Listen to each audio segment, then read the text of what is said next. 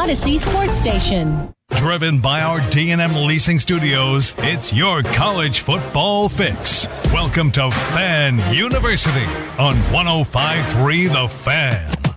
Good morning, Dallas-Fort Worth, and welcome into Fan University. I am Brennan Baxter alongside my co-host Jake Riepma.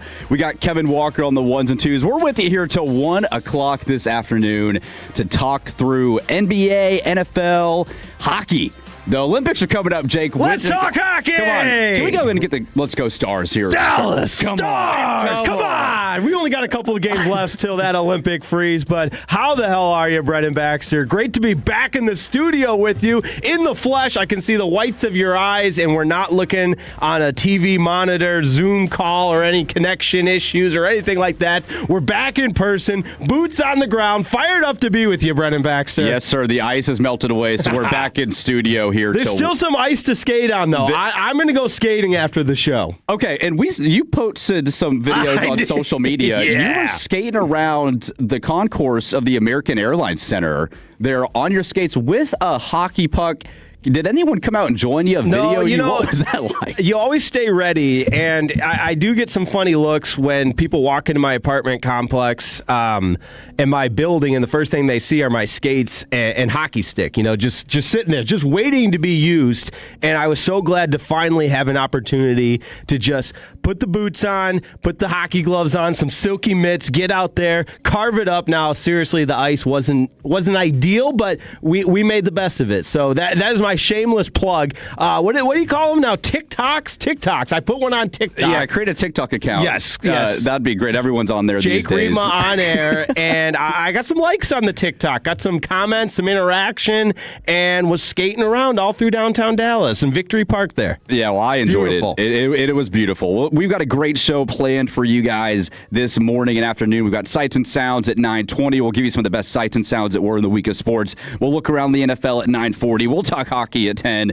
We've got Jake's takes coming up, overreaction reality with Baxter class, NFL headlines, and some MLB hot stove. It's going to be a great day here on Fan University. But Jake, I want to start with our opening kick. We're coming up on a year anniversary. Oh, baby. Do you have any idea? Remember? Do you have any idea of what anniversary we're coming up to? Unfortunately, I am well aware because, listen, not to make this about me, but that is when I knew, holy smokes, we are in Dallas-Fort Worth, DFW, media market number 4 in the world, the country.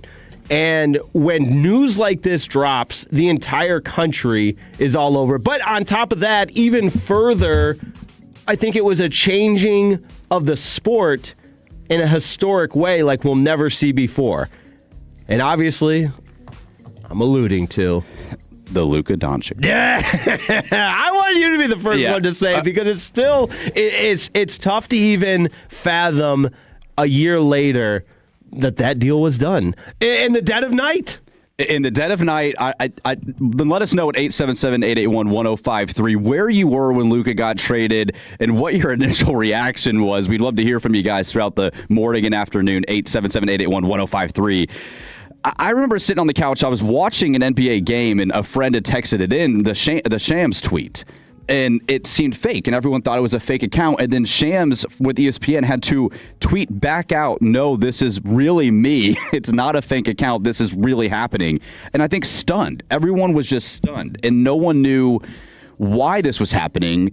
Fortune favors the bold. Yes, because there it is, Kevin Walker. We hadn't seen Luka due to his injury, and so we'd kind of been away from Luka since Christmas when he got injured. And all of a sudden, we lost our guy in the dead of night. Like you said, it was one of the most random trades in NBA history, let alone the worst trade in NBA history. And it was so out of the blue. And random is such a great word for it. And I remember exactly where I was because Chris Arnold, CA, the 3-time Hall of Famer, called me because we were doing a show the next day. And I was literally walking home, and I wasn't messed up or anything, but I had been out with some friends having a couple of pops, like on a normal, because it was a Saturday night. I'm walking home, and my phone rings from CA, and I'm just like, well, this is odd. Surely CA's not calling me to say, hey, how was your Saturday? Looking forward to doing the show with you tomorrow morning. And he said, have you seen the news? And that's when it all, I feel like I was on a movie when I pull up the tweet, and for Shams to have to say, this is not a joke. I have not been hacked. This is real. That's when you know how incredibly shocking it was to the entire basketball world, and that it was almost like opening the floodgates of everything, the fallout, the initial shock, the beginning of the end for Nico, that's for sure. Yeah, and the beginning of the end for the franchise. Right, and that's what question I had next. Now that we're coming up to a year, everything that's happened with the Mavericks, the Anthony Davis trade, him not being able to stay healthy, lucking into the number 1 pick. No, it was not because of you, Nico Harrison. Fortune favors the bold. You see the plan is starting to come together. I don't think so. Just as I planned it, we'll trade Luka Doncic, get the number 1 pick, and bring in Cooper Flagg. You guys can't see the vision. And we'll talk about Cooper Flagg a lot on this show. And I mean, what a week to talk about him after the 49-point performance. And we'll get into it. Maybe 5 years from now, 10 years from now, we look back depending on what Cooper does and Luka does, and those players will be forever linked. Remember when the Mavericks traded in the draft to get Luka, and it was now Luka and Trae Young are going to be linked together due to the fact that was a franchise trade, and Luka obviously has won that side so far in his career.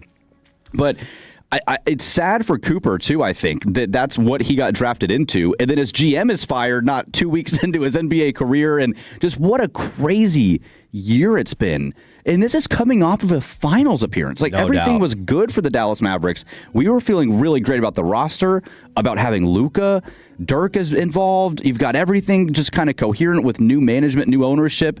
And then, boom, it's gone. In a flash, it's completely gone. And the worst part was, I still think the worst part is one man's ego is what essentially sealed the fate of that chapter of Mavericks basketball, like you said, that got to a finals. And the book wasn't closed yet on that chapter. There's no closure to, and I'm a psychologist here, that's important for emotional well-being and obviously as a fan, purely from a fan standpoint. You've got kids, you've got every generation of Mavs fans had that connection with Luka Doncic, and it was all taken away in one night because one man's ego.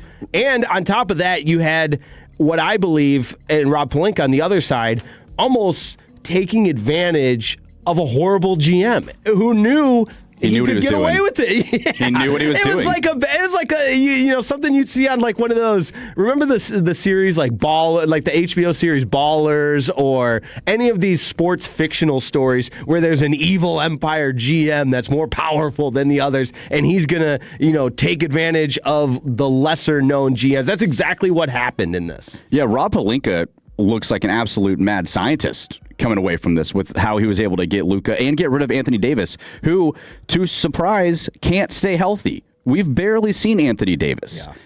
And it is sad because I do think that right now, we talked about this in the fall a little bit before the NBA season, and I was like, the Dallas Mavericks roster with a healthy AD, a healthy Kyrie Irving, and if Cooper Flagg turns into what he has turned into, could be exciting. You could get me on board with that. Mm-hmm.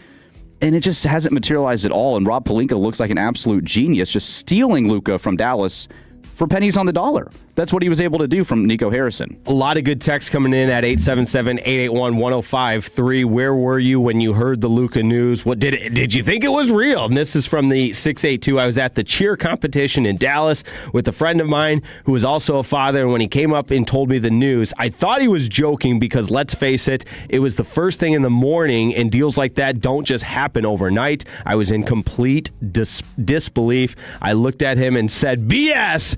And I got and then I shook up. I was so shook up and cried. From the 930, I was playing Xbox and immediately had to turn my video game off because I was too upset to keep playing. From the 972, I was having a party for moving into my first house and asked everyone to wear Mavs gear. And then Luka jerseys were everywhere. Then the news.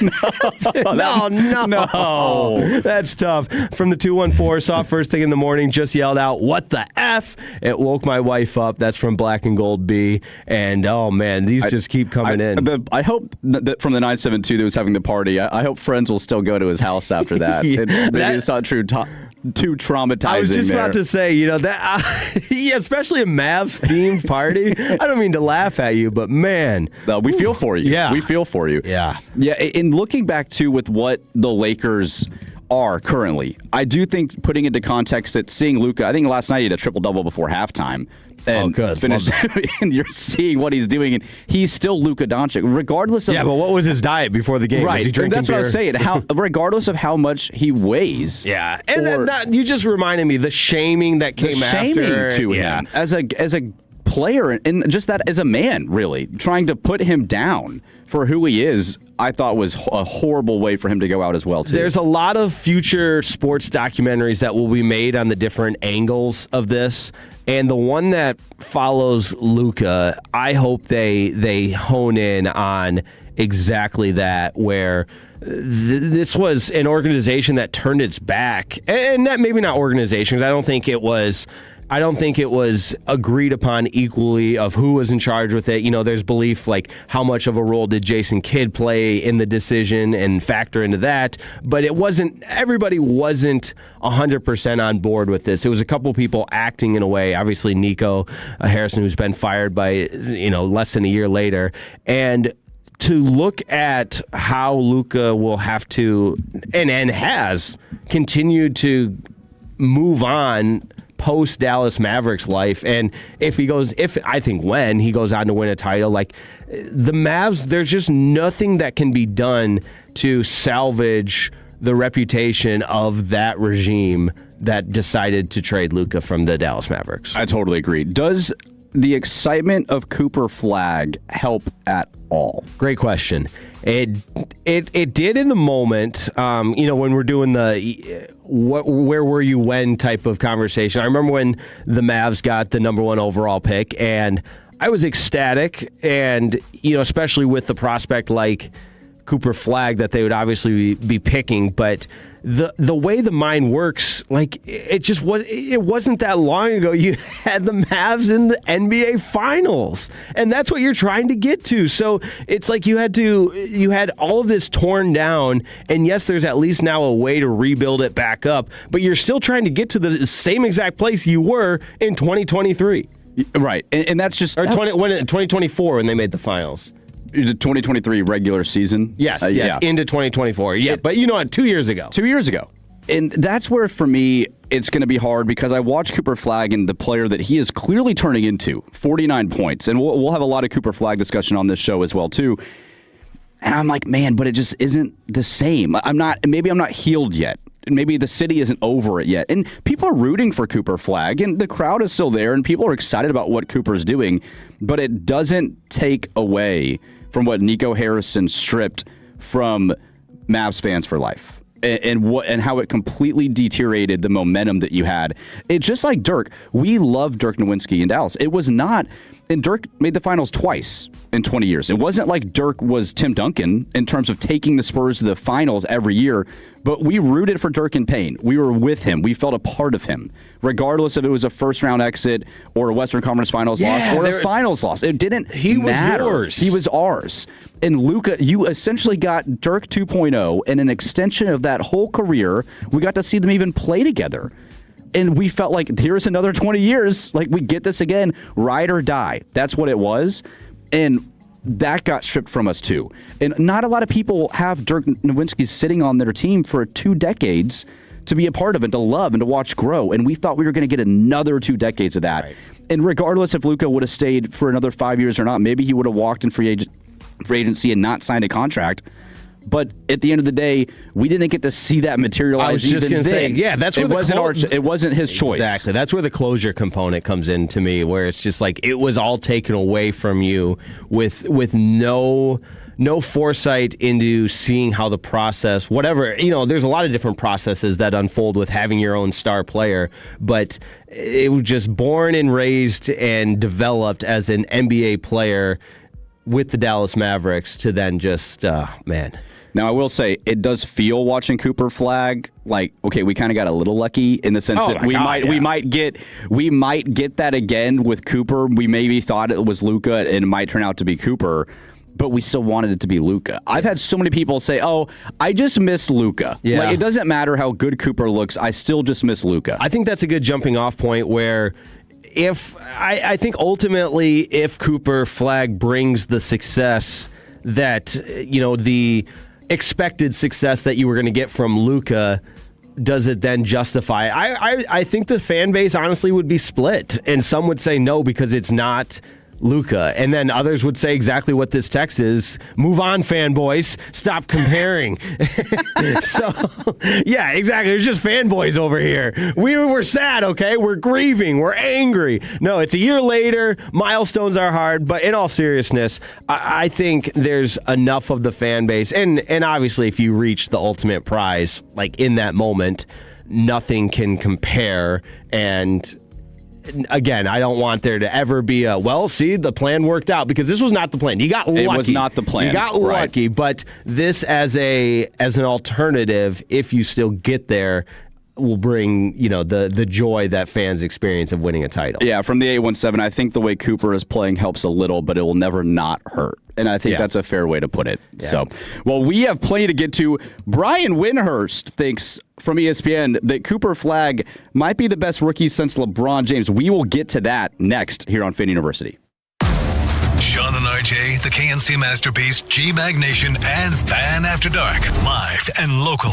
Turn it on and leave it on. 105.3 The Fan. And our Odyssey, iHeartRadio, and TuneIn apps. Download to see if you qualify. Not all customers will qualify. Transfer fees may apply. No Albert subscription.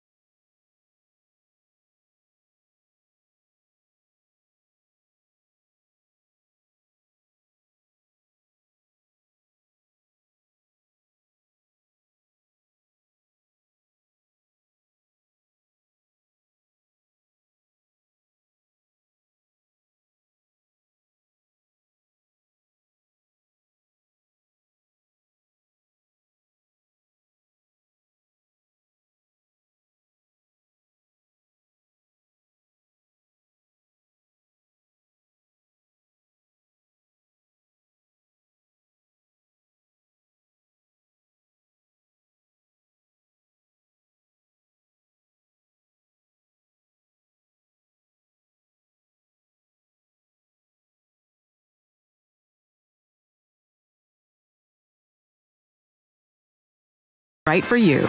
Visit PfizerForAll.com to learn more. Sponsored by Pfizer.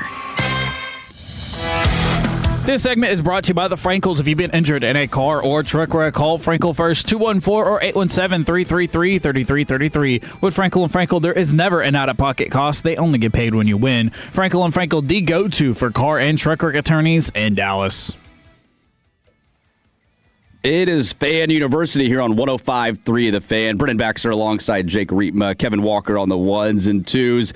The best sights and sounds in the week that was in the world of sports here on Fan University. Jake, I don't know if you saw this one, but I wanted to start with the Speakeasy podcast. Oh, we love the Speakeasy podcast. If you aren't familiar with this is Emmanuel Acho, former NFL player. He has a podcast. He was on FS1 for a little bit. And Todd Monken was hired by the Cleveland Browns to be their new head coach. And mixed reviews on the Todd Monken hire. He came from the Ravens, Coach Lamar Jackson, but he's been around NFL and college for a long time. He was the Georgia OC, and he was the Ravens OC. I'd say he's a pretty accomplished coach in his own right. He's won some ball games. But Emmanuel Acho did not think so, and thinks that Shedeur Sanders should not even pay attention to his head coach. So here's cut number 3, Emmanuel Acho on the Shedeur Sanders and Todd Monken relationship. If I'm Shedeur or anybody in that locker room, why am I listening to Todd Monken? What if you won on an NFL level as a head coach? You're not even a head coach on an NFL level. So I don't even have expectation for Shedeur under Todd Monken, because I believe any expectations I would have, he would not meet. Because why am I excited about it, T? Why? Why? Why should Shedeur Sanders be excited about fingernails on a chalkboard to me? Like, that is the promotion of division, of telling a quarterback, and I don't think Shedeur Sanders listens to the Speakeasy podcast. I don't know who listens to the Speakeasy podcast, but to instruct a player with, and Emmanuel Acho, obviously, every time he has a take like this, it's what has he done in the NFL? But to just openly promote the idea of being, I guess for lack of a better term, like insubordinate as a player and not try to get better and not listen to your coach. Like, what a horrific idea and horrible advice. And it's not like Shedeur Sanders is a first-round draft pick and has had much success. I mean, Pro Bowler this year. Be careful. But be careful how you talk about him. But I mean, this guy was not the starting quarterback for Cleveland. He's young, and Todd Monken has worked under great coaches and coached Lamar Jackson. Yeah, so, and even I think take Todd Monken out, take Shedeur Sanders out. Why would I instruct a quarterback of a team to not listen to their coach? Like, if you don't like the coach, you're gonna lose every game. Try to lose every game, right? And maybe a guy Todd Monken's not the young hip offensive guru guy that some of these guys that a lot of NFL franchises want now. But I think for me, if you've got a guy like Shedeur Sanders who needs to mature a little bit, he needs to grow up, he needs to be focused on football. And Todd Monken is a guy that can probably help him do that. But the fact that you're even on there saying, as a former NFL player, why would I not listen at all to my head coach? This guy played in the NFL and is saying that. Like, that is absolutely. It makes me question how he how was his career? Did he listen to his defensive coach? Did he just not listen to him? Right. Like, is that are other NFL players doing that? Bizarre. Gentlemen, if I could interject here. Sure. And I know I saw a video the other day of Todd Monken meeting Shedeur, and if you remember back to the draft last year, every team had their chance to take him, but there was conversations about the Ravens wanting Shedeur Sanders. And so Todd Monken, whenever he met Shedeur, he's like, "Hey man, I wanted to draft you when I was in Baltimore. Guess all things kind of work out." So it just kind of goes back to that full circle moment. You don't know what these OCs turned head coaches had planned for these guys in the draft. So no, you shouldn't listen to. Yeah, you know what? You want to start, but don't listen to your head coach. That's the definite way to get your starting position for sure. Brutal. Yeah, and this guy loves Shedeur Sanders too, so we'll see how it goes. Well, we were talking Cooper Flagg, Luka Doncic on the previous segment. Brian Windhurst was on ESPN talking about Cooper Flagg's start to his career. Here's cut number 8 on Windy talking about Cooper Flagg. Been covering the NBA for 24 years. I've seen 3 teenagers before Cooper Flagg who have been blown away impressive to me. One was LeBron, one was Luka Doncic, and one was Victor Wembanyama. When it comes to the way Cooper Flagg can control the game at both ends of the floor, the only one he compares to is LeBron. Wow. That's high praise right there. And Wendy, if you don't know, loves LeBron James. This guy made his career. LeBron's made his career on following LeBron James. High praise. And I think a lot of people are clearly excited about what Cooper Flagg is doing, and I can't really say he's wrong. The athleticism that Cooper Flagg is showing and the ability to score at multiple different levels on the court has been more impressive than I thought it would be this early in his career. He's shooting the three well. He's getting to his spots in the mid-range, and he's able to attack the basket a lot. And he's aggressive. He's very aggressive, Jake. So I don't know. I can see this. And defensively, he's got the athleticism to compete with anyone. What do you think? I mean, 100%. Is this a fair comparison? I do think it's a fair comparison. And we're all going to be, this is what we do. We see something and then react to it and speak what we're thinking into a microphone. And to see Cooper Flagg go for 49 points the other night against the Hornets, that's a perfect time to bring this up. Like, wow, and maybe we're onto something here. So I do think that every component of his game, whether it be offensively, defensively, and the size, athleticism, strength, and now the confidence to be a scorer, have that scorer's mentality. All of that is evolving and developing into a way, and just I would say is ahead of schedule as a rookie. Yeah, it's something that does make it more exciting. That's the debate that, well, with losing Luka, but seeing the potential of Cooper, does it help ease the pain at all? And they're similar, but also completely different. I think Cooper's athleticism jumps off the page quickly. And some of the dunks he's had this year in transition, I thought one of the funniest things from that game was when he had a chance to get 50. And Caleb Martin said, no, watch this. I'm going to have my moment, and stopped Cooper from getting 50. But it is exciting. I do see the fan base. I was at a game a month and a half ago, and then I've been able to watch a couple of the games since then. It does seem like more people are accepting Cooper. It was always an acceptance thing, but, oh, man, this guy's going to be really good. Like, this guy has all NBA talent. We should probably buy in back into what the Mavericks are doing with Cooper Flagg and trust the process with him, because it's going to be an exciting career. And hopefully he's here for a long time. No, absolutely. And I know we're on Sights and Sounds right now. We're going to get to some NFL headlines in the next segment, but we do have a little bit of breaking news. We would be remiss if we didn't mention, especially because this was a guy the Cowboys had their eyes on. But the Buffalo Bills are hiring Broncos defensive passing game coordinator Jim Leonhard as their new defensive coordinator. They have agreed to terms. That's from Ian Rappaport. So there you go. New Bills defensive coordinator, who I think the Bills, obviously we'll talk about this more, but need to kind of weather this storm that they created in the offseason, and a hire like Jim Leonhard as an up-and-coming DC is probably a good first step. Yep, love the hire for Buffalo. Jim Leonhard actually played in Buffalo, and so he's familiar. And I think the Bills right now, we heard it in Joe Brady's press conference. We'll get to this in Around the NFL, that Joe Brady will grade that hire as well, too. But they need some continuity here. After Pagula's comments and Bean's comments about Keon Coleman, moving on from McDermott. But the Bills' problem in the playoffs has not been offense. They lost to the Chiefs in the AFC Championship a year ago. They gave up 32 points. They lose to the Broncos in the AFC Divisional round this year. They gave up 33 points. The 2021 game, the 13-second game, they gave up 36 points. So you give up 30-plus points in NFL playoff games, you're not going to win many of them. And Jim Leonhard, hopefully, is that guy that can revitalize that defense. It wasn't going great under Sean McDermott. That's ultimately why they fired him, with him being a defensive guy. No, you're absolutely correct. And the fact that they're starting to try to, not even starting, they are restructuring of what that defense and just team overall is going to look like. I think if you're a Bills fan, you kind of get over what happened the last couple of weeks, and now you start to move forward. And you've got to be excited. You have to accept it. You've got Josh Allen. His offensive coordinator is now the head coach.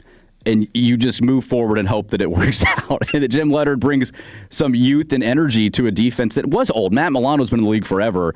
They had guys, Jordan Poyer with their starting safety. They need to get young. They need to get a little more aggressive on the defensive side of the ball, and we'll see if Jim Leonhard can do that. So one more sound that I wanted to play, this clip.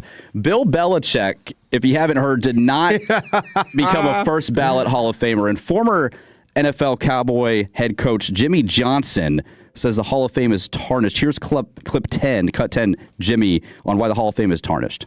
Well, first of all, I think this tarnishes everything in the Hall of Fame. All of the inductees, everybody in the Hall of Fame, just because of 10 or 11 or 12 ignorant, jealous ass who did not vote for him.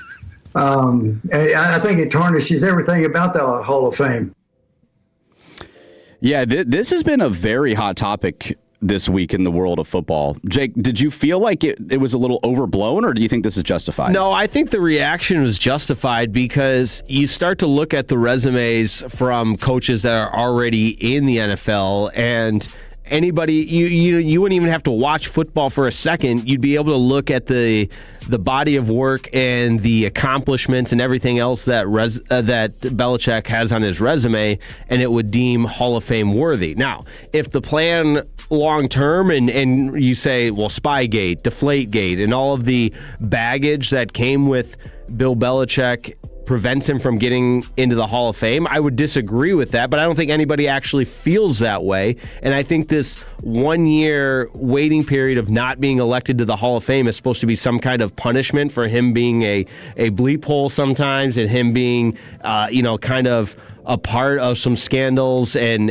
everything like that. But it's in no way is Bill Belichick not a Hall of Famer. So what's going to change from this year to next year? Yeah, and I thought, too, the rule used to be where coaches had to wait. Like Bill Parcells had to wait. Bill Walsh had to wait, right? And I mean, Vince Lombardi had to wait. And so just because, in my opinion, I think Bill deserves it, clearly. He's one of the best coaches all time, regardless of who was playing quarterback for him or not. I know people love saying, well, it was all Brady. And, since Brady, he's got a 44 win percentage without Tom Brady. But does it really matter? Like, he's going to get the jacket. No, right, it's going to happen. Right, I don't know. Like, does first ballot to Bill mean that much? Like, do you need to be that? I do think there's something, though, that it differentiates you from other Hall of Famers, because I think it gives you that upper echelon nod of you. Yes, you were a Hall of Famer, but you were the best of the best of the best kind of thing. Not just as a Hall of Fame, the best of the best, but even in that elite class, you were at the very top. So I do think there's merit to the distinction of a first ballot Hall of Famer. And that's why it's interesting in the sense that this was done as like a punishment, Yeah, the vendetta from the media. Yeah, and I think Jimmy Johnson was alluding to exactly that. So I do think, too, maybe, you want to talk about, okay, he's still coaching in college. There's not like the complete finality to his coaching career, even though there's a conclusion clearly to his NFL career. So a lot of moving parts with that. But I think it also exposed the process of the Hall of Fame voting, because a lot of the voters, it wasn't a thumbs up, thumbs down thing. They got a finite number of people to vote for, and they're trying to get guys in it's their last chance to get into the Hall of Fame, and knowing full well, okay, Belichick will just get in next year. And that makes sense. I can see that being a reason behind why you would not check off the mark for Bill this year if you really feel like those three other guys, it's their last chance, you want them in. But it just got so much. I mean, Patrick Mahomes is tweeting about it, and Jimmy Johnson has been one of the most critical guys, and he went after Bill Polian, the former GM, and even Brian Polian. Bill had to come out and say, whoa, like, I know my dad's in the public eye, but this has gone too far. Like, this is not some job by Bill Polian to make sure Bill Belichick doesn't get in the Hall of Fame. It just caused a lot of drama, which, I don't know. Do you feel like there's any merit to the Tom Brady, Bill Belichick, like it's because of Tom? Because we've seen that too, where, well, maybe he's a little discredited since without Tom Brady, he wasn't a winning NFL head coach. But I mean, every great coach, Bill Walsh had Joe Montana, Jimmy had Troy Aikman, like any super, maybe outside of Trent Dilfer and Brad Johnson and Baltimore and Tampa, every great Hall of Fame coach had a legendary quarterback. Because the players play, and that's the most obvious statement that I can make. But any coach will tell you that you need good players, no matter what your scheme is, no matter what the X's and O's part of it is. So I do think Belichick was not unfair, but when Brady went on to have the success that he did, there was a portion of the argument that became, a part of the crowd that was completely downplaying everything Belichick accomplished as a coach. And I think that's very, very irrational to think that way. I totally agree. Well, coming up next, we will look around the NFL's let's go around the Super Bowl NFL. ticket prices are insane this year. We'll get to that much more next here on The Fan. $5,000. That's the average amount of money people in the U.S. are now spending on gas in a year. $5,000. That's crazy. If you drive, you have to download Upside, the free app that gives you cash back every time you get gas. That's right. You can earn real cash back with Upside just by buying the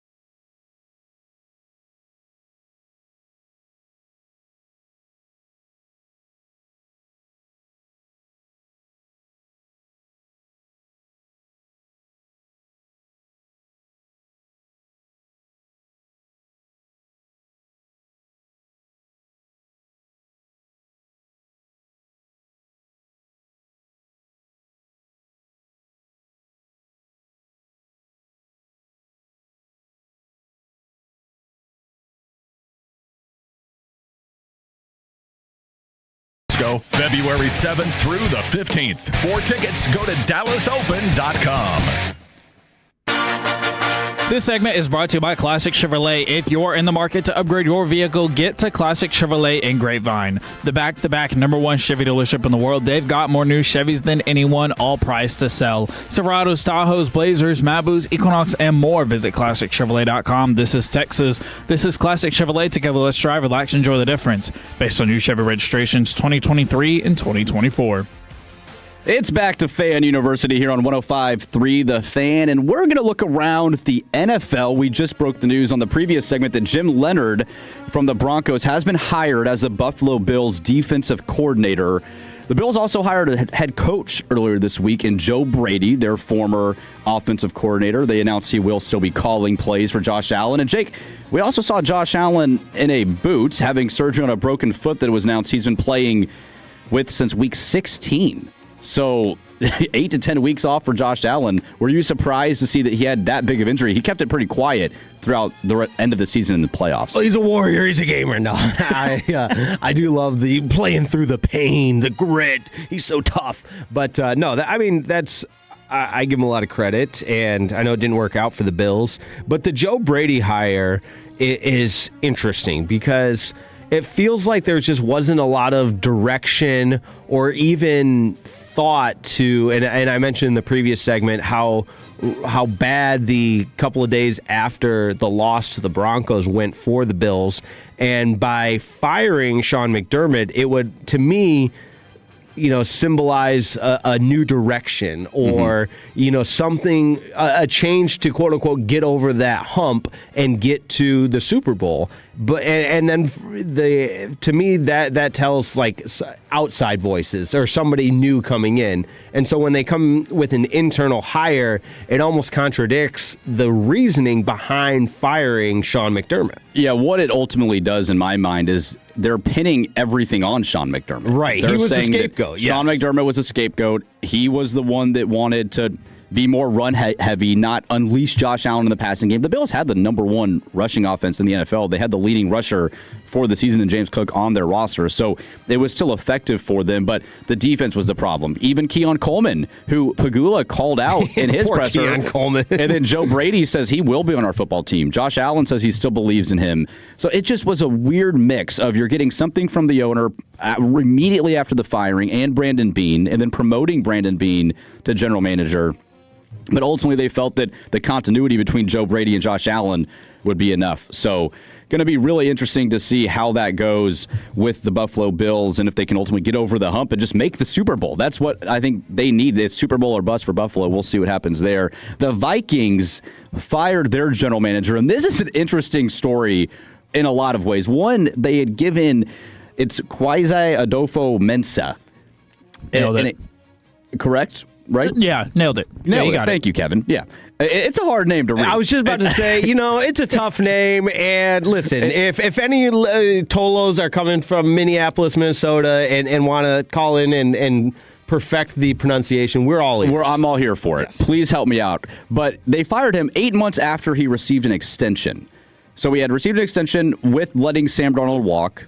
That same Sam Darnold is now playing in a Super Bowl for the Seattle Seahawks next weekend. That's a tough look as a GM, man. Tough look for a GM. Your thoughts on this move? Is it essentially saying we messed up? Like we should have kept Sam, that's on you, the GM. Do you feel like that's what this move is? I do. And I also think that it's almost the punishment fits the crime. Like to distinctively turn away from the quarterback and people forget last year, Minnesota was 14-2 heading into the final week with the exact same scenario that Seattle was in this year with the NFC West, where you're playing for a divisional title in that final week of the regular season. That's where Minnesota was. Now they lose to the Lions, and Sam Darnold has a terrible game. Mm-hmm. And so that felt like the jumping off point for the Minnesota Vikings organization, where they distinctively decided we can't get it done with this guy. And it was,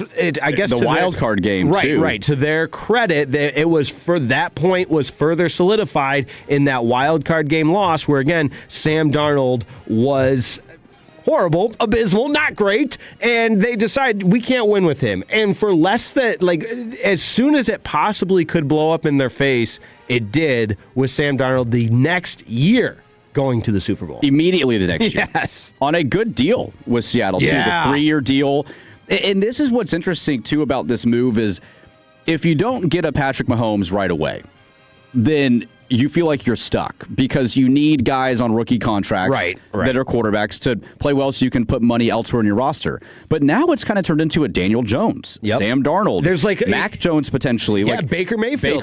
You resurrect quarterback careers in the second wave around the sun. And you can win with them. Mm-hmm. And I think that's what it's showing here is that, hey, Sam Darnold, where I got confused with the Vikings, though, was the body of work, though. 14-2. Yeah. Yes, you had 2 bad games, but Justin Jefferson, you have the best receiver in the NFL on your roster, and he's connecting with Sam Darnold. Sam Darnold is throwing. They led the league in passes over 40 yards. They were connecting. And then you let that guy just walk for J.J. McCarthy, who you don't know what he's going to be. After a 14-win season, that seemed a little rushed. It seems reactionary, especially because you got to give Kevin O'Connell a lot of credit because he was the coach of the year.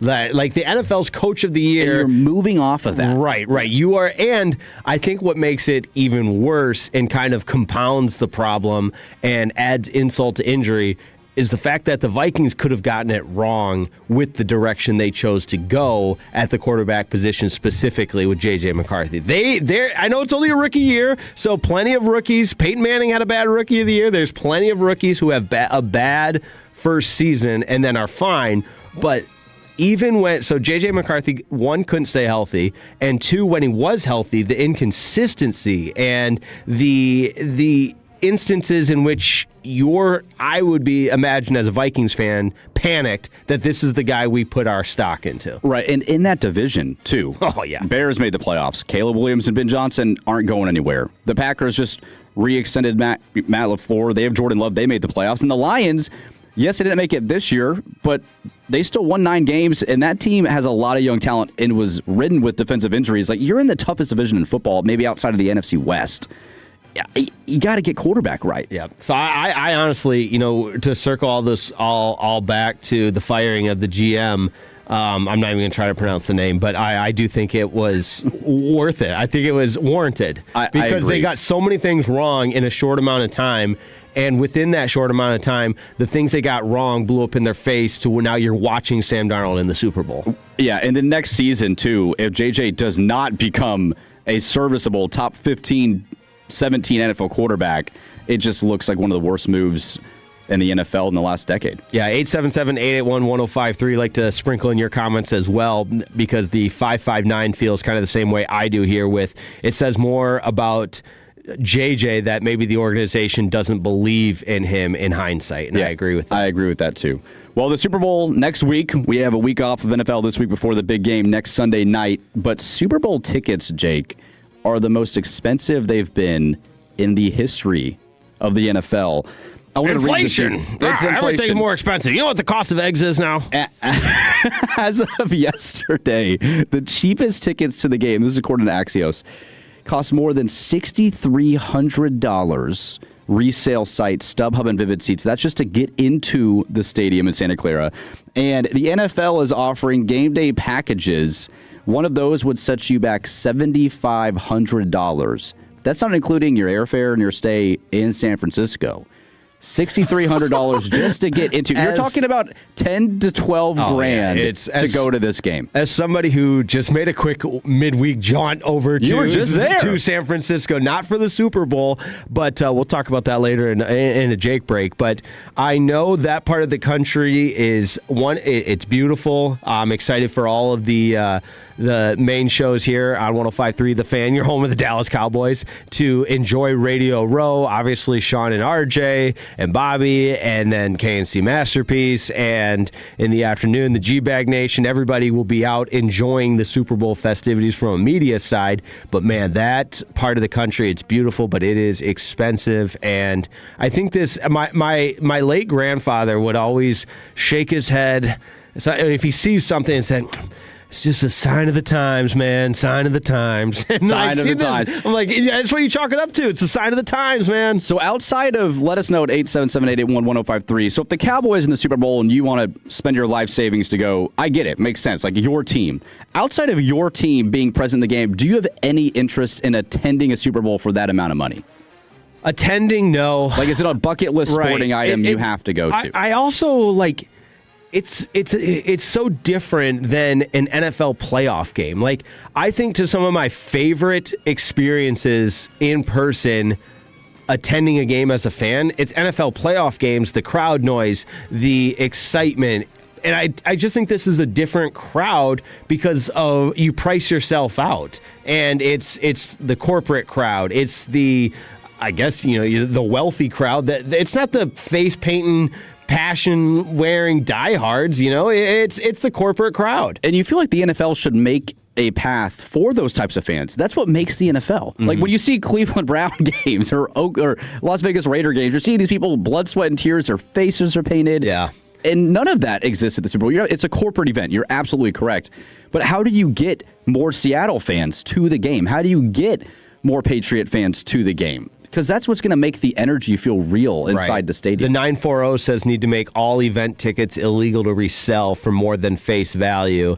And I think a lot of that has been regulated, and I'm certainly not an expert in this, resale market or anything, but I can remember as a kid walking around with my grandfather and he would scalp tickets, and it was illegal where we were in Michigan, and it wasn't illegal in every state, but this is before Venmo, before StubHub, before any of that, and he would buy, as a season ticket holder, get, face value additional tickets, knowing full well he was going to scalp them. And that, I think the texter here is referring to the secondary market that's all regulated, and then it drives up the fees and every other part of that. The fee? What are the fees on it? Oh, yeah, it'd be insane. But that's just, there's too much money to be made that, while in theory, they should make it illegal, it never will be. Right. It's too much money.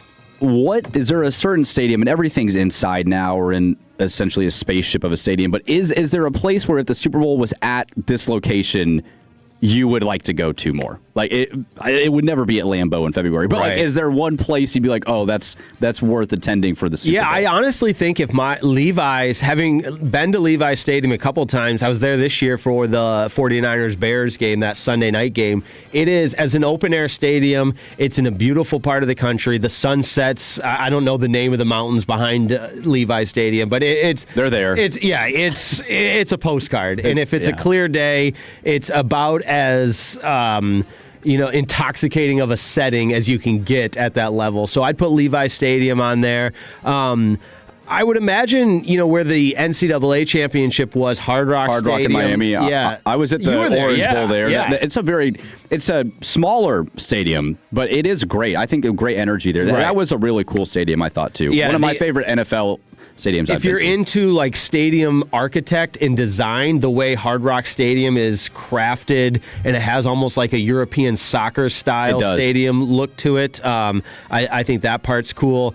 I know, let's see, where are the next couple of Super Bowls? I think a Super Bowl in a dome, like last year in New Orleans, I think it loses a little bit of its lust, but I heard people talking about this. When are we getting a Super Bowl back to Dallas and at AT&T Stadium? Interesting that it hasn't been here in a long time. Have the roof open and what a place to have it. I guess because of the weather debacle the last time it was here. Yeah, the ice storms in February. There's a risk. Well, from the 817, start doing a lottery like the Masters. I like that. I kind of like that. That would be cool. And then from the one and only Carter Freeman, this is a personal text. Whoa, personal text. Bring the Super Bowl back to the Rose Bowl. Yeah, would that? I mean, like I said, you talk about an intoxicating setting and a spiritual experience that's on my bucket list. I haven't had said experience quite yet, but watching it on TV, oh my God. By the way, SoFi in 27 and then Mercedes-Benz Stadium in 28. That doesn't do it for me. I haven't been to SoFi. I've talked to people that have that, swear by it and say it's amazing, but I don't know. It just doesn't do it for me. The outside thing, like in New York, remember when the Broncos and Seahawks played in New York and it was cold and people were like, well, you don't want the weather to dictate the game, but that's football at the same time. I kind of like the idea, like, put the Super Bowl in Lambeau, man. Give me an ice bowl. Like, I want to see it. I want to see it. I had this debate with some of the other shows I'm on this week about, can weather determine your champion like it did in the AFC, or do you need to do something about it? And it's funny how we love the weather for an AFC championship game, but once it gets to the Super Bowl, no, cannot let weather play a factor. I personally am of the belief that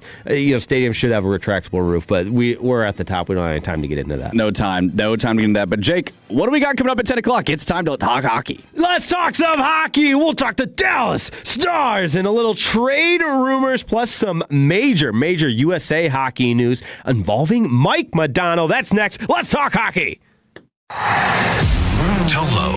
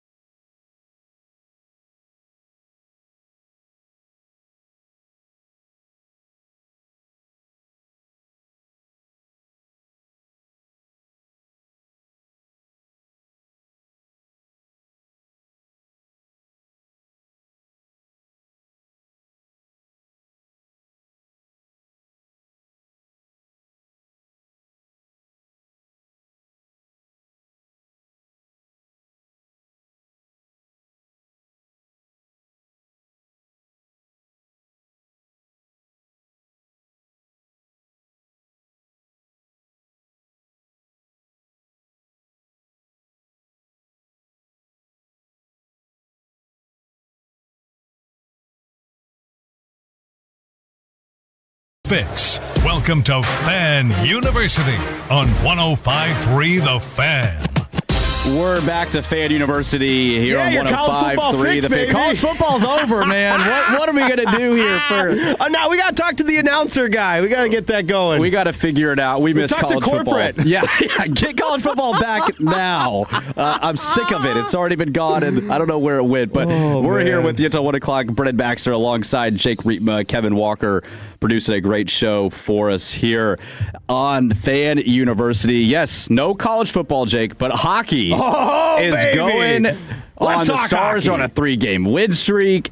The break is coming up for the Winter Olympics. That's going to be fantastic. So, Jake, let's do a Stars check-in here at the top of the hour. Yeah, let's do it. So a couple of games before the Olympic break, like you mentioned, 3 games left. Now, if you're a fan, you do the scoreboard watching, there may be cause for concern as the Stars have been passed by Minnesota in the standings. And remember how the NHL playoffs work. It's a terrible format, in my opinion, but the top 2 of each division impacts the seeding. So, and then it's the wild, or the top 3 and then the wild cards. And so right now, the Stars at number 3 would not have home ice advantage because the Wild are ahead of them in the Central Division. And it's not by a lot. It's 1 point difference. The Wild have 72 points. The Stars with 71 points. The Avs have come back down to earth. The Colorado Avalanche have not been playing the elite level hockey that they played for up until the turn of the calendar at the beginning portion of the season. They're at 79 points, which is still obviously 7 ahead of the Wild and 8 ahead of the Stars. But as for the games coming up for the Dallas Stars, in action tonight, and it's kind of a strange place that they're in right now because they've, in their last 2 games, won and got the full 2 points, but by the strangest of occurrences. They gave up 3-goal leads in both third periods, both in the win in overtime over the Blues and the win in a shootout over the Golden Knights. So you get the 2 points in both of those games, but you're living dangerously. They've been out. This is crazy. I'd have to dive in. Maybe the hockey hawk Gavin Spittle himself knows the last team to gain 4 points in 2 games while being outscored 6-1 in third periods. Like that is crazy. It's not a recipe for success, that's for sure. They're living dangerously. And then, as I mentioned, they've won both of these games as part of a 3-game win streak. So playing better. I do think the schedule to close it out, Utah Mammoth tonight. The Mammoth, if the season ended right now, are a playoff team. That's a good story. The switch from the Arizona Coyotes to the Utah Mammoth now in their first season. And then you have the Winnipeg Jets back at home Monday night and the Blues, who are a reeling team at the bottom of the division. So in theory, some winnable games before the Olympic break.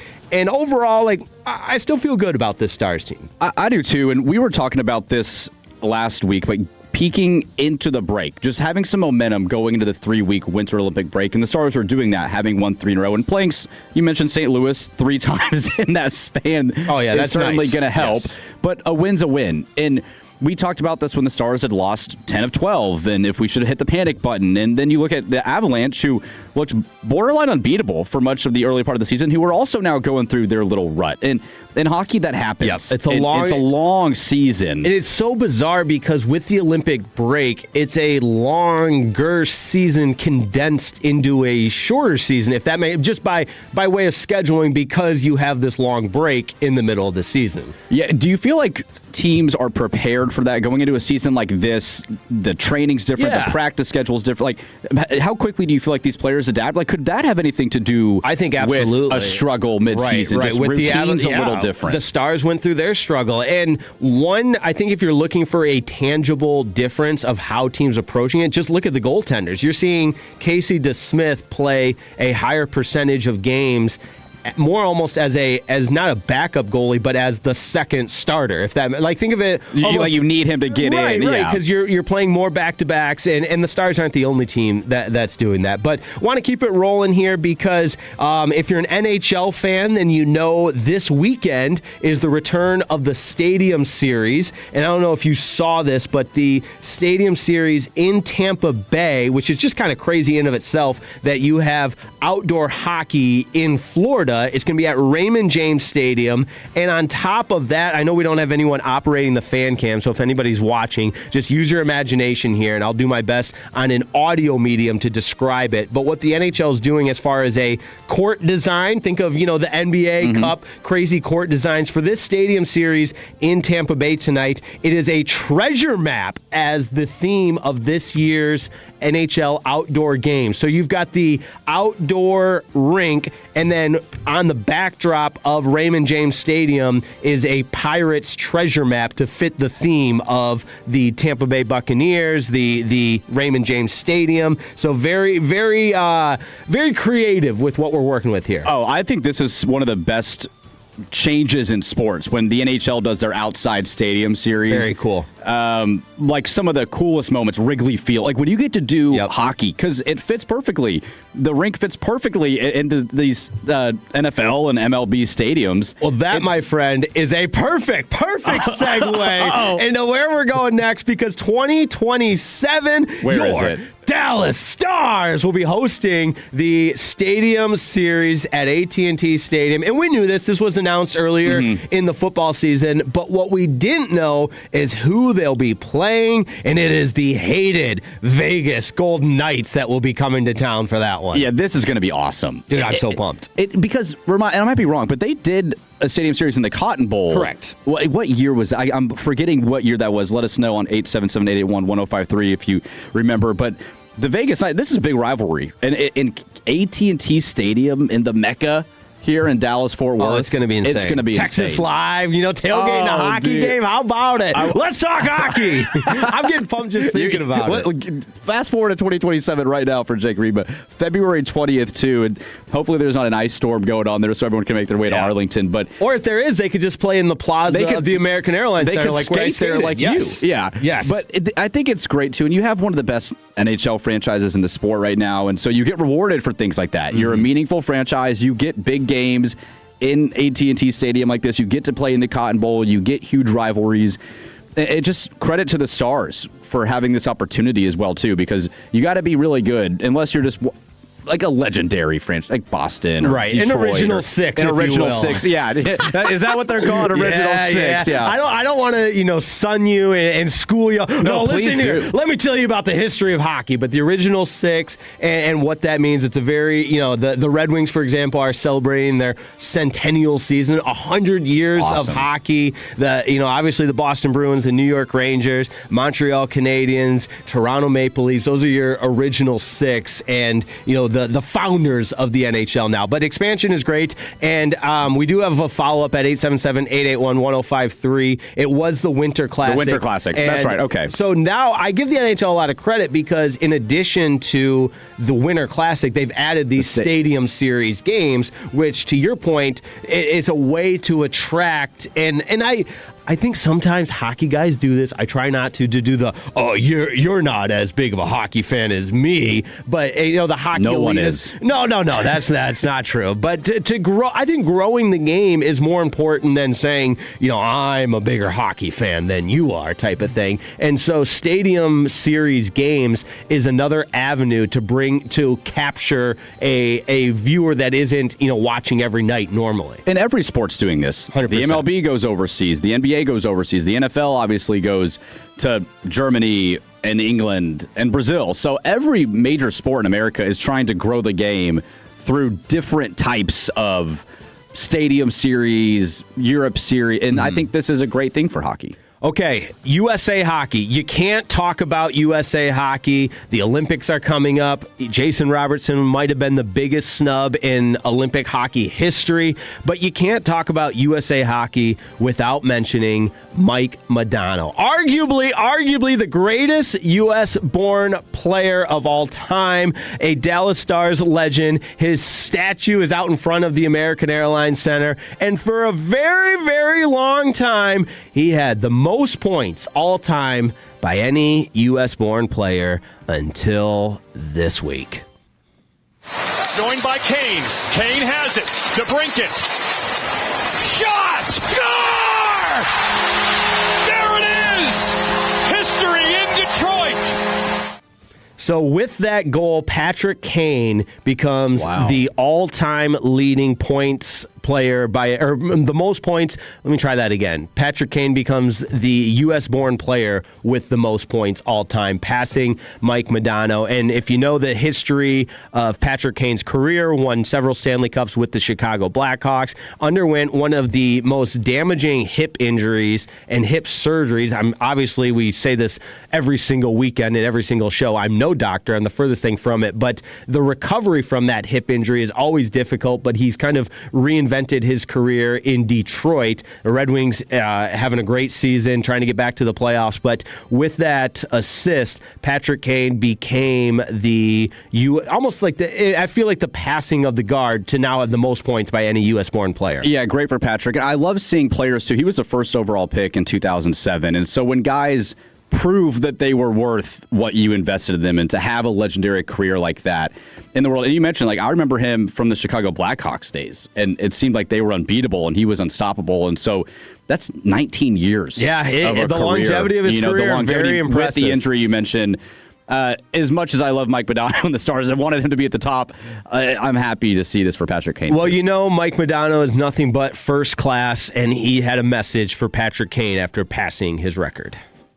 Your skill level, your ability to shoot the puck, pass, make plays, be creative, your shootout goals, how we got showtime, but more importantly, your influence on American-born players. Clayton Keller, the Hughes brothers, Cole Caulfield, they all wanted to be Patrick Kane growing up.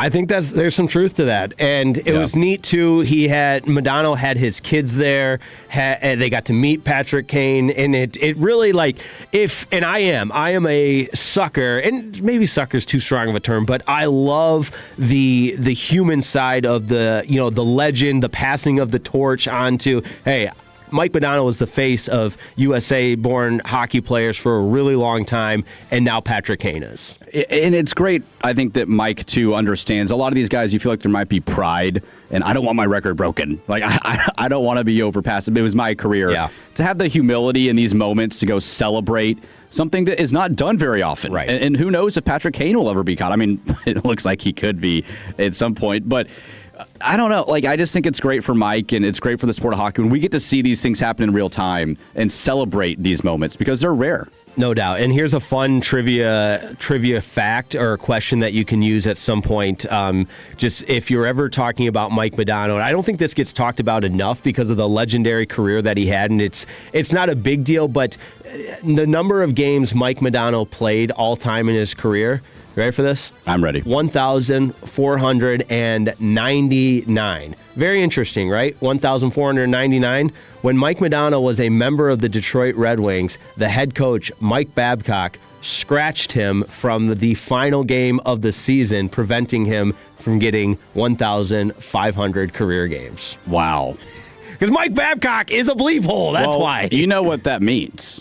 Mike's got to come back. Bring Mike Modano back for one game. Get Mike in for one skate, man. He doesn't need to play. Yeah, just get him on the ice. Get him on the ice for one day. I love it. All right, we're talking hockey right here on 105.3 The Fan. Stars playing later tonight against the Utah Mammoth. 3 games left before that Olympic freeze. They're on a 3-game win streak. Real quick to wrap it up, it is trade rumor season. The Olympic freeze kind of breaks up what the normal trade talk timeline would look like because the NHL trade deadline isn't until March. I want to make sure I get this exactly right. Yeah, it's March 6th at 3 o'clock Eastern time, so 2 o'clock Central time. But with the long break, there are some front offices and general managers that want to get things done sooner rather than later. The New York Rangers notably are having a fire sale, rebuilding, retooling, whatever you want to call it. But there's one more big domino to fall. That's Artemi Panarin, who is a dynamic player in a lot of ways, but what's making his trade difficult is on the final year of his deal and looking for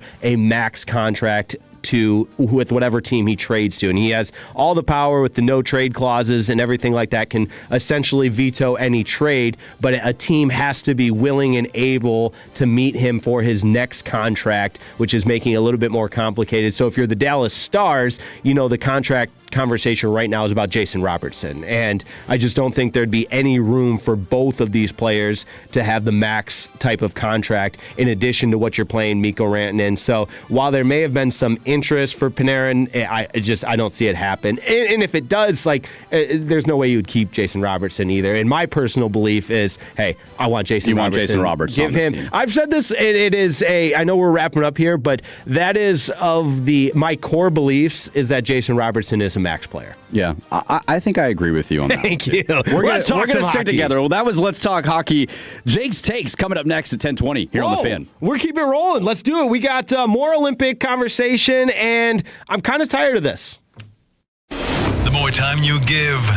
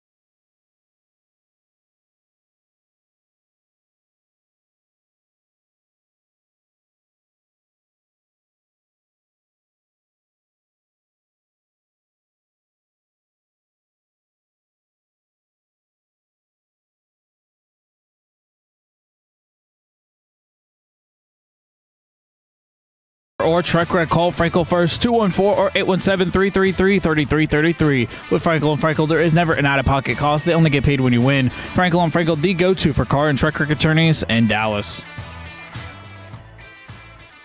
And it is time for the most electrifying man in DFW. Jake Riepma. He's the only hope. He's the only injection that we could count on. He's a tree. Bobby's wrong. He's a tree. It's not some walk-on scrub, Yost. The boy's a player. He's a star. Someone said football, so I come running. What's going on, everybody? Oh, yeah, it's Jake's Takes. Come on now. Let's get it going right here on Fan University. Jake Riepma alongside Brennan, Baxter, Jake's Takes, and Kevin Walker. Thank you so much for playing that intro. Appreciate you. I have been very, very poor with my communication between breaks. Yeah, and it helps when you turn the microphone on. We're talking way too much in between breaks. It's my fault. No, the chemistry is at an all-time high. But Jake's Takes today, I want to talk a little Olympics because the Olympics are coming up, and we've looked at it through the hockey lens, and this is the first time in, I believe it's 16 years that it might be 12. It's a multiple of 4 for sure, because the Winter Olympics are every 4 years. See what I did there with that math. I like it. But it's the first time NHL players are back in the Olympics in quite some time, so obviously that's taken the spotlight for me. But I want to do a little round table here, so Kev, you as well. Brennan, I'll start with you. Just overall excitement for the Olympics, if you were to scale it kind of 1 to 10, is it a big deal for you? I can remember as a kid just waiting for the Olympics and then gathering every night to watch the Olympics. And you're being specific to the Winter Olympics. Yeah, let's do Winter correct? Olympics. Okay. Yeah. Are you a Summer Olympics guy over Winter Olympics? I'm a summer. When I think of Olympics, I think summer. Really? I do. I think track and field. Okay, swimming. I think swimming. That's kind of what I gear the Winter Olympics. I'm probably about a 5. Okay. Like, I don't know. I like seeing some snowboarding and skiing, and I think that's really cool. But as you know, I'm not a big snowboarder or skier, so you more seem like a figure skater guy to me. I'm a big figure skating guy. I because of my wife, I probably will end up watching figure skating over anything else, I'm sure. So I give about a 5. Like, if it's on, I'll watch it. I'm not going to record it. I'm not going to necessarily make a lot of time to sit down. The opening ceremonies, I love. I think that's awesome. But I'm more of a Summer Olympic guy, so I'm going to say 5 for winter. Okay. Kev, what about you, man? I think me and you are kind of aligned, Jake. When I think of the Olympics, I think of like the Winter Olympics. I think of it in that kind of way. That destroys my theory then, because I was going to say it's just like where you're from, where you grew up, and you're a Texan through and through. And so I was going to use that, like, not even just a rationalization that I grew up in a northern winter climate 6 months of the year, and like makes sense. You're just more accustomed to that. But you're a Winter Olympics guy, Kev. Yeah, I don't know. I can't really explain it. I would be lying if I've said I've sat down and watched every single Winter Olympics since I've been alive. Mm-hmm. But when I think of the Olympics, I think of the Winter Olympics. I would say I'm relatively excited for it. There's definitely going to be certain things I want to watch more than others. And whenever we have our big time USA stars step up, I'm going to try to do my best to devote my time to watch them. But I would say I'm probably about a 6.5 to a 7 interest level. Hockey does interest me for the Olympics. I think hockey in the Winter Olympics is awesome. Yeah, it's so. But cool I also like hockey. So it's so cool that they have NHL players back. What about curling? How'd you know? How did you know? Because I just looked up the curling schedule. I kid you not. It's on my phone. I do like watching curling. It's so entertaining. And then what's the one where they go down and it looks almost like oh my gosh, I'm blanking completely. Downhill skiing? Not downhill skiing. Bobsleigh? Bobsledding. Yeah. Yes, sledding. Okay. Thank you, Kevin. Yeah, I was like thinking, the Jamaican bobsled team. Cool running. Yes, the sledding. I do think sledding is cool too. No, it's bobsledding. You got to say bobsledding. Oh, sorry, bobsledding. Because sledding is like I went sledding during the ice this last week here at a hill in an elementary school near my house. But exactly. Yeah, the bobsledding is fun too. The bobsledding's scary. Like when they put the GoPro or a helmet cam on and you see what they're seeing and how fast they're going, and any wrong turn could, result in banging off the walls. And it's interesting, like the sport of bobsledding requires a lot of the same physical attributes as playing football. And the only way I know that is a guy I played with. Oh, there we go. I mentioned an hour and a half into the show, played D2 football, but a guy I played with that was a all-conference linebacker was very close to making the Canadian Football League, didn't quite make it, and his next go was trying out for the Olympic bobsledding team without ever bobsledding before. And just because of the physical prowess and ability to generate speed and explosion and contort your body that way, he made it several advancements along and just picking it up. So I think bobsledding is a fascinating winter Olympic sport. Yeah. Quiz time, boys. How fast do you think the average bobsled is? I bet they get going 85. I'm going to guess 85 miles per hour. No, that's too fast. I'll say 65. I was going to say 55. 80 to 90 miles per hour. I should have stuck with my gut. Wow. Dang. They've peaked at 97 miles per hour. Yeah, wow. All right, this from the 214, and yes, I should differentiate. Bobsledding is multiple people. The luge is singles. The luge is even scarier. I think I'm thinking a luge. Yeah, where it's just one person. I've got it on my phone, the schedule. I'm going to bookmark some of these so I know when to tune in for the luge. Okay. All right. The luge is entertaining to watch. It is entertaining to watch. And I think the coverage of it has a big part of it because it's such a different sport that you're trying to cover. And so, very rarely does a TV crew, the only time a TV crew and a production crew has experience covering these sports in as detailed of a production as they have is the Olympics. There's they don't get any warm-up season. I would also say with the Olympics, I'm a huge fan of the downhill skiing, the half pipe with the snowboarding. Like I had some friends growing up, like that's what they did every weekend was go to the ski resorts or the snowboarding resorts and hang out at the half pipe and you practice your tricks. And it's kind of scary and dangerous because the only way to practice the tricks of a half pipe is doing them. And it lends itself like, as you're learning and progressing, there's very, very major risk for injury. Yeah, this is from the 817. Herschel Walker made the 4-man bobsled team for the USA. Yeah, that's more proof. I didn't know that, but that's more proof of that's crazy. Of what I'm saying. Yeah, that is kind of wild. It's wild. But all right, 877-1053. What are you most looking forward to on the Olympics? 877-881-1053. Let us know because I do think this is an interesting text as well from the 972. Back before the internet, we did not know the results before we saw an event, and that's a part of it too with the time difference. Obviously, these Olympics being in Italy, if you're broadcasting in prime time, the event likely has already happened. Oh yeah, that's true. The time difference. You got to wake up. See in the newspaper? Or how would you know? Like when it was live back in the 80s and 90s? Yeah, well, that's why you had to stay up to watch it. The Miracle on Ice, when it was broadcasted, had already happened. That's crazy to think about. Wild. But let's keep it rolling right in here on Jake's Takes because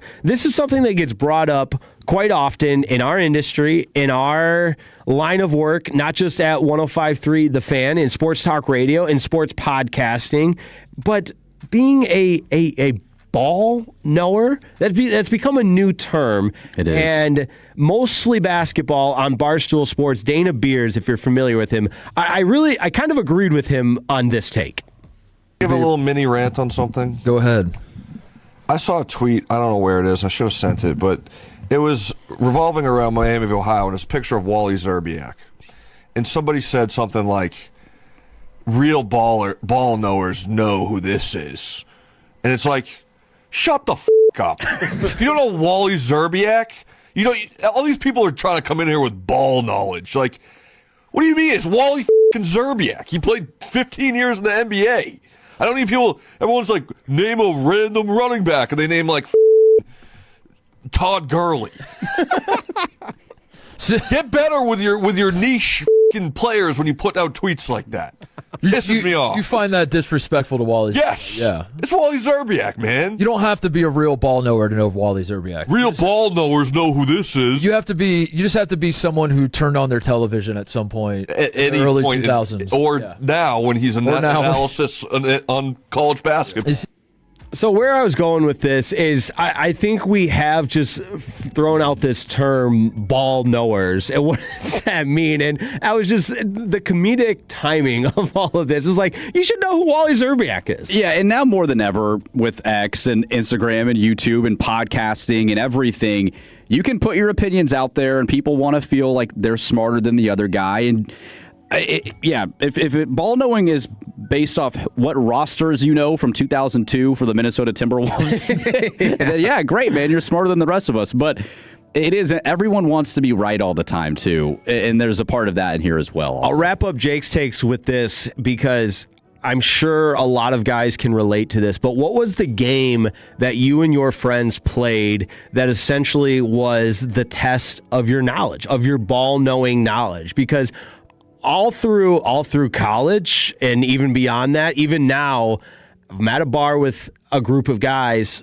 we are naming athletes, and you have to be able to name what college they went to. And that is a game that will stand the test of time. It is all like, can you stump somebody? And obviously there's levels to it. And we created this long, sophisticated scoring system in college of it. A quarterback was worth the most points if you could stump somebody of where a quarterback went to college, because you should know where most quarterbacks went to. Oh, that's a fun game. We would more do eras. So like 80s, 90s, 70s. Could you name guys from this that aren't Dr. J? Yeah. That aren't Wally Zerbiak. That isn't Bart Starr. Yeah, like could you go into the weeds on players from 40, 50 years ago or champions from the 70s and 80s and the respective sports? So it was more of like, could you name the champion or the MVP or an offensive lineman from the Cowboys in the 70s. I kind of like that. Like the historical stuff. Right, yeah. Or you know, we would do the first player that comes to mind when you say this team or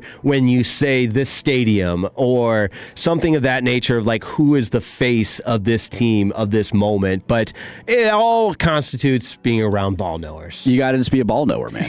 Exactly. If you don't know Wally Zerbiak, you obviously don't know ball. Which is kind of funny because Wally, I think what triggered the rant from Dana Beers there on Mostly Basketball is the fact that Wally Zerbiak is like a face. He covers the sport. And now. if you're a Mavs fan, you would know him well. He was on those Timberwolf teams with Kevin Garnett that competed against Dirk and the Mavs in the early 2000s a lot too. So Mavs fans would know Wally. 100%. All right, that is Jake's takes right here on 105.3 The Fan.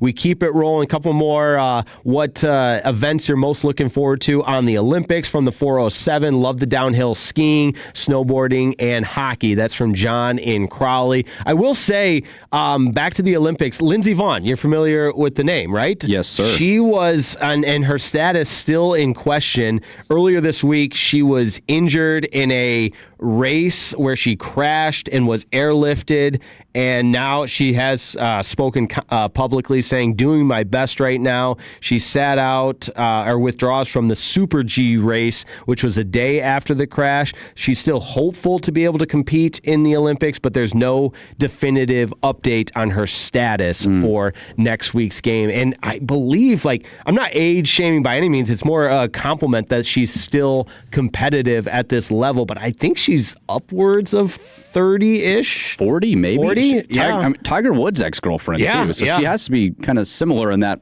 age. I would say early 40s. Lindsey Vonn's been around a while. Yeah. I would say early 40s. The prediction markets, Lindsey Vonn being airlifted days before the Winter Games is a brutal market correction. The public had bet on the narrative, but physics had the final say. Vonn had a reply. Physics had the final say. No, I have the final say. 41 years old, by the way. She is 41. You beat me to it. I was just about to say that. Yeah, so I think, too, the Olympics is a great time for stars to be born. I think, too, back when I was at Northwestern, that was one of the trips you could apply to be selected to cover, because they always need, Olympic, like, sports journalists covering these athletes, and a lot of hometown newspapers would hire freelance reporters to cover, because they can't send people out to the Olympics. And this is the least surprising news of the Jake Chake segment, but I was not selected to cover the Olympics. Didn't quite have it. Something about you were close. Yeah, something about being on academic probation. I guess my resume wasn't great there for the Northwestern Wildcats, but had friends that covered the Olympics. Just a really, really neat opportunity where the best athletes in the world are competing. Yeah, that would be one of the coolest sporting events, either Olympics, summer or winter, to cover. I feel like just the uniqueness of the event and the history of the event, like that far outweighs any Super Bowl or college football playoff or anything I feel like you'd be able to cover. 100%. One day, Jake, one day. Maybe. I'll just keep applying through the Northwestern student email link. I still get those emails, still get, asked for donation. They want more money. Exactly. This week, it was a Wildcat backpack giveaway if you donate to the Wildcat Fund. I did not donate. That gets you covering the Olympics. That gets you covering the Olympics. Gets me off academic probation. Yeah, whatever you got to do to get off probation. Well, that was Jake's takes. Coming up next, overreaction or reality here on Fan University. Hey, Texas, this is Ryan Watson, owner of Alliance Hyundai. We have over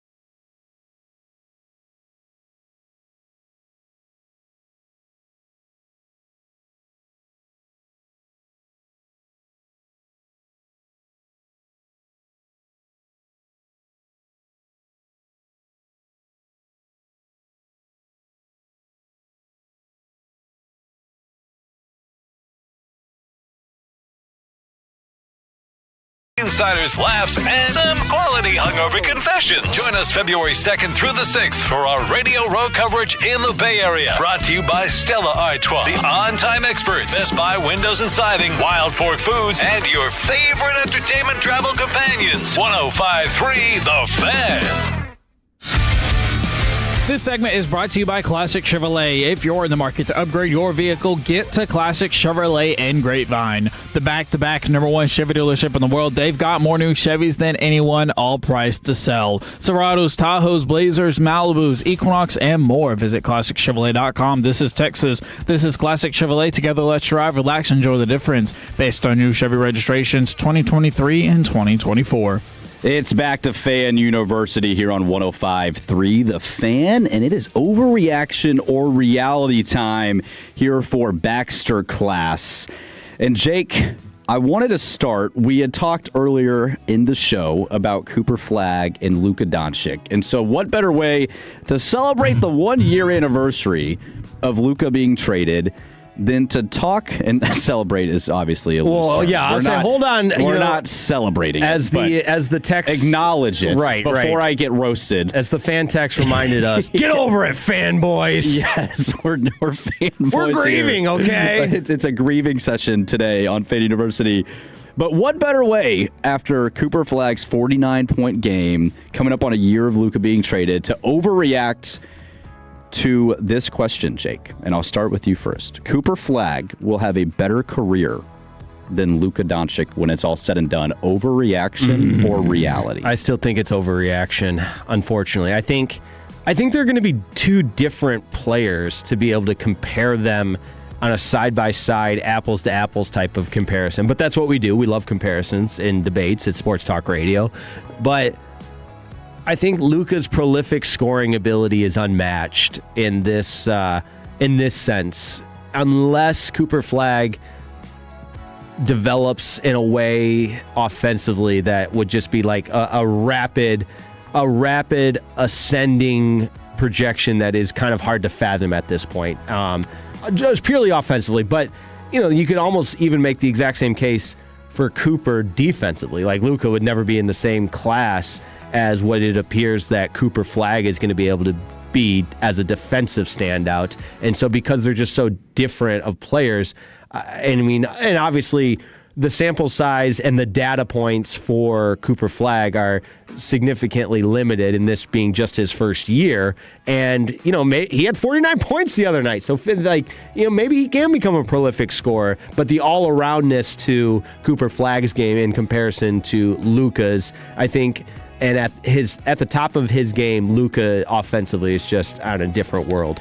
Yeah, and when you're looking at the stats, too, if you just want to compare so far the rookie years, if you're trying to get an idea of, where is Cooper compared to Luka? Luka in his rookie year, he played 72 games, 21 points, 7.8 rebounds, and 6 assists as a teenager, as a rookie. It's pretty good. That's pretty good. Not bad. Not bad at all. Now, Cooper is averaging 19.5 points a game, 4.1 assists, and 6.5 rebounds. So Cooper's not far behind him. He is the first teenager to have a 49-point game. So obviously, this overreaction or reality question is long-term thinking. What would Cooper need to do? Like, are you just going to measure finals wins? Is that how you would judge, like, the ultimate success? Right. Or does it need to end up he needs to have more points than Luka? Because I think with basketball, it's such an individual, stat-driven game. So is baseball, but with the argument, the classic barbershop argument, MJ LeBron. Right. That's what we're going to do for the next couple of hours here. I think that titles play a huge role in it, but that was just like such a different era of the NBA. Like I think it's been 5 different NBA champions in the last 5 years. You're not seeing the dynasty dominance that you did in that era. So I think individual. This is kind of a funny way to say this, but individual comparisons of team accomplishments, does that make sense? Like, we're talking this individual accomplished this with his team compared to this individual accomplished that with his team. I think those comparisons are going to carry less and less merit. Yeah, I agree. From the 812, Cooper Flagg will have more blocks and steals. Luka will have more everything else, so including TFs. So I think Cooper's defensive metrics seem to already outweigh what Luka. Nico Harrison sure would love Cooper Flagg's defensive ability over Luka, but we'll see. We did get some breaking news here. It took me a second. You guys can't see the vision? The vision, man. Right. This is what it was all for. Fortune favors the bold. Favors the bold. Breaking news here from the NBA. Philadelphia 76ers star Paul George has been suspended 25 games for violating the NBA's anti-drug program. That's according to Brett Siegel, NBA. So we'll get more information there. Playoff Paul? I kind of sometimes forget Paul George is still playing in the NBA. That guy was like hot commodity when he got traded. Remember, he was on the Thunder and then goes to the Clippers. And I still remember him from 15 years ago when he almost beat LeBron in the Eastern Conference Finals back-to-back years. Didn't he? There with Indiana. Did he spend some time with Philadelphia too? Yeah, 6. That's where he is. Yeah, okay. That's where he is. That's where he just got suspended from. He's kind of turned into like a journeyman. He has, yeah. And I don't know. Well, Paul, get well soon, man. 25 game suspension there for Paul George. All right, next question. We talked about this a little bit earlier, but I did want to come back to it on overreaction reality and get your final opinion on this. Bill Belichick was only a great coach because of Tom Brady. Overreaction or reality? That's an overreaction, and I think it minimizes the coaching profession and the impact that a coach has. But I think it can go two ways, where you have to be fair of the player. It's a mutually, what's the scientific term, where they're mutually reliant upon one another, and each one impacts the other in a way, and you can't have one without the other. So to downplay it, and I know Belichick didn't have success without Brady, that you could, I think it's a narrow-minded point of view to just say, oh yeah, see, he's nothing without Brady, when in reality, the two relied on one another. Yeah, this one for me, I go back to the quarterback-coach relationship, and it's sour towards the end when Brady ultimately left for Tampa Bay, and then the Patriots have Mac Jones, and they don't do much. Then Belichick has his moment and leaves and is now at UNC. And I feel like any great coach and quarterback, you look at Patrick Mahomes is his prime example with Andy Reid, who went to Super Bowls without Patrick Mahomes. He took Donovan McNabb to a Super Bowl, and Bill Walsh and the 49ers great teams in the 80s, and Tom Landry with Staubach and the Cowboys. And that's how you kind of measure a coach, is who was their quarterback? What was that relationship like? It felt like Brady and Belichick were always kind of button heads that last 5-7 years in New England, and they still went to a bunch of Super Bowls. But it just felt like that's a reason why we kind of take Brady's side, because then he goes to Tampa and he wins another one. It's like he got the last laugh. He got the last laugh. And I think that's kind of put a damper on Bill's legacy a little bit. But I still would say this is an overreaction. Bill, you game plan. The amount of hours you spend watching film. Bill was a defensive-minded coach, and some of those Patriot defenses were phenomenal when they won Super Bowls. It wasn't all Tom Brady coming back from 28-3 all the time. So, it's I think that is important to point out that Bill's defenses were very good during his tenure as well. Yes, someone from the 903 is helping me out here. Jake, the word you're looking for is symbiotic. Yes, it is a symbiotic relationship. They rely on one another. Words have never been my strength, so shout out to the 903. I would also add, too, with the Belichick legacy conversation, it's like a famous actor or actress that is phenomenal in 15 different movies. They win a bunch of Academy Awards.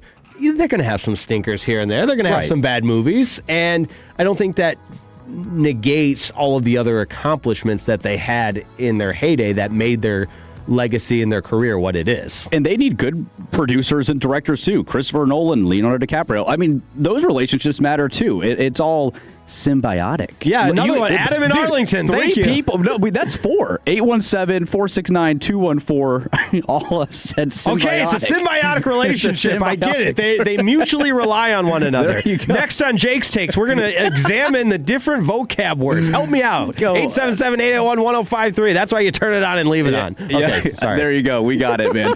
Well, the final overreaction reality I have is in the world of golf. Yeah. And I love the sport of golf, and so I figured I'd throw this one in there. But Live Golf took bunch of headlines over the last 3 or 4 years, and there were a lot of hot opinions on what Live Golf is and should it exist, but a lot of key players at the time left.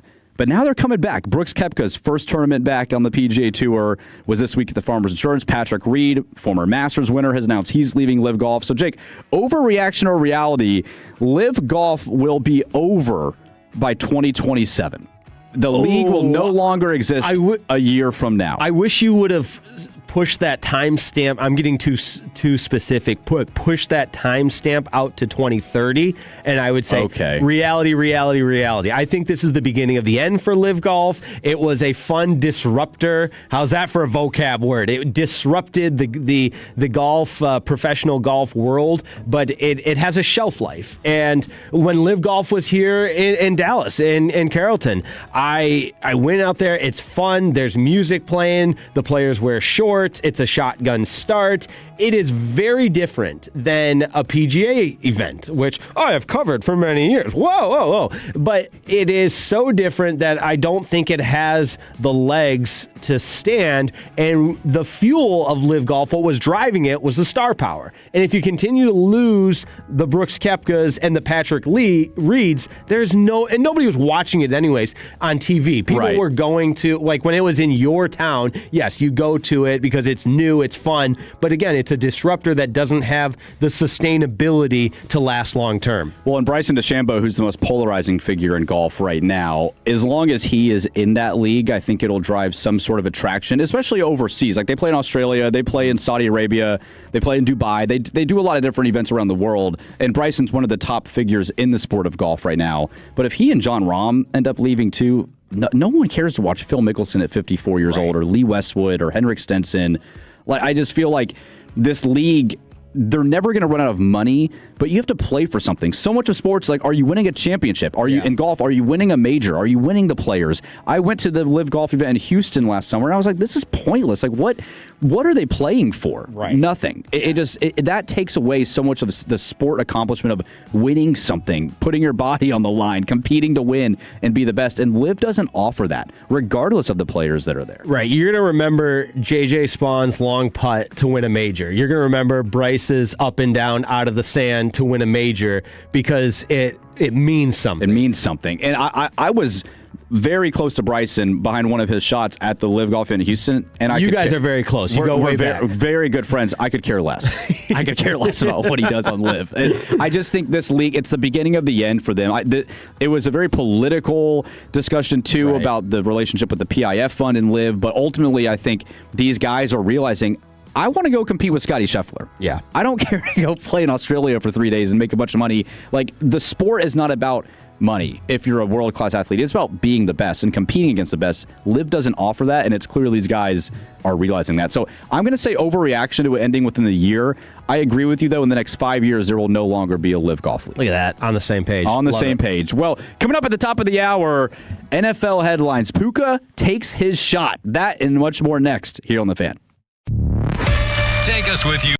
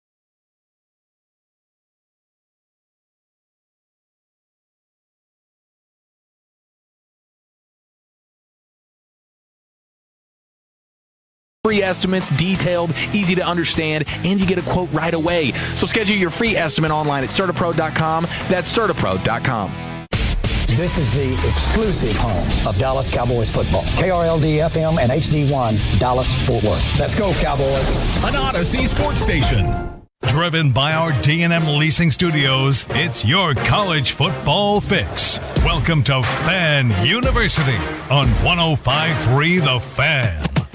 Welcome back to Fan University here on 105.3 The Fan. Brennan Baxter alongside Jake Riepma and Kevin Walker on the ones and twos. Around the NFL, we're going to get to here at the top of the hour, Kevin, but Paul George recently suspended. Wait, where's Riepma? Riepma's coming back, man. He's right around the corner. He's walking in as we speak. Okay. He's here. Jake's here, I promise. We'll get to Jake in just a second. Paul George suspended 25 games, Philadelphia 76ers star, for violating the NBA's anti-drug problem. Paul has released a statement. This is breaking news. Quote, over the past few years, I've discussed the importance of mental health, and in the course of recently seeking treatment for an issue of my own, I made the mistake of taking an improper medication. I take full responsibility for my actions and apologize to the Sixers organization, my teammates, and Philly fans for my poor decision-making. I am focused on using this time to make sure that my mind and body are in the best condition to help the team win when I return. Jake, sounds like Paul is going through something a little bit, taking improper medication, working on his mental health. So best wishes to Paul George. Sounds like a serious matter for him. Well, I too would like to issue a public apology to all the Tolos and everybody else tuning in, especially those that have to walk the friendly confines of Odyssey, Dallas, and maybe use the men's restroom.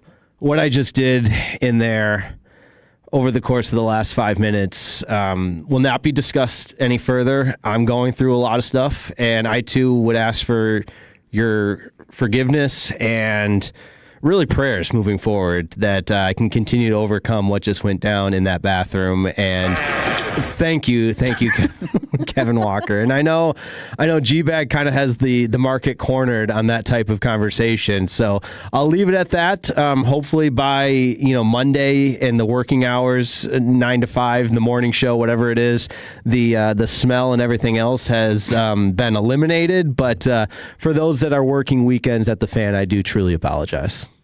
I can tell you're really distraught about this. My thoughts are with you, man. Sorry, I know we had a serious apology. We've got Paul George going through a drug problem, but you come in 7 minutes in, and here we are. That was my absence from the beginning of this segment. Sometimes, and again, I know that this is probably far more information than anybody in their care or anybody in their car really cares about, but it is, my goodness, it's just, I have no control over that. It just, something took over me over the course of the last 15 minutes. Well, anyone listening to this, if you're being honest with yourself, we've all been there. Yeah, we've all been there. Right? I'm glad I made it. I'm glad I made it between segments. I'm shocked you got here as soon as you did. I was concerned. It was a concerted effort, and again, we've spent more time than we need to on this. Whole 3 minutes now. Yeah, I'm counting. But we're here. Yeah, from the 214, Kev, did you see that fan text? The guy behind the glass, that's Khaki Kev, looks like Sam Darnold. Doppelganger. What? Whoa. I could see that. Not a redhead, nor do I have facial hair. You've got better hair. Yeah, the long hair, Kev. Long hair looks good. Is that new? Like, is this a new vibe you're going with? Yeah, I just put it in yesterday. Thanks for asking. No, I just meant like it's a new. Yeah. What am I trying? That is a dumb way to say it, but I've never seen you with your hair grown out before. Is that a new look you're going for? I don't know if I would say it's a new look I'm going for. I would just say that I've grown my hair out and I haven't had time to go get a haircut. And okay. It could be a budget-friendly thing as well. You don't have to pay for a haircut. But if I'm going to grow my hair out, now would be the time. Yeah, no, right? It's a good look. It's a good look. And I know it's bring your girlfriend to work day, so she's here. She likes it? Yeah, she approved. There you go. From the 469, Jake and his symbiotic relationship with the bathroom. Yeah. Nice. Very nice. Well, let's get to around the NFL, and it's not the news you were expecting to open this segment, but it's important news nonetheless. Puka Nacua shot his shot. He did. On He went X, for Jake, it yesterday. And Sydney Sweeney, actress Sydney Sweeney. A lot of people know about Sydney Sweeney. Jake, you've heard her before. I'm sure you're familiar with Sydney Sweeney. I'm familiar with her work. I thought she was a phenomenal actress in was it Euphoria, and just in the other Anyone But You. I just think she's terrible on that. By she's the way. very talented, very very captivating from an acting component. I don't really know what else the hype is. I would agree. Around her. Yeah, I would completely agree with that statement. Well, anyway, she opened... I'm kidding. Yeah, see, you're serious. I obviously am kidding. She is. Do people... Kev, you could help me on this. Like, how do men describe, like, a bomb... Like, you wouldn't say bombshell anymore. Like, she's a... Why are you doing this to me? My girlfriend is less than 3 feet away from me. Well, she can literally smack me right That's now. part of Bring Your Girlfriend to Work Day, I guess. It's a perfect segment. You got to be aware to and able. But... I always like Wayne's World for me was, oh, she's a babe, swing. I don't think guys say that kind of stuff anymore. Yeah. But was it Gen Z or who's ever in high school? Like, how you describe the cream of the crop, the belle of the ball? Yeah, let us know if you've got a Gen Z or if you're a Gen Z listening. We'd love to know. I actually don't know. Now that I'm thinking about it, I really don't know. You're just saying that because your girlfriend's here. No, well, I mean... Smoke show? Is that a thing? Yeah. I don't think people say show. that, though. Fox? We used Fox. Yeah, she's a Fox. Y'all are old. Y'all are really showing your age because I haven't heard none of those. She's a dime. 10 out of 10. Yeah. Well, She's the only 10 I see. Well, however you want to describe Sydney Sweeney, she opened up about what she's looking for in a partner. So, men, submit your applications below. But athletic and outgoing and funny. I'm a sporty girl, so someone needs to be able to climb a mountain with me, go skydiving with me, and someone who loves their family. So Puka Nacua, Rams star wide receiver, quoted this and just says, love skydiving. Puka loves skydiving, Sydney. Listen, though, if you're Puka Nacua, I mean, you've got good-looking guy, the long hair, obviously an NFL athlete, like pretty athletic. It sounds like he's checking a lot of boxes. In LA, I'm sure Sydney. She recently got in trouble for vandalizing the Hollywood sign. Actually, like this last week, Sydney Sweeney did. She was promoting her new lingerie brand. And went up to the Hollywood sign to do it, and I think got in trouble. Oh, yeah. What's the movie with Justin Timberlake, Friends with Benefits? With Mia Kunis? Yes. Mila Who Kunis, also would be described as a foxy lady. A foxy lady. Yeah, foxy. We've got from the 214, she's a dime. She's a 817, dime. a baddie. Baddie is a good one. Baddie's a good one. You know who always says that? It's Blake Elliott. Oh, she's a baddie. Yeah, pretty much anything that Blake says about a woman is insert right Blake here. Blake will message me, and I'm not calling him out, but he'll say, oh, she's a baddie. So this... By the way, so I just had a small conversation with my girlfriend about what guys might say, and we kind of came to the conclusion guys make noises now. So like guys will just like bark. Oh, what? Really? Yeah, guys will just bark, or they'll put like a dog emoji or something like that. I think that is another thing. That feels a little demeaning and disrespectful. Well, I didn't say it was appropriate. I'm just saying the truth here. Is chivalry dead? Is chivalry officially dead now? Oh, it's been dead for a while. Really, man? It's been dead. It reminds me of the Georgia Bulldogs. That commercial where it's like, I was barked in front of my boss. A handsome broad. From the 817 Adam. I don't think you can use that one. No, but anyways, well, that's the NFL headlines of the day. No, I'm kidding. So Puka takes a shot, and then some other NFL people got in on this too. And why not? I mean, if you're an NFL, you mentioned it, a star wide receiver. It's the off season. You just got eliminated. Puka's probably pretty sad, looking for love. Maybe he and Sydney can connect. Then other news around the NFL: the Commanders, the Washington Commanders, have found a new defensive coordinator. Jake. Durante Jones is officially the Washington Commanders' new defensive coordinator. That news broke yesterday. Your thoughts on this hire? Well, we do the NFC East examination here, and the Washington Commanders are kind of that curveball wild card. You don't really know because obviously last year the run to the NFC Championship combined with the step back this year predicated around Jaden Daniels' injury. What are they going to be this upcoming season? Some changing with Cliff Kingsbury out of there. A lot of a landscape from a foundational standpoint that has shifted, that has changed. And, I mean, same with the Cowboys, a new defensive coordinator. You got multiple new defensive coordinators within the division. You got the Eagles hiring a new offensive coordinator.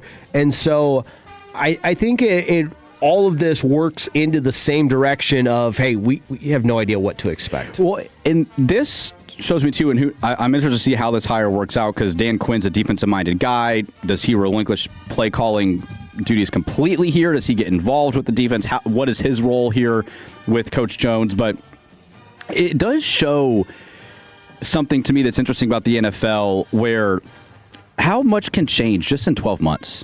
And you can look at this in a positive spin, too, or you can be pessimistic when you look at this, too. But the Commanders, this time a year ago, were in the NFC Championship game. We're just coming off an NFC Championship game loss, 12-5. Jaden Daniels looks like he's the next big thing. And then within a year, Cliff Kingsbury's out the door. Jaden Daniels couldn't stay healthy. And here they are hiring a brand new DC.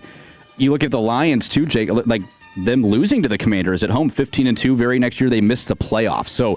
So much can change within 12 months in the NFL. And if you're the Cowboys with Christian Walker coming in and Brian Schottenheimer after his first year, if you want to be optimistic about what can change for the Cowboys from this year to next year in the defense and the improvement, it can happen, right? So you got to look at it that way. Absolutely. And I think roster construction obviously plays a big role in this.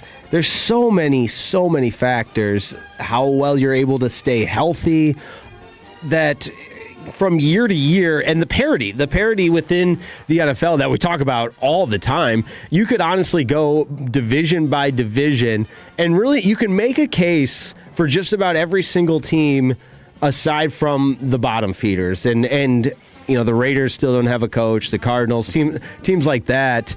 But every division, pick a division, and you've got multiple true contenders with the variables of the unpredictability nature of the NFL, and that's why it's a drug. That's why we love it. Yeah, each year you got roughly 7 to 10 new franchises looking for head coaches, new playoff teams, new teams in the Super Bowl. Like this year, now that the Chiefs are out, at least for this season, we'll see what happens with Pat coming back from 7-4. I still don't understand why Cliff was fired. I think that's a good point, too. I think a lot of people felt like, well, with Mariota having to play a lot and Daniels being injured and McLaurin was hurt throughout the year, the Commanders' offense was never fully healthy. Is that really Cliff's fault? And it seemed like Cliff was maybe going to look elsewhere, potential head coach opportunities, and that hasn't worked out for him yet. I think that might have been a Cliff Kingsbury bet on himself more so than Dan Quinn firing him. When it happened, it was very much the semantic salad of we've mutually agreed to part ways. What does that really mean? Nobody actually knows. And that's also a part of a lot of how, there's two different viewpoints to look at, two different perspectives, whether it's from, like you said, with Cliff's standpoint of betting on yourself, and as a Commander's organization, front office, coaching staff, whatever it may be, who kind of made the first move, and was it really mutual to agree to go that way? And I think, whether it's the Commanders coaching staff that we're talking about, whether it's, the Cowboys coaching staff, I think there's a lot of that you really truly don't know what goes on between those four walls within any organization. For sure. And you had mentioned two other organizations, the Cardinals and Raiders, still looking for head coaches. Clint Kubiak is a very hot name for Seattle. And so because he's coaching in the Super Bowl this upcoming weekend, a lot of talks on that they're just waiting to interview Clint Kubiak and potentially hire him. Do you feel like he's the hottest name on the market right now? Do you feel like if you were Clint, where are you going? You going Las Vegas, or are you going to Arizona? Yeah, I think Arizona. Which job is more attractive? Yeah, neither. Apparently, there's a report that he is uninterested in the Cardinals job. And it's really just his pick of the Raiders are going back. Got it. That actually kind of makes some sense because the Cardinals seem like a mess. You could probably make the case for the toughest division in football, and there's just such a when I think of lackluster, irrelevant franchises, it's the Arizona Cardinals. Yeah. Other than Kurt Warner getting them to the Super Bowl one year, I can't, and all those years of future Hall of Famer Larry Fitzgerald, but aside from that, there's just Arizona Cardinals football. What is that? And if you're an up-and-coming coach like Clint Kubiak, you want to feel like you're amongst the best, but going to a division with Sean McVay, Kyle Shanahan, Mike there's McDonald. only 32 of these. There are only 32, but I think you can be strategic as well, too. But the same thing, if you're looking at the AFC West, the Broncos were just in the AFC Championship game. The Chiefs will be back next year, and the Chargers have Jim Harbaugh and Justin Herbert. So both of these divisions, the AFC and the NFC respectively, have Hall of Fame coaches and quarterbacks on their rosters. They're not going anywhere. So both coming into tough situations, but the Raiders' job, you do have the number 1 overall pick, and if Kubiak feels like he's more excited to work with Mendoza, who is obviously the odds-on favorite to be the number 1 pick, you could feel good about that. Like, you get your choice of quarterback, you get to start fresh, new GM Tom Brady's a minority owner. There's a direction there, it feels like, though they've been a dumpster fire the last several years. Can I pose a question to y'all boys? Because I know y'all are talking about the firing of Kingsbury. Which one was more surprising / dumb? You could kind of fill it in however you want. The Browns firing Stefanski or the departure, whether it be, mutual or not, of Cliff Kingsbury? Oh, I would say the Browns firing Stefanski. Right. I think Stefanski's a good head coach. He was kind of given a bad draw, it feels like, the last couple of years in Cleveland, and he still built them up to a playoff teams at time, and he's still a great offensive mind. I would expect the Atlanta Falcons to win that division next year. Like, that's my prediction early, way too early prediction, is that Stefanski will have Atlanta winning the NFC South. Maybe it's not crazy considering 8 and 9 got it done this year, but I think that he's going to do a great job in Atlanta. Yeah, I think Stefanski, everything you just outlined makes a lot of sense in my head.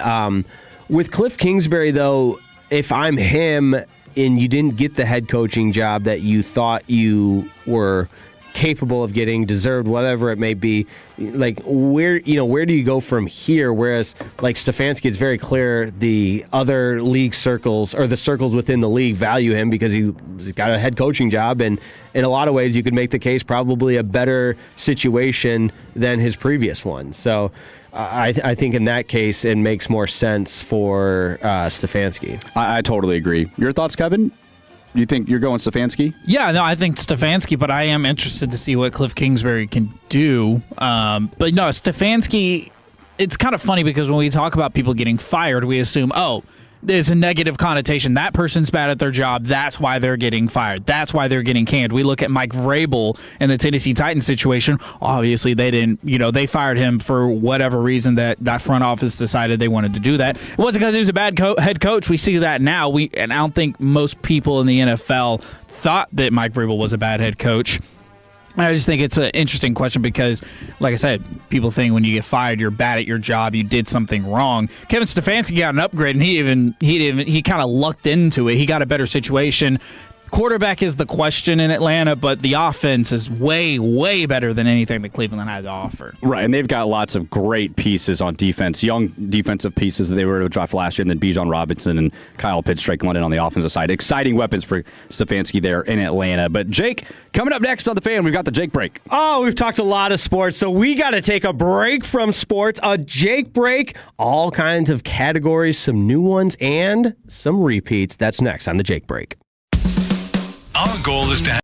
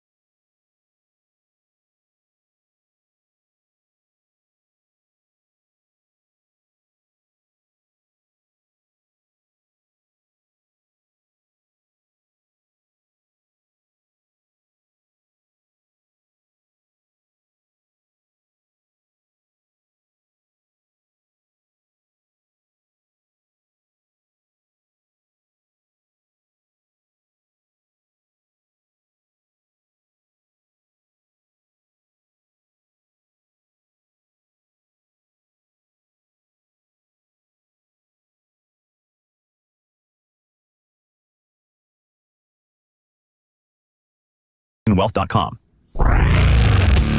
This segment is brought to you by the Frankels. If you've been injured in a car or truck wreck, call Frankel first, 214 or 817-333-3333. With Frankel & Frankel, there is never an out-of-pocket cost. They only get paid when you win. Frankel & Frankel, the go-to for car and truck wreck attorneys in Dallas. I'm a people person. I absolutely insist on enjoying life, not a workhorse. He's not some walk-on scrub, Yost. The boy's a player. He's a star. And he busted his butt for you. Oh, my God. Okay, it's happening. Stay calm. Everybody stay calm and relax. It's the Jake Break right here on Fan University. Fired up to be with you on another edition of the Jake Break, where we kick our feet up. We take a break from sports. Maybe we'll mix in some sports. Who the hell really knows? It is the Jake Break. Want you to play along as well at 877-881-1053. My name is Jake Riepma. He's Brennan Baxter. Kevin Walker alongside. And we will all participate in the new and improved format of the Jake Break. Kev, have you been a part of a recent Jake Break? Definitely not recently. Okay, all right. So the way we're doing it now, we've got multiple categories in which my fellow colleagues and esteemed co-hosts can choose their own adventure. So today's categories are Tales of the Travel, What's the Rule Here, and How Did You Survive? Brennan Baxter, any of those tickling your fancy? What do you want to start with today? We got to turn that microphone on. I'm a classic What's the Rule Here guy. You love the What's the Rule. I love the rule. You love some controversy. I do like controversy. We like to mix it up. The last two have been based on reimbursement timelines, schedules via Venmo when you go out with friends. So I'm getting more creative here. Okay, good. It's on the third week of Venmo transaction. Yeah, what's the rule here? Can I Venmo request somebody? Yeah. But I do appreciate everybody 877-881-1053 helping us out, because I love crowdsourcing these type of controversies of what's the rule here. All right. I'm ready. Now, it could be a subcategory of Tales of the Travel, because this happened while traveling. I need an established rule here. Kev, we're going to need your opinion as well. Red-eye flight. Anybody ever taken a red-eye flight before? I have not, actually. I've only been on a plane like 3 times in my life. Oh, my God. I've been on a plane 3 times this week. All right. Red-eye flights are... I find them delightful, because I have many things in my life I'm not good at. One thing I'm actually good at is sleeping on planes. I can sleep sitting up. I don't remember the last flight I didn't fall asleep in. I usually fall asleep before they're done with the safety instructions, security checkpoint, buckle the seatbelt. I'm asleep before you take off. There's plenty of flights where I don't remember taking off and I wake up when we land. So I don't mind a red-eye flight, but the nature of a red-eye flight, the dynamics, if you will, are a little bit different, because the expectation is all of your passengers are trying to sleep because it's through the middle of the night. So I was on a red-eye flight from the West Coast back to the great state of Texas, God's country, and I was seated on an aisle. Sitting in between me and the other gentleman was an employee, like a flight attendant, who was off duty, but she was flying on what's standby. If you're familiar, like, she gets obviously the benefits of flying for free as an employee of United Airlines. I guess it doesn't matter what airline, but there you go, I said it. And then somebody on the window seat. Now, I'm sleeping fine during this red-eye flight, but I did wake up a couple of times to the gentleman on the window seat coughing loud. And not all coughs are created equal, and I feel bad because he's obviously not trying to cough, but he wasn't covering his mouth. And finally, I woke up once, and the woman in between us, I don't know if she asked him once or twice before this, because I was in and out of sleeping, but I distinctly heard her shout in a stern voice, "Cover your mouth!" Wow. It got too much for her. Yes. She broke. And it was not disturbing because, again, I'm just trying to get back to sleep. It's a red-eye flight. But that tone, to me, I kind of assumed she had to have said something prior and he still wasn't covering his mouth when he was coughing. And I also thought about it more. Be a decent human. Cover your mouth when you're coughing. So is the rule what you should say to the non-mouth covering cougher? Yes. Is that the question? Kind of twofold here. What's the rule in saying something to somebody on a flight that's not abiding by what we would deem common courtesy? Because you see so many viral videos all the time on flights. Somebody says something to somebody else. And a lot of them, like, okay, did you really need to say, hey, don't cut me? Or like, just let it. But in this case where you're actively spreading germs, do you have the jurisdiction and authority to verbally tell someone to knock it off? You definitely have the verbal jurisdiction, but in a kindly manner. But I think, in my experience, the more you raise your voice, the more you shout, the more, and this is going to sound so, be polite all the time, guy. But like, if someone yelled at me, regardless of what I'm doing, I'm way less inclined to listen to them, and I'm more inclined to get more defensive. Yeah. So it escalates. It escalates it. If this was her first time doing it, I get it's a red eye, you're tired, middle of the night. But if you just tapped, hey, listen, I'd really appreciate if you cover your mouth while you're coughing. Like, I just don't want to get sick on this flight. Is that okay? Odds are the dude's going to do it. There's two. I just be respectful. Be respectful and cover your mouth, but also don't yell at someone if they're. But I wonder you. if she got to this point because she said something once or twice prior, and that's where I needed to be a better witness and stay awake longer. Kev, what say you? It's rough. It's you don't want to be that person to scream at someone else about common courtesy and being a decent human being. I do wish we had the context of, was there prior conversation of, hey, can you please not do that? Hey, can you please not do that? Hey, whatever have you. My question to you, Jake Riepma, did you heard the cough, right? You said it was clear as day. I was going to say something, but she beat me to it. Is it a dry throat cough, or I've got something stuck in my throat, cough? It was sounded like he was spreading. He was sick. Yes. He was under the weather, ill.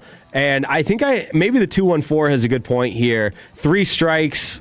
Kind of the 3 strikes rule. Please, could you please, and then you elevate to get their attention on the third one. I agree. I think another one from the 214, cover it up, or cover that cough or mask up. Easy, simple enough. And I would assume flight attendants have a mask that they can hand out. I don't know. Yeah, but she was off duty. Remember, she was she was a passenger. She just happened to be a flight attendant. From the 903. Cover your effing mouth, you disrespectful. 903 was not having it. After an appropriate elbow to the ribs. So after you elbow get physical, then you start yelling at them. Get physical first is what the 903 said. All right, I think we're all in agreement. It's obviously, I think we've all been in this situation too. It happens all the time, and you do feel bad for the person, but you got to find a way, especially on the window. It's a very easy maneuver. You tuck into the window if you're sitting in the window seat. You tuck your face, body, whatever, cover it up with the jacket, and if you continue to cough, like you said, there's obviously masks you can ask for. You just got to be a little more proactive than that guy. I know you got to move on really quick, but I did want to ask, I used to be a big window seat guy. I've transitioned more into like an aisle guy. I want to be able to get up at will. Yeah. Do you like sit on the aisle, or is that something It's a great question. I don't have a distinct answer. A lot of times when I travel, I am not buying a seat and I'm at the mercy of what I'm assigned. Okay. But I can make do. This is going to sound like so traveler's privilege, arrogant. I've already made so many enemies, but if I have a seat that's not the middle one, I'm fine. And yeah. There are distinct benefits of both. I would say like that sweet window of like a 3-hour flight is perfect for the window, because I don't envision needing to get up to go to the bathroom in a 3-hour or less flight. But a 6-hour flight, you're obviously going to need to go to the bathroom at least once. I'm always trying to get the emergency row. I want to be. I'm always like, give me the extra leg room. I'm able to protect. Yep. Like, give me that. I thought this was funny too. Sorry, Jake. I'm just totally taking. No, your segment, you're good. That's the Jake break. We're taking a break, from man. the 901. What's the rule if a random falls asleep on you? Also, a great question. That's a good question. Yeah. Listen, I am maybe this makes me selfish, but I'm not going to be inconvenienced by. I'm a cuddler. No. Brennan's like, hey, come here. No, let me make sure my shoulder's comfortable. Because my other what's the rule one is, and we can go on, because this is where my beautiful fiance and I disagree on my other what's the rule here. But if somebody falls asleep on me, I am saying, hey, no, this ain't happening. Yeah, nope. I am not your pillow. This is not your living room. And I think we should all have traveler rankings like you have Madden ratings. I would give myself a 99 as a traveler. I am courtesy. I follow the common laws. I've actually proposed some ideas with the fast pass to be able to get off the plane faster. I am a 99, and maybe that sounds egotistical to say, but I am a very good traveler. Yeah, I can see that. All right.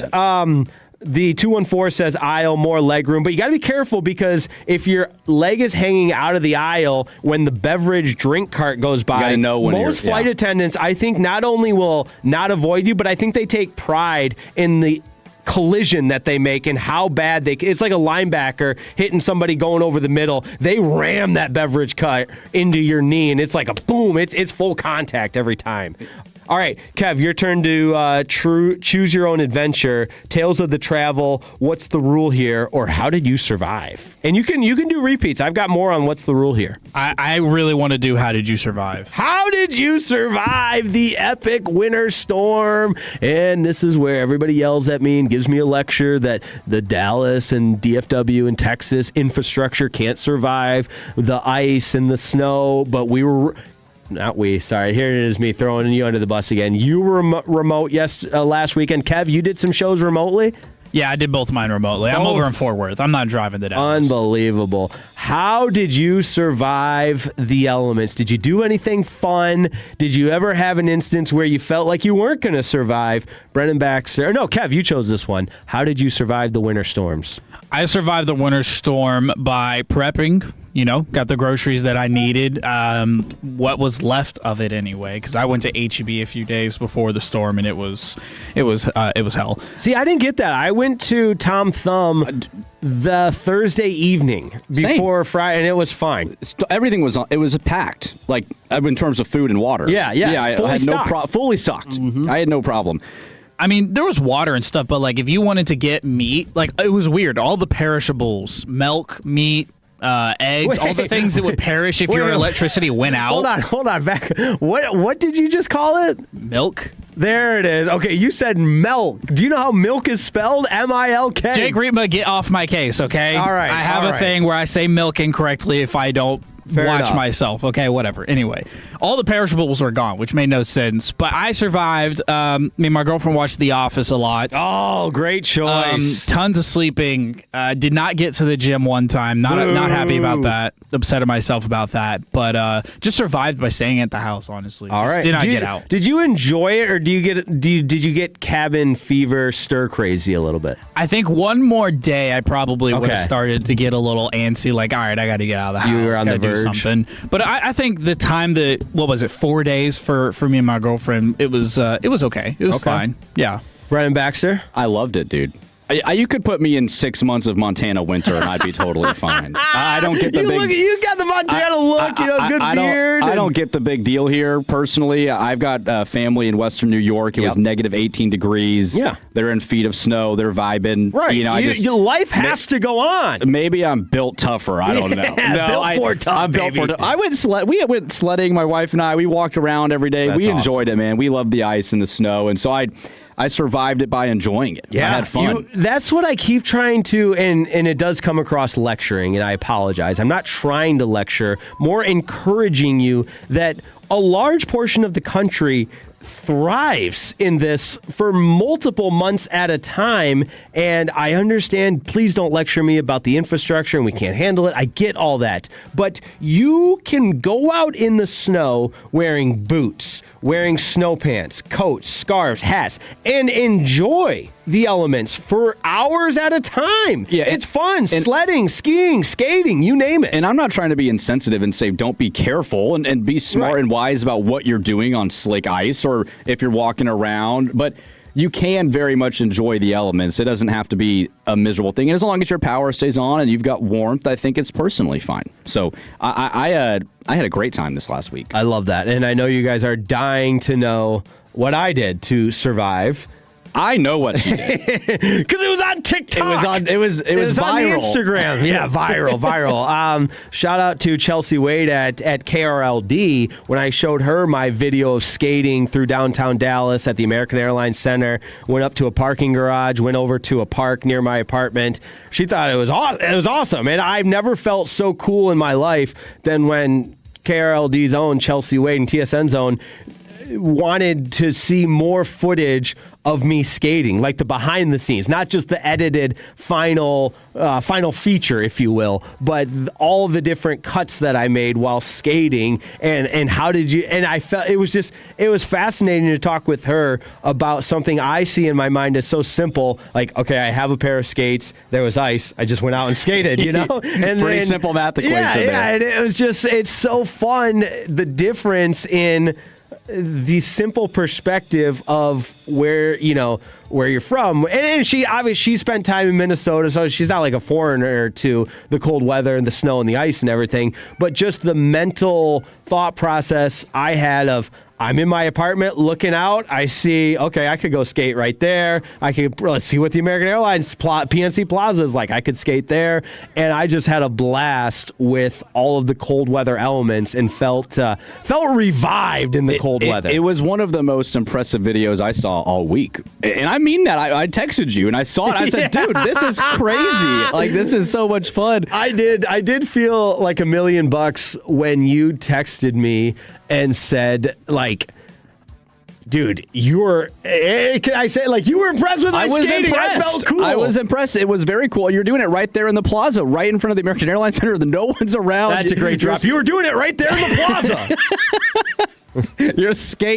You're skating down walkways, and I thought it was fantastic. So I appreciate that. That was the Jake break. But coming up next here on Fan University, it's going to be the MLB Hot Stove.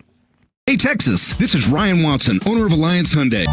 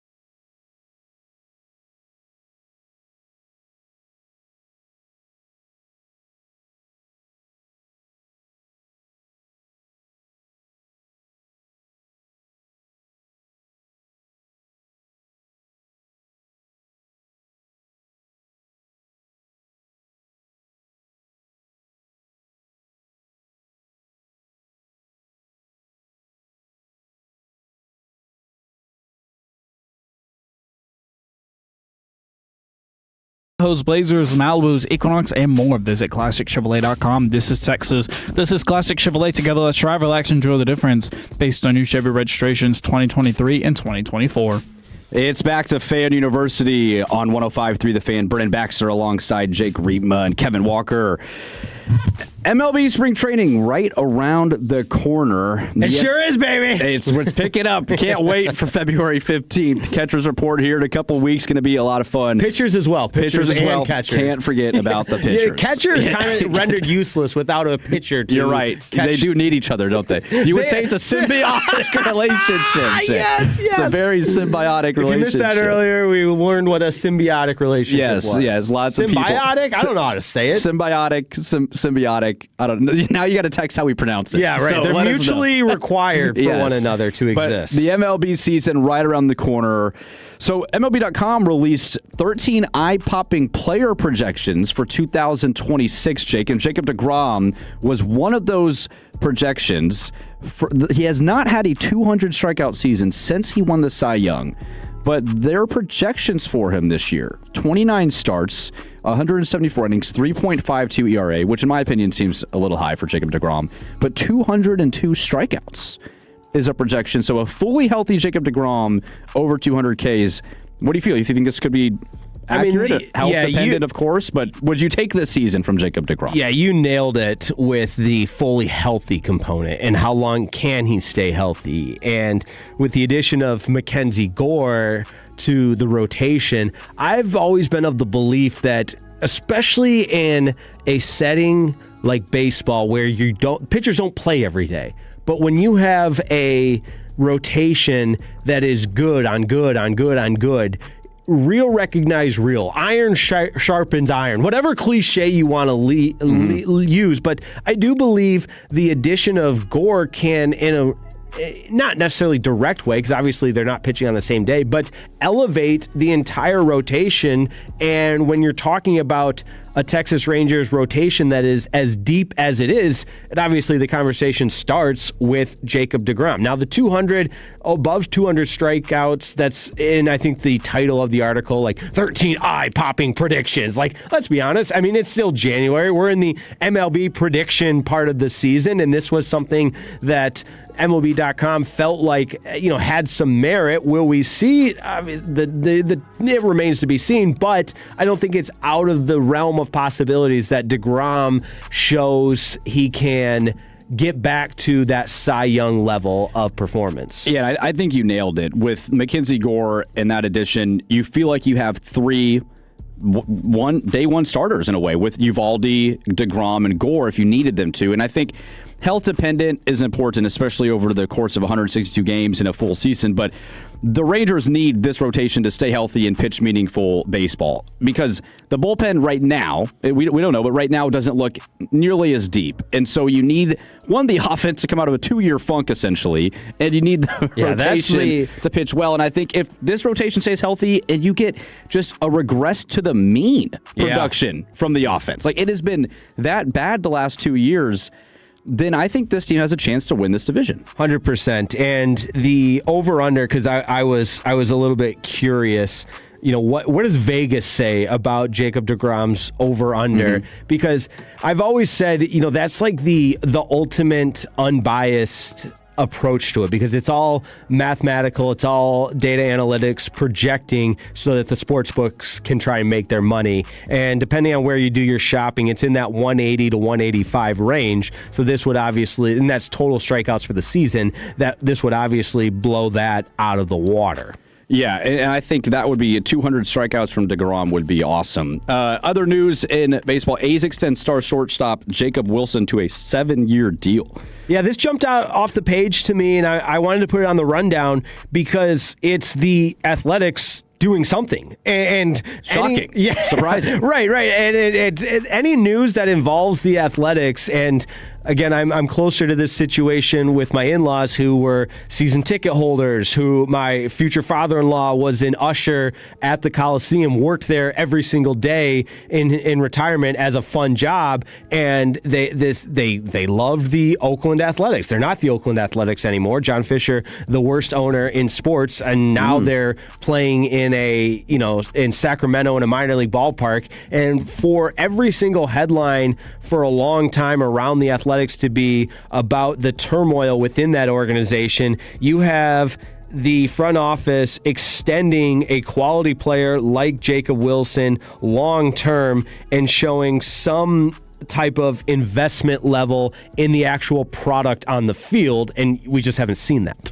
Yeah, it feels like maybe they're trying to prep for the Las Vegas move. Like, let's try to get the team ready and competitive for when we do move to Vegas. It's hard for me to get behind this whole situation with the A's. The Oakland A's are one of baseball's historic franchises. Oh, yeah. That's the bizarre part. And that's the bizarre part. And to see them playing in a minor league ballpark in Sacramento, which is a great city in the state of California. But, like, come on, we're having MLB teams, 2 MLB teams were in minor league ballparks last year in Tampa Bay and Oakland, and I just feel like this is you understand. Sorry to cut you off. You understand the Tampa Bay one because it was a temporary issue, and their stadiums caved in, and that was the worst stadium in sports. But for the Athletics to have no semblance of a plan, and then this is like, it's almost like this is the last resort that they're forced to do, and it's just. I guess this is old man yelling at clouds, get off my lawn stuff, but I hate seeing like the visual component, the aesthetics of a minor league ballpark, of when the home run clears the fences, it's not going into the stands, it's into just a going, field. Yeah, exactly. and you have a pitching change, and they're not really in bullpens, and the you have to stop the game like when a manager gets thrown out of the game, they're not walking to the clubhouse through their dugout. They have to stop the game so he can walk out of the outfield because that's where the exit is. Right. Little things like that. Like it's not Major League Baseball, and that's what makes baseball. The aura of baseball is some of these ballparks. Fenway, Wrigley, Old Yankee, maybe current Yankee, if that's still your thing, the rebuilt version of Yankee Stadium. And so to see that done there, and I know the Coliseum was maybe a disgusting ballpark. Oh my gosh, yeah. But it was their dump. But it was there, exactly. It was Oakland's dump. And it still felt like, I enjoyed watching Rangers play there and seeing home runs bounce off those walls and and be like, wow, this place is crazy. And the bullpens on the field, like down the line. And I don't know. There was still something cool. It's where the Rangers had won an AL West back in 2010 and celebrated on that field. I just felt like, there's a lot of archives throughout the history of baseball that you look back at that involve the Coliseum. And, again, I'm more privy to some of those social media posts that highlight the history.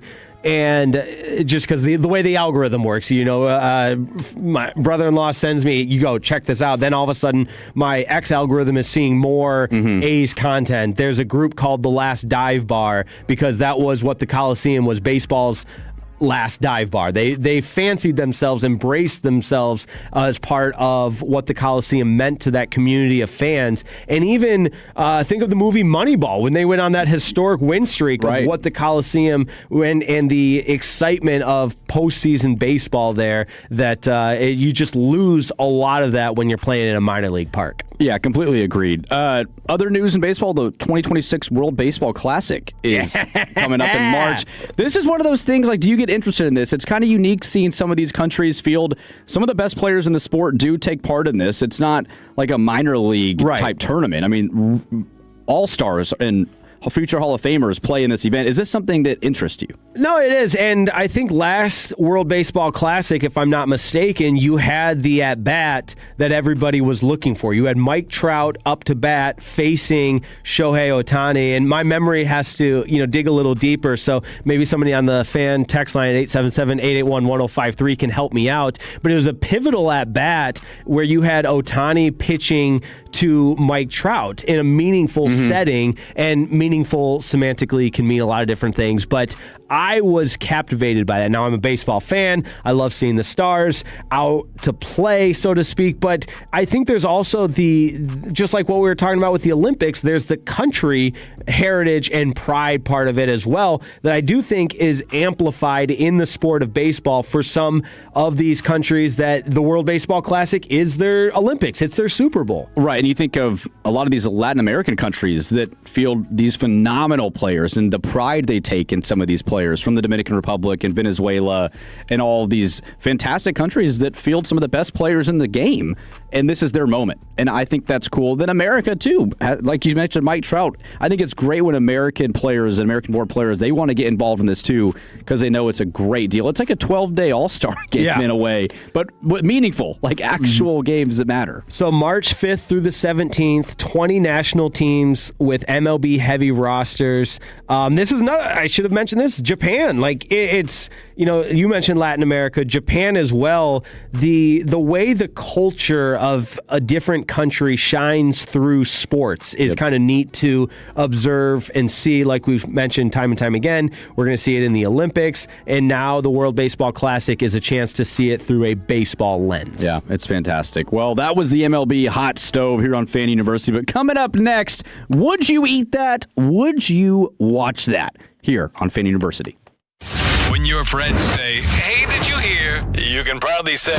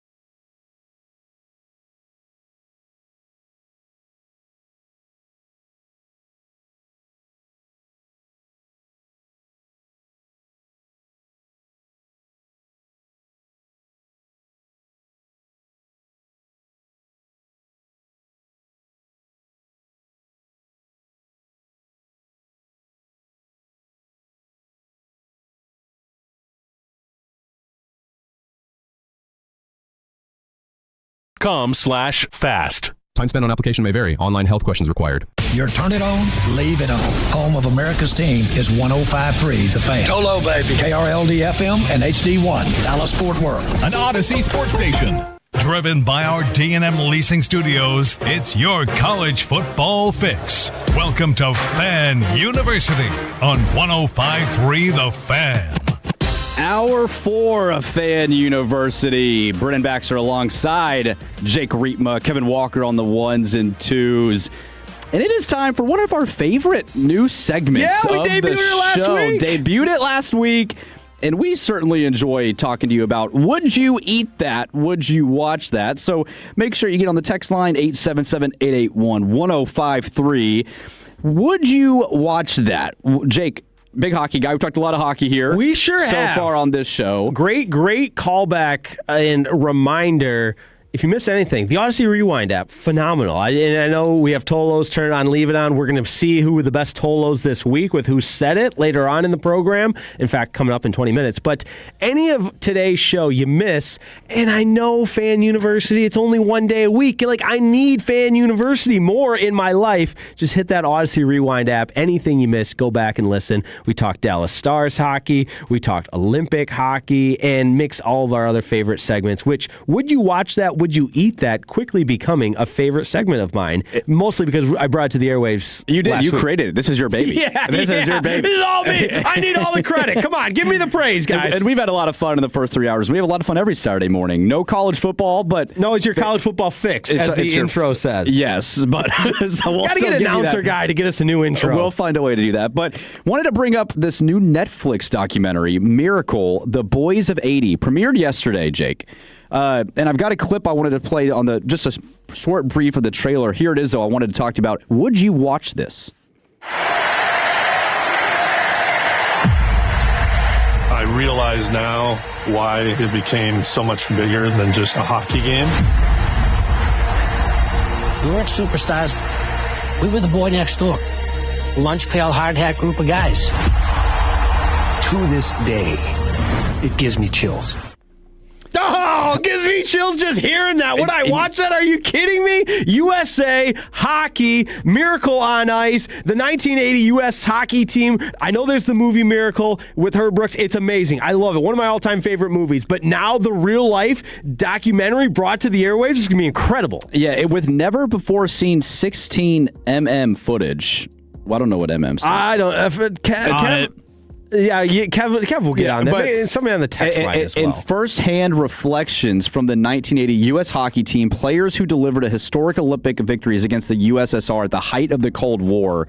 This dropped yesterday, so if you haven't seen it, go check it out. We want to watch it. I know we're big hockey guys here. Oh, my gosh. I also... Let us know if you have seen it and what you thought, too. There's something in... Even take out hockey and the specifics of this story.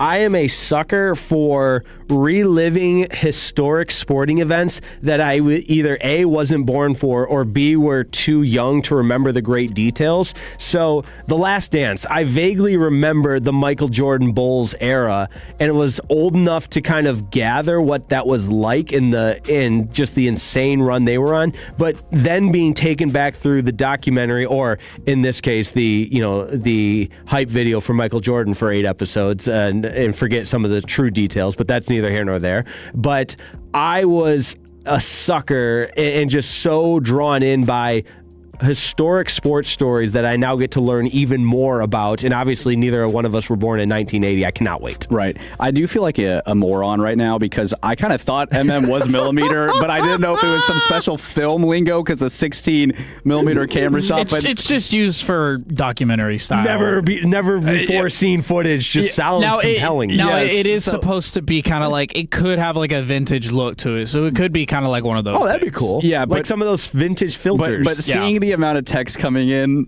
from a lot of you just saying millimeter, like, who is this bozo? Brennan, you didn't say milk like it has an E in it today, so feel pretty good about yourself. Yeah, okay? I don't know, but I appreciate everyone keeping me accountable here on the show. Yeah, we all have one strike on the show today. You, millimeters, Khaki Kev calling it milk, and I did not say it like that. No, it was that obvious, dude. Oh, I love milk.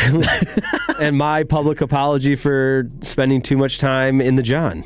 Well, yeah, and then yes, exactly. We got into that a lot too. But let's go to would you eat that? A transition here. Great segue. Yeah, Jake in the bathroom to now would you eat that? Would you eat that? Falcons chef Matt Cooper revealed what the team served new head coach Kevin Stefanski in his Welcome to Atlanta meal.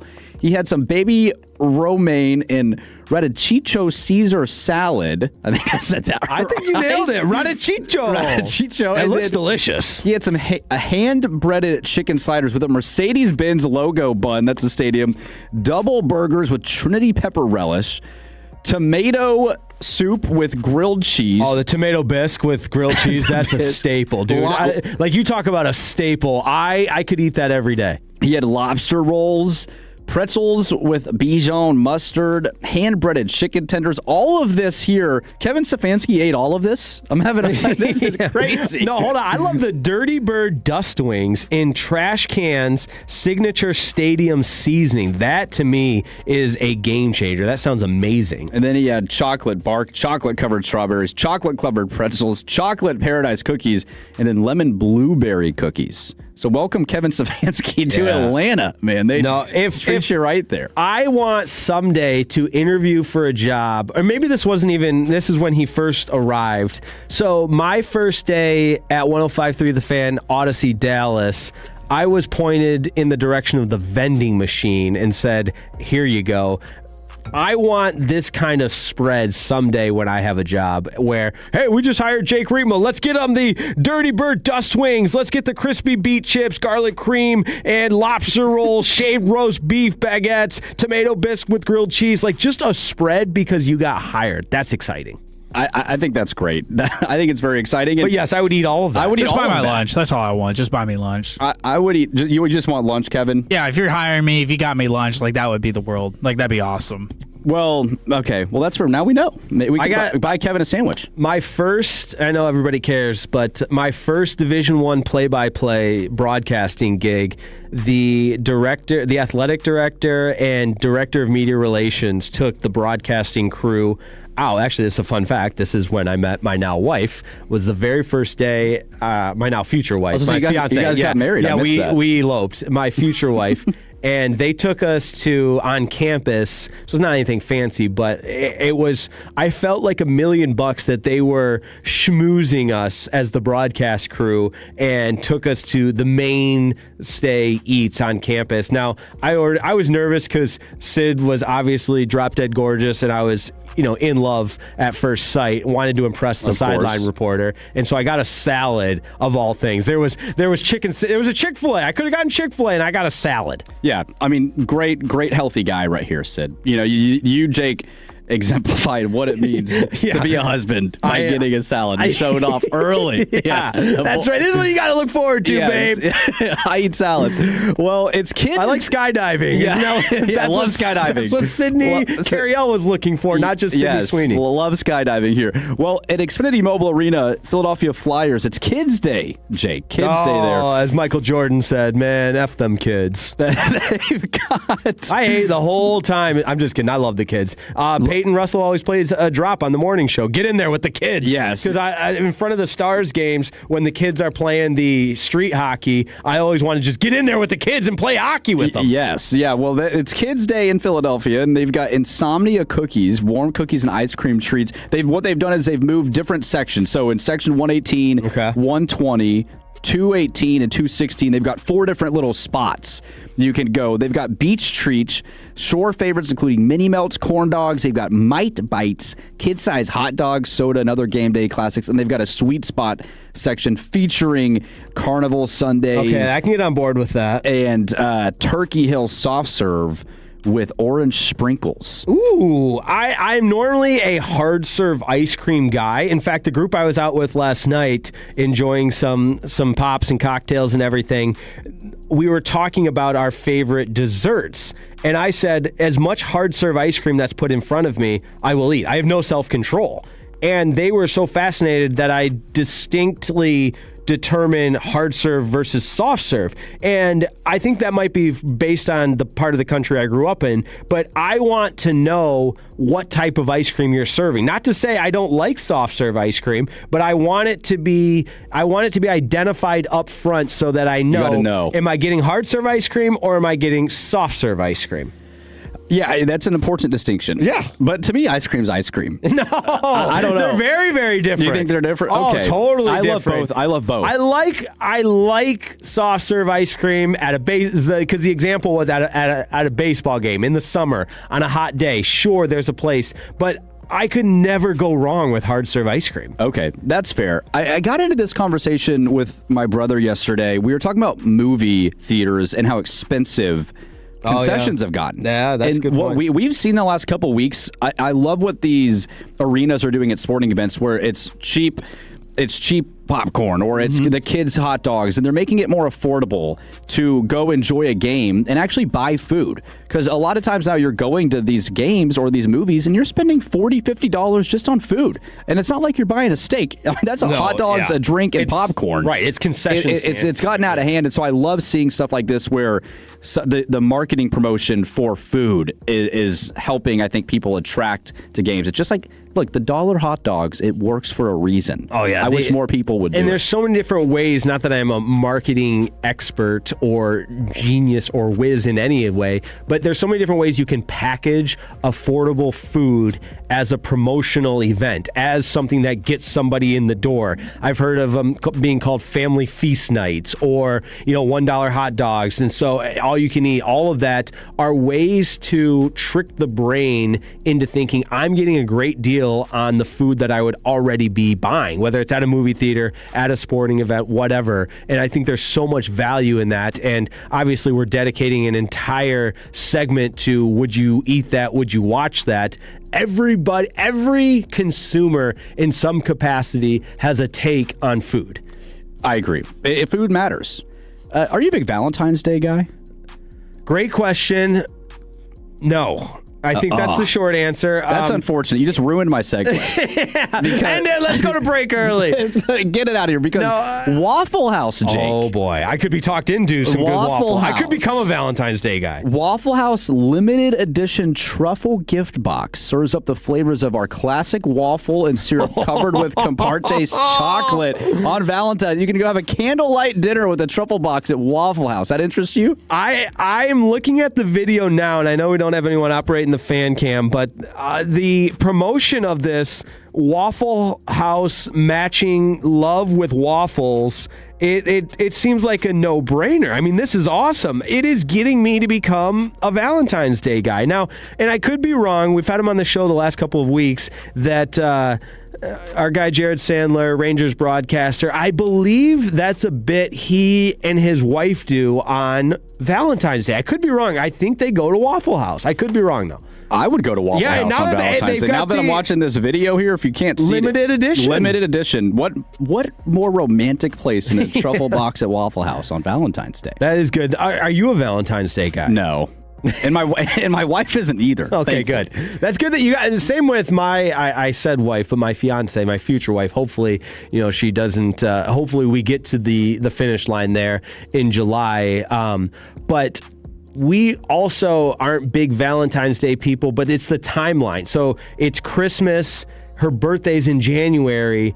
I got to do another month, and then we just go, and then we have a lull. There's nothing in those summer months. So I am proposing that you take the festivities and celebrations of a February Valentine's Day and just mix it in at some point in the summer. Good idea. You spread it out. Yeah. Spread the love. Right. Just more incrementally based around the calendar. I like that a lot. That's a good idea. I always felt bad for kids in high school. I don't know if you had this in Michigan or not, but boyfriend, girlfriend, they'd buy like a huge teddy bear or something for their girlfriend. And they'd be carrying the seat. You couldn't even see the people walking with it. They'd walk around the halls with their flowers. I always thought that's a little uncomfortable. Yeah, it's kind of cringy. It cringed me out as I got older, I think. It's a very, very much a flex holiday of who's doing the most because there's no parameters on Valentine's Day. Some people treat it like the Super Bowl. You're getting flowers. You're getting a teddy bear. You're getting roses. And then other people, it's a nice dinner. And what truly is the right amount to spend, from a budget standpoint on Valentine's Day festivities. If you're married or engaged, get a card. Right, get something nice, but maybe one rose but you don't need to go crazy. This is from the 940. Back to the concessions and the food, dude. I went to the Peach Bowl last year. Son and I got 2 beverages, slice of pizza, cheeseburger, hot dog, cheese fries, funnel cake, popcorn, and 2 ice cream cookie sandwiches for $29. Oh my God! All stadiums need pricing like the Falcon Stadium. That's incredible. Now, that's where that is awesome. No wonder Kevin Stefanski went to Atlanta. Yeah, exactly. What makes the Falcons' job the most attractive? The concession stands. But wow, Peach Bowl this is a spread. 2 beverages, pizza, cheeseburger, hot dog, cheese fries, funnel cake. Funnel cake, now that sounds good. Popcorn, they can do without that. But 2 ice cream sandwiches.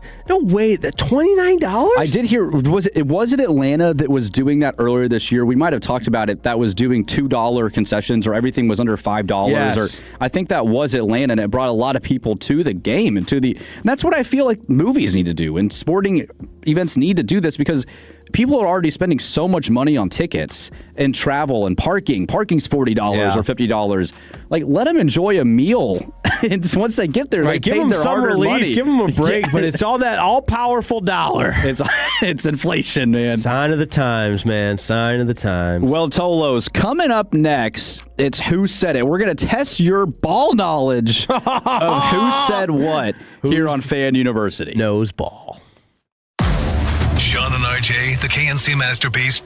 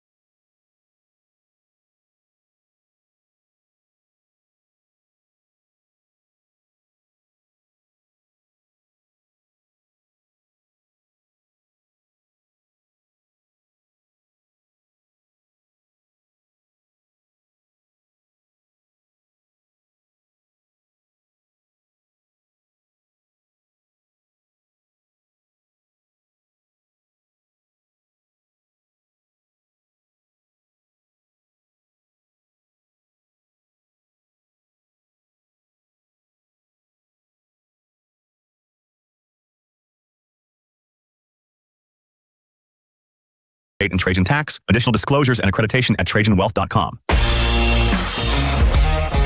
We are back to Fan University here on 105.3 The Fan. Brennan Baxter alongside Jake Riepma and Kevin Walker. We're going to get to Who Said It in just a second from the week that was here on 105.3 The Fan. But we got some Cowboys news to update you guys on from Tard Archer. They're continuing their interviews for the defensive staff as Christian Parker looks to continue his interviews today. We've got Steelers linebacker coach Denzel Martin is in today, as well as Eagles assistant linebacker coach Ronell Williams. And tomorrow, USC's run game coordinator / D-line coach Eric Henderson. There you go, USC, the just standard of defense. They've been known for their they've been great phenomenal defense the last couple of years. No, I do think, in all seriousness, though, getting people into the building, assembling that staff, and just building the continuity of what your new approach is going to look like defensively, because obviously what's been done last year, the year before that hasn't stuck to now where you're back at this point having to reassemble a defensive coaching staff. Yeah, for sure. And it makes a lot of sense, too, that Christian Parker would want to have Eagles assistant linebacker coach Ronell Williams in the building as well, too, coming from Philadelphia. So we'll see. We'll see what happens if any news breaks here. I'm sure. But it's funny with this because you'll always get the talking heads that will say, well, you can't just hire your friends. But then it's the other side of the coin that's like, well, if I've been around this individual, understand his processes, understand his work ethic, understand systematically what he's trying to accomplish, and it meshes with what I'm doing and it fits the vision, who cares if he's my friend? Yeah. And if he's a good coach. Yeah, I think Cignetti is a great example of that in the Indiana coaching staff, how really relatively consistent, and they haven't lost a lot of guys from going from IUP to Elon to James Madison, now to Indiana, where they've won a national championship. It's been that core of coaches. Right. And great staffs tend to stick together. You saw the Chiefs do this with Eric Bieniemy coming back as the OC who won Super Bowls with them. If you got a good coach on the market, you want to bring him in, you're familiar with him, then I have no problem with that. We'll see what happens here with Christian Parker as he continues to fill out his staff. But, Kevin, it's time for Who Said It. You've got some quotes from the week that was. Hold on. If we're going to do Who Said It, we have to do it right. We got to build it up, Brennan Baxter. This is everybody's favorite game show. It's turned into my least favorite game. It's because you're not good at it. Because I'm not good at it. I don't like doing things I'm not good at. That's right. All right. So Who Said It is a way to prove your Tolo prowess and prove that you truly do turn it on and leave it on. And by the way, that's also a great way to promote what's coming up next. We got Jacob Regh in studio. We got Dylan Moore here as well. Jacob Regh literally sitting in studio because he loves Fan University so much. He wants to be on Fan University, which I don't blame him whatsoever. You have Eric Casarez on with you afterwards. Yeah, go ahead and pop that mic on. Turn that microphone on. Yeah, Eric's on with me. How about that? All right, since you're here, you don't have headphones on, it's Who Said It. We are going to need all the help we can get with Who Said It, but at the same time, Kev, you're the originator on the producer side of Who Said It, right? That's correct. Okay, so Kev's going to try and stump. No, I will. Yeah, because Kev does, he's like a mad magician back there. Dylan did a great job playing Who Said It earlier, which I really appreciate. But, Brennan, I'm feeling confident that you and I got. I will admit, I've been traveling this week, couple of flights. Here's the excuse train. Here we go. I did turn it on and leave it on. But all right, let's. So how Who Said It works? You read verbatim the quote, and we try and guess who said it. Play along at home. 877-881-1053. All right, 6 cuts. And I like to throw in a bonus, so we got a bonus for 2 points. That's not what I thought you said. It's very, very simple, guys. I say it. Whoever guesses it first, if you're right, you get the point. If neither of y'all get it, I get the point.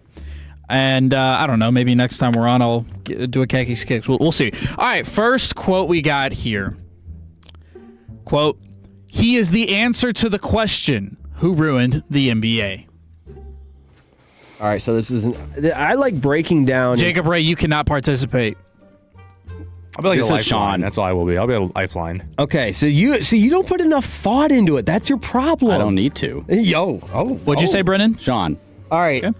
Sean Sharif. I like to try to get into the brain of the person that would say this and understand the why. I'm such a deep intellectual individual that I just want to understand the why. So who has it out? Like that. Who has it out against the NBA? Read it one more time for me, Kev.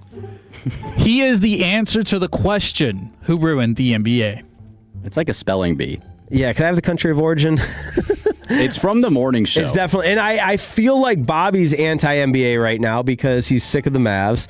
RJ Choppy just went to a Mavs game. I know because he parked at Club Moda, which is a shameless plug. If anybody needs parking for their events at the AAC, hit me up. I will keep it less expensive than around the AAC. I can confirm. Yes. Choppy says that the Tolos are saying Choppy. I'm going with Choppy as well. Okay, you can't look at the text line. Sure I can. We're all on the same team. Because the text line is the Tolos of the Tolos. But it really is, it really boils down to us versus you, Kev. Which yeah, is, but you can't look at the text line. But I have to know who their vote is. Oh, because this is when they were talking about Allen Iverson.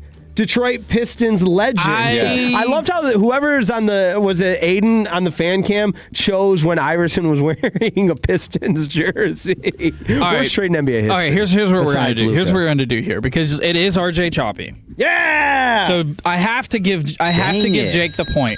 Wait, you got to play the clip. Jacob Regh. Well, hold on one sec. Jacob Regh, Eric Casarez, pop on your mics. Should they be allowed to look at the text line? I think that's cheating. Let's remember whose brainchild who said someone it could is. spoil it. Wait, can I be fair? Time out. I answered. That's why I answered before any texts come in. That's my point, Brennan. That's my point. So my answer is set it in. My game, my rules. Jake's a dictator. I love it. Yes. Jacob, your take, and Eric, your take. I just real quick. I think Jake can play the game wherever he wants. I appreciate that, Jacob. I also think you kind of gave it away when you were like, Jacob, you can't answer this one because I said any of them. I said any. Okay, of them. well they do know I was on Sean and RJ the last 2 days, so you can't tease it. Oh, you didn't know that? I was going to say maybe they didn't. Yeah. Thanks for listening, Brennan. You're welcome. Yeah, appreciate it. Have they ever looked at the text line before? I did know that. All right, here's the deal. Here's the deal. You want to leave your text line on, that's fine. If you want to cheat but not cheat, this is your game. You have to answer in 15 seconds. Okay. So you can't let the delay get to the Tolos. Here's the clip. He is the answer to the question, who ruined the NBA? Nice. Okay. I love that. Next one. Quote, the bullpen sometimes, it's like gumbo soup. I guess we only get 15 seconds and the shot clock is on. God forbid we use our brain on this segment and try to evaluate. Oh, yeah, there is a little bit of a delay. You're going Kevin Hagelin. Yes. I kind of like that. Read it one more time. The bullpen sometimes, it's like gumbo soup. Oh, I'll go Corey. That sounds like a Corey comparison. We're both going KMC. Tolos. Because how am I going to look at the Tolos? You can tell me what the Tolos think just after what you say. Oh, I see. I see what you're saying. All right, that's fair. I'm going to, you know what? I listen, I understand, I do not judge, whatever the TikTok phrase is. Kev, I just closed the window at 877-881-1053. Still want you to text your answers in, but Kev, you monitor what the Tolos are saying. I will happily adapt to the change in my game and my brainchild of the best segment ever, Who Said It, and the best game ever. All right. Here's your clip. Bullpen sometimes it's like some gumbo soup. Oh, Sandler. Hot stove. Wow. Yeah, that's cheating. Oh, man, that's dirty. That's dirty. What show was that on? That is the hot stove that took place Thursday. Oh, that was on Hot Stove. As the Rangers Hot Stove is now back. Okay, that was Hot Stove. This is your home for Texas Rangers baseball, 105.3 The Fan. It looks like the fan text missed that one. A lot of fans thought that was Corey. Yeah. A lot of... Yeah, God forbid we think about the shows on this here station. No, I respect that, Kev. You're dipping in your bag, and that's what we want from the producer that's playing Who Said It. By the way, if you're just tuning in, Who Said It is everybody's favorite game. You prove your Tolo prowess. That's all it is. Yes. The only rule it just has to be said on these airwaves. It's the only rule. All right, Kevin, what's next? Quote, mostly shocked and appalled that Jimmy Johnson would put a-holes on his Twitter. This feels G-bag-ish to me. So, well, I don't want to sway you. Read it one more time. Sorry. Mostly shocked and appalled that Jimmy Johnson would put a-holes on his Twitter. Who talked about Jimmy Johnson the most? I feel like G-Bag did. Broadus. Yeah. I don't know why. Every time I think Cowboys, I just feel like I know. It's a Ryan Broadus quote. I don't know why. It just kind of comes up, but maybe it was the general. Nah. I feel like he's edgy like that. Could be. It's because without the context, you don't know if they're being sarcastic. Need to lock it in, boys. Can we throw it to Fan After Dark? Like, think it was Oh, yeah, Fred? because he hasn't used Fan. I'm trying to read Kevin than I am. We don't want Kevin to get it right. You go Fan After Dark. I'll go G-Bag. Who's your guess? All right, I'll go Fred. Fred, I'll do Broadus. The 812 is correct. Closely shocked and appalled that Jimmy Johnson would put a-holes on his Twitter. Dang it, man. Corey. This is disappointing. This is the tough. third week in a row. I hate this game. I absolutely hate It's a hard game. It's a hard game. a hard game. Okay, next one. Short quote, so focus up. Those are tough. Hold on. How are the Tolos doing? Did anybody get it right? The 812 was first on in. They responded very quickly. Oh, yeah. 865 got it right. Got it. Way to go, Tolos. Okay. That's why you prove your Tolo-ness. All right, here we go. Quote, sometimes I fantasize that I was a cop. That's it? I love that we're talking about fellow hosts' fantasies. That feels very... Blake. Yeah, I think Blake, I mean this respectfully, with all due respect, which means I'm going to say something disrespectful, but sometimes Blake will have these thoughts that turn quickly from thought to statement. And it's not a bad thing. It's what makes him unpredictable, entertaining, wacky, funny. Yep. So I think Blake is the move here. Are you going Blake? I'm going Blake. Oh, I want to go Blake, but I want you to get one right. Or I want one of us to get one right, and that just limits the odds. Wait, have you gotten one right yet? Yeah, I got Choppy. Okay, you got Choppy. I feel like Choppy might say this too. He'll talk about his fantasies on the air, and I feel like he could have like a I'm going to give you all a hint because I feel bad. Don't leave out producers, gentlemen. Oh. Kevin? No, Is it Jacob? Is it Jacob right here? Maybe. Wait, what was the clip? No, don't play the clip. Play the quote. Or read it, yeah. Sometimes I fantasize that I was a cop. Maybe Alec Medford in like a... Lucius. In, I mean, the options are limited now. No, we got to help you out a little bit. Yeah. I'll go... Wait, why don't I go Medford, you go Lucius? I'll go Lucius. All right. Do we have... It's hard to navigate between the fan text and the audio. Hold on. Sometimes I fantasize that I was a cop. Let's go! Brennan Baxter's on the board. How about that, sports fans? And it looks like the Tolos, and I give y'all praise for this because that was a small quote that I pulled from a large segment, and it looked like the Tolos actually did a pretty good job getting that one. Yeah, from the 469, Lucius, 214, Lucius, so 903, Lucius. So there you go. Awesome. Next one. I've definitely never hooked up on a waterbed.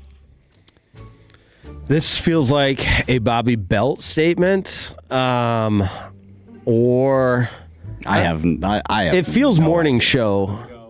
And Jacob Regh giving me the fist bump. I'll go Bobby with you, just to get a half point. We're expanding our reach. The biggest thing is we don't want the producer to get to stump us. You don't want khaki skicks. Yeah, exactly. Who said it? Keep in mind the Red Raiders just cut it to 1, so don't take my fist bump as a sign of this game as opposed to this game. Yeah, you guys are invading our studio where the meeting of the minds is happening. You guys are having a production meeting in my eardrum over there. Could you have a little respect for Fan University? Golly, Dylan, you too, man. You guys just come in here, have your production meeting in the middle of the studio while Brennan and I are conducting great radio here.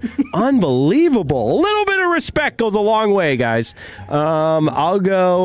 I'm going Bobby. All right, I'll go Jacob Regh because he's a me guy and really wants that spotlight.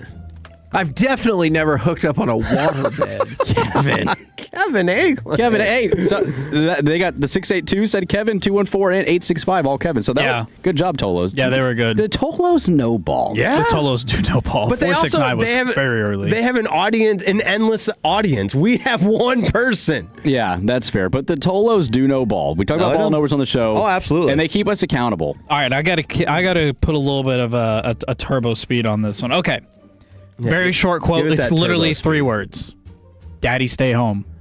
Oh, I remember it was they're talking about G-Bag was talking about. I think this was Wolchuk and Chiafalo were conversing about working at home, staying. The daughter's just old enough now, and I think Wolchuk was saying his daughter's old enough to recognize when he's gone, and they're talking about going to the Super Bowl. So they like going, but now it's harder because the kid's old enough.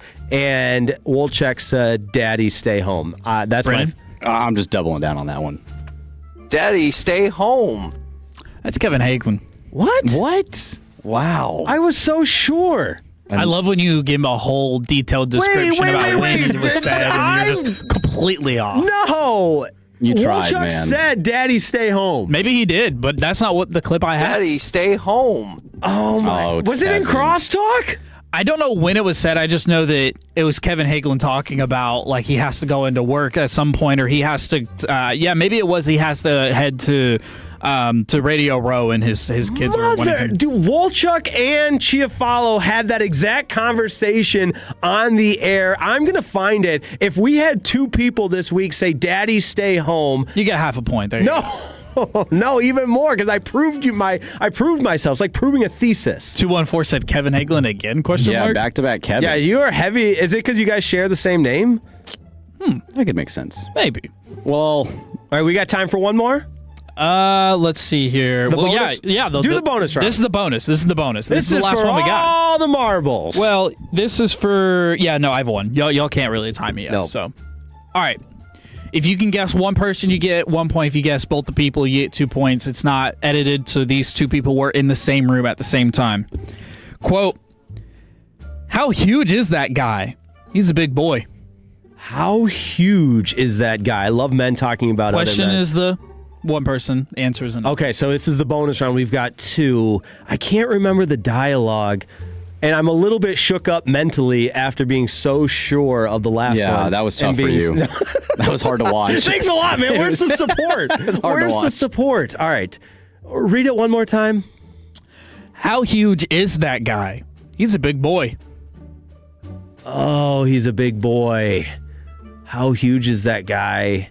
Because I feel like there was discussion. It's got to be around like Senior Bowl, Shrine Bowl. Draft. Yeah, the draft. Right. Cowboy Prospect. potential players, prospects. Either Kevin just chose to neglect G-Bag, or we are primed for I a would play G-Bag. Fan After Dark.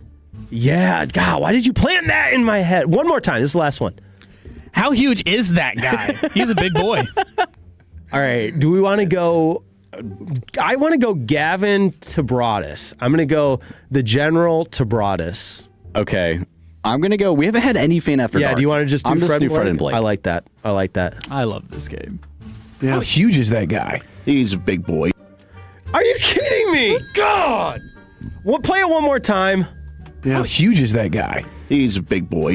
So now you go with Wolchuk after I'd already guessed. Who's the first voice? Why is That's Eric. Eric? That's Chiafalo. Yeah. It's so quick. I couldn't recognize it. Now this is the dialogue between Chiafalo and Wolchuk. All right, Khaki Kev, you get us this time. You're the winner. How'd the Tolos do on that one? The Tolos struggled with that one. 214 said Daddy Stay Home was during crosstalk. Let's see. So 405 said texted in Chief, so theoretically they'd get 1 point. And then an 812 said that's definitely Wooly Bully, so they would get another. Nobody correctly guessed Chief and Wolchuk at the same time. So I'd say I stumped the Tolos. Yeah, you did a great job. I don't make the rules. No, you did. You added the rule with the shot clock. We love that. But we need data analytics on who said it, of consumption habits of the producer to what they choose on the soundbite, so that we can better educate ourselves and better guess. There's a science behind it. I think because I won, the next time that I'm with y'all, you'll have to let me do Cactus Kicks. All right, that's a how it deal. should work. That's a deal. Well, that was Who Said It. We're going to finish the show with Crosstalk. Jacob and Eric in studio with us next on The Fan. Hey, Texas, this is Ryan Watson, owner of Alliance Hyundai. We have over 600 vehicles in stock like the all-new 20...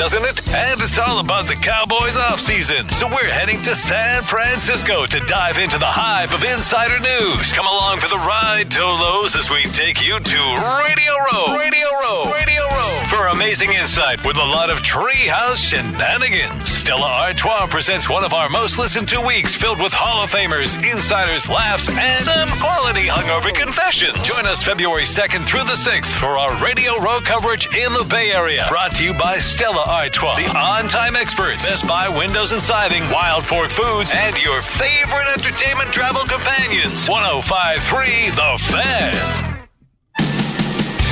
This segment is brought to you by Classic Chevrolet. If you're in the market to upgrade your vehicle, get to Classic Chevrolet in Grapevine. The back-to-back #1 Chevy dealership in the world. They've got more new Chevys than anyone, all priced to sell. Silverados, Tahoes, Blazers, Malibus, Equinox, and more. Visit ClassicChevrolet.com. This is Texas. This is Classic Chevrolet. Together, let's drive, relax, and enjoy the difference. Based on new Chevy registrations 2023 and 2024. We're wrapping up a great show of Fan University here on 105.3 The Fan. Your college football fix. Great day here, Jake Riepma. I'm Brennan Baxter. Thanks to Kevin Walker on the ones and twos. We are pleased to be joined by Eric and Jacob, who will be with you all afternoon. Yeah, they just finished up their production meeting right here in studio. Hey, I'm blaming that on Jacob. Jake was just giving them a radio scolding Quickly, here. Eric points the finger. I was writing my teases for our segments and talking in Kevin's ear and making guesses. But zero accountability. Now, hand up. I did go in and whisper at Dylan a second. I didn't think I was that loud, but I guess,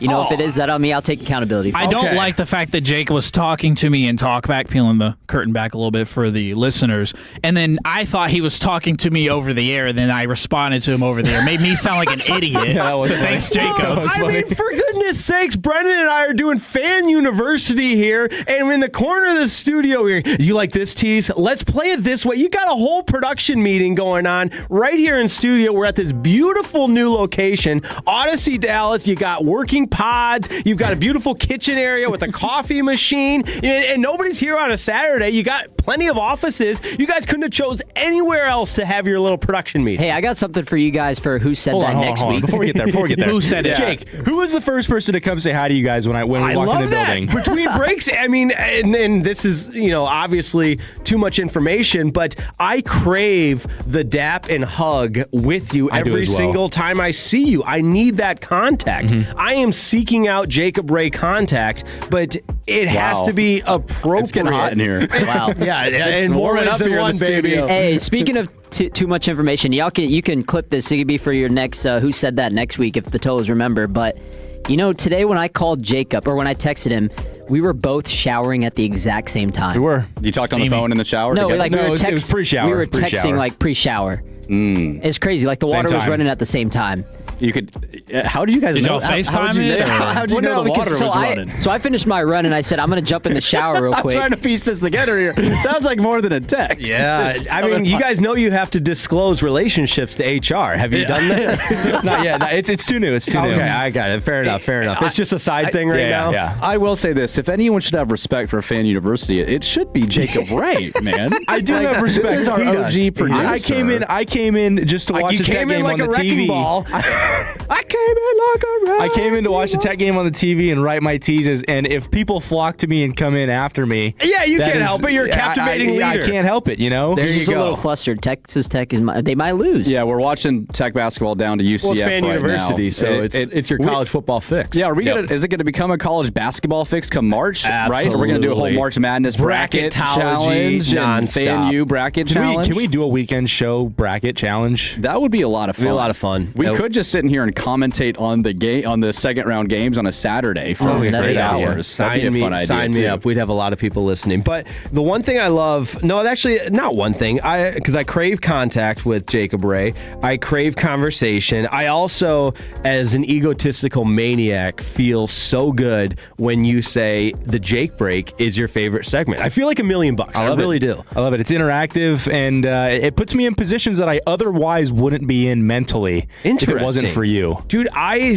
find that so funny because in my twisted, dumb brain, I'm always thinking about these weird scenarios. That's why I love shows like Curb Your Enthusiasm, The Office. It's scenarios that if you look through it from a comedic lens, it's relatable. It's what we all go through in our day-to-day. But Jacob Regh had the special request that we would run a few back of Jake Breaks Back. So I've got the categories for you. What's the rule? I feel like you're a what's the rule guy. I think so. I think that's what I've gone the last couple times. Let's keep it going. Okay, so Eric, the Jake Break, we choose different categories and we crowdsource some different scenarios. So we're going to replay the one that the Brennan and I did, but then I've got a new one for you that I'm going to need everybody to participate in. Perfect. So the first, what's the rule? It's very short and sweet here. We only got 5 minutes left. I was on a flight, red eye. Have you ever taken a red eye flight before? I've not. Yeah. Oh, it's great. You don't lose That's it. first flight out in the morning, right? No, it's the last of the night. So I left. Same thing, basically. Yeah, I left California at midnight California time. So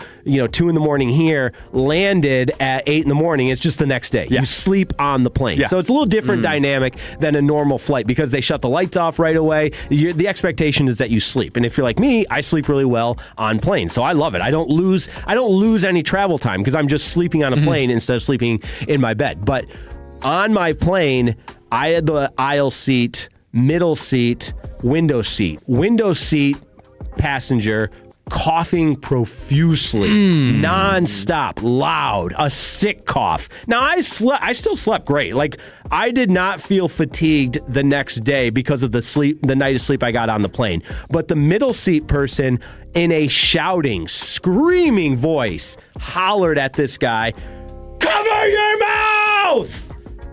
What's the rule here? I have no issue with that. And I'm going to bring you a story real quick because I knew we are slammed on time. I went to Hawaii. I went to Hawaii once, and we flew on American Airlines. And this was like right before COVID. I mean, this was like end of February 2020. So this was right before we hit. Everybody had heard about this disease, but everybody was like, "Oh, if you're coughing, like you have COVID." It was a joke, right? It wasn't a big deal. I got sat in the very back of the plane, and the very back of the plane was just 2 seats. So every row was 3, and it was just 2. I was sitting next to a guy who was coughing profusely right before COVID. And what'd you do? I was able to trade seats with somebody else. Okay, so you were proactive about it. But keep in mind, this was like a 9-hour flight. Yeah. Oh, yeah, that's a long one. Yeah, I know you were crapping your pants when you found out COVID, though, and like it actually hit. You probably thought you were going to get sick. Yep, I did. But you survived. I did survive. By the grace of God. Yeah, here you are. Heroic Amen to stuff. that. All right, what's the rule, though? Eric, can you say something to somebody that's coughing on a plane? Yeah, I would tell them to, cough somewhere else, even though they can't really help it. I mean, is that fair to say? I took the approach of they're obviously not coughing to bother you on purpose, so just try to be as respectful as you can in telling them. There's a way to tell them without saying politely. it too. Yeah, Bobby Belt weighing in, plane, appropriate. Cover your effing mouth. Wow. I think we can all agree, the person sitting on the window is wrong. They're in the wrong, but I think there's layers to the way, because you made a great point, Brennan Baxter, that you're only escalating the situation by screaming at them versus a more productive way of saying, "Hey, could you not do that?" You risk the emotional energy of and it gets the person, personal. and then it becomes personal. Just be calm. All right, I got one more. What's the rule here? Because I oftentimes am in the wrong here. Because zero hesitation. I'm hitting the goal line, scoring a touchdown. This is how, without hesitation, I say something every time. You are sitting on a plane. Somebody brings out their phone and they're playing social media videos loudly for everybody within earshot to hear. I immediately say every time, "Hey, do you have headphones? Could you put headphones on?" Am I in the wrong? What's the rule when somebody on a plane is not using headphones? They give out headphones on the plane, but a lot of them have it's the old ones, yeah, they the have ones to be that able plug in. Aux cord. I mean, come on, man! It's 2026. Get AirPods. Get the first generation. If your AirPods are dead, if you do not have headphones, you've then forfeited That's the a preparation issue, though. It's on you. You forfeited the ability to watch your social media videos. I don't think you're in the wrong, Jake, and I have something to add that I'm not going to say on air, but I don't think you're wrong. I think it's just a general courtesy thing that a lot of people unfortunately don't share, and it's kind of a big issue in society, I think. But no, if you speak up because it's bothering you, I mean, everybody is it's already bad enough that you have 200 people trapped in a steel tube, right? Everybody just wants to be comfortable. Right. And you're a team. You got to bring things to the table and not be the cause of other people's inconveniences. And don't be that obnoxious person. I don't think you're in the wrong there. Appreciate that. Well, that is Jake's break brought to Crosstalk. And I guess we should, with about 30 seconds left here, ask what you guys got coming up next. Yeah, so we're going to preview, we're going to do some college stuff. We're going to do a college kegger, college basketball edition. We're going to talk about maybe the biggest freshman matchup between AJ DeBonsa and Darren Peterson coming up today. We've got another Keep 3, Cut 5 from Eric that he did last night, and the Bo Nix and Sean Payton drama that's happening in the NFL, along with obviously talking Cooper Flagg and Dallas Cowboys. Man, that sounds like a great afternoon with you fellas. But that was Fan University. Jake Riepma, I'm Brennan Baxter. Thanks to Kevin Walker on the ones and twos. We will see you guys next Saturday. Make sure to turn it on and leave it on, and we'll see you guys next Saturday. Daddy, stay home. Tolo means turn it on and leave it on. Thank you.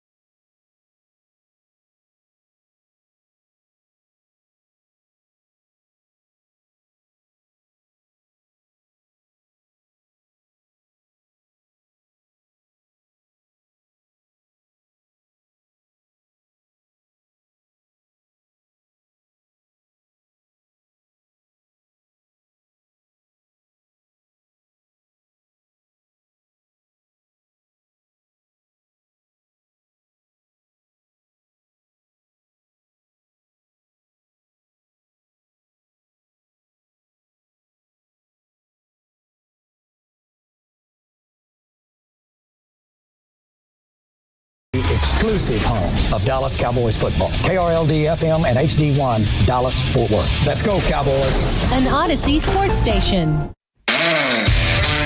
Driven by our D&M Leasing Studios. Thanks for turning it on and leaving it on. 105.3 The Fan. Ball into Cooper with 46 points. A three would tie it. That's what he takes. Are you kidding me? He's got 49, and he is on a heater. Happy Saturday afternoon, Metroplex. It is a frigid Saturday here in the DFW.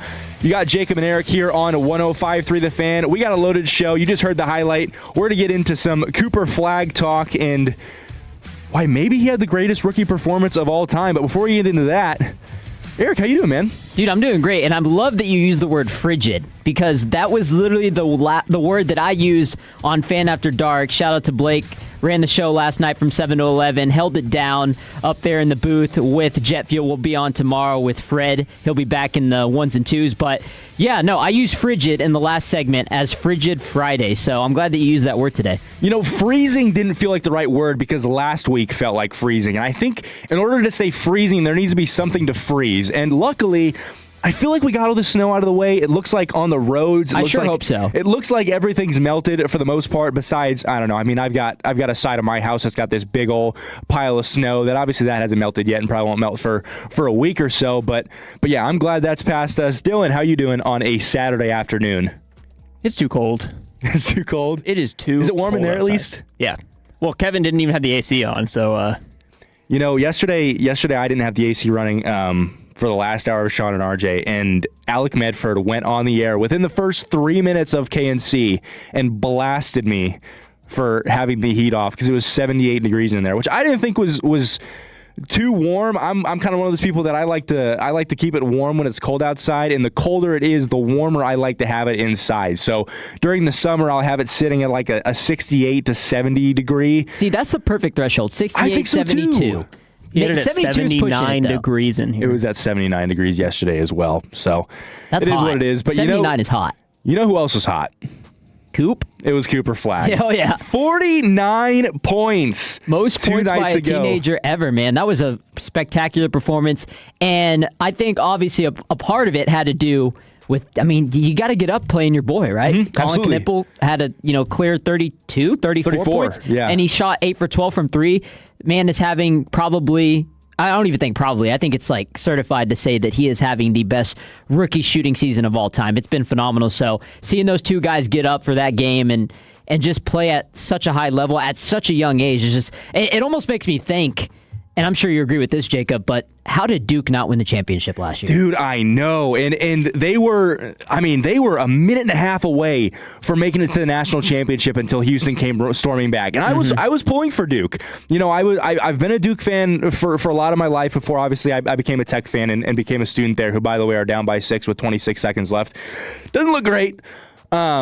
But yeah, I mean, I followed the teams with Zion Williamson, Cam Reddish, those guys. I followed the team with Jahlil Okafor when they won the national championship over Frank Kaminsky and that Wisconsin Badgers team. So, you know, a part of me pulls for Duke and always has. And when Tech got eliminated last year, I was pulling for Duke. And it's crazy because, and I think the thing that was so poetic about the final possession of the Mavs game too was Cooper Flagg tries to make a pass in a tie game. It's deflected by Con Knippel, his former college teammate. Stolen by Sion James, also his former Duke teammate. Pass up to Con Knippel, gets fouled, hits 2 game-winning free throws, and Coop misses a shot at the buzzer. Just crazy, but we'll get into more of that. Now, I want to get your take on this, Eric, and we will talk about this a lot in depth later in the show. How much are you keeping up with this Hall of Fame voting news with Bill Belichick not being a first ballot Hall of Famer, and guys are now are getting their votes taken away if you have come out and openly said that you will not be voting for Bill Belichick, whether it's because he beat your ass in the playoffs or in the Super Bowl, or if you believe he shouldn't be in because of Deflategate and Spygate, any of the scandals he was a member of.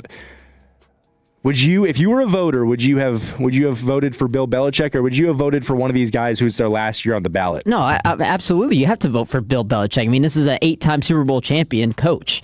I mean, I don't care if you cheated a couple times. Okay, I don't mean to say that because I'm not trying to advocate for a cheat. If you do cheat, I think there should be punishments for that. But, I mean, let's take away the Spygate and Deflategate, right? He still was a legendary head coach. He had great defensive schemes throughout his whole career. He won championships. He found ways to win even when things weren't on his terms. So, I mean, to me, that's what describes an elite head coach, and he was there for a long time. Now, obviously, it ran its course. Obviously, I think the divorce with the Patriots, it came out at the right time, and I think I feel that the same way with Harbaugh and Tomlin. You know, eventually everything runs its course, and I said this last night on Fan After Dark. I said that with Steve Kerr, I wouldn't be surprised if this is the end for Steph Curry, and that's why I'm the legendary coach with them. You know, he kind of picked up on.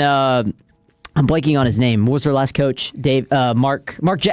Mark Jackson, yeah. Mark Jackson. He kind of picked up from what he built with that team, Steph and Clay and Draymond, and they won championships. They had dynasty. So, but now it's like, okay, now you're starting to see getting a little bit older, right? Older team, not using Kuminga to his best abilities. Now they're kind of holding him hostage. So everything runs its course. And so to me, I don't know how Bill Belichick isn't a Hall of Fame coach. I mean, those 30 out of the 40 voters didn't vote for him, so it's crazy to me. I think it's ridiculous, and I think I like how they're being held accountable for it. 8 Super Bowl rings, 6 as a head coach, 2 as an assistant coach. I mean, if that's not greatness, I don't know what it is. And we see guys coming out and talking, and we saw Tom Brady. He tweeted out and he said if this isn't a first ballot Hall of Famer, then nobody's a first ballot Hall of Famer. And I completely agree. And a part of me also wonders with how much has been in the news with Bill lately, with him and his girlfriend and UNC and just everything that's going on. I wonder if there's not necessarily voters fatigue, but a sort of fatigue where it's like he's almost becoming a person that's not really liked in the media. And that he wasn't loved necessarily when he was a head coach, but he won, so he was respected. And I wonder if the way that he's treated his career over the past couple seasons has not only made him less likable, but I think people have also lost respect for him in the way he's conducted himself. Yeah, getting a little older, getting a little grumpier maybe. Doesn't carry yourself as much as you did when you were in your younger ages. But hey, look, now he's coaching at UNC. They hadn't been doing too hot, so maybe that has to do a lot of it. But I think it's funny because I don't know if you saw the memes with him and his girlfriend, but there was a couple that I just wanted to name out. There was one where they said that, you know, if he can wait 49 years for his girlfriend to be born, he can wait another year to be a Hall of Famer. I thought that one was funny. And then the other one was she ended up actually breaking up with him jokingly because he wasn't a first ballot Hall of Famer. You think Jordan Hudson will be a first ballot gymnastics gal, or what is it? Is it cheerleading or is it gymnastics? I thought it was cheerleading. You think she should be a first ballot cheerleader in the cheerleading Hall of Fame? I think if she does, she should rub it in Bill's face. Yeah, I agree. Tom Brady, he spoke about everything going on with Bill Belichick and why he believes that Bill should have been a first ballot Hall of Famer. I just think that, to me, I don't understand it. I mean, I was with him every day. If he's not a first ballot Hall of Famer, there's really no coach that should ever be a first ballot Hall of Famer, which is completely ridiculous because people deserve it. And he's incredible. There's no coach I'd ever want to play for. I'd rather play for. If I'm picking one coach to go out there to win a Super Bowl, give me one season, I'm taking Bill Belichick. So that's enough said. There's nothing outside of that. You know, again, when it comes down to votes and, you know, popularity and all that, like, you know, then welcome to the world of voting, and you may as well go, you know, try out for the Oscars or whatever. Huh.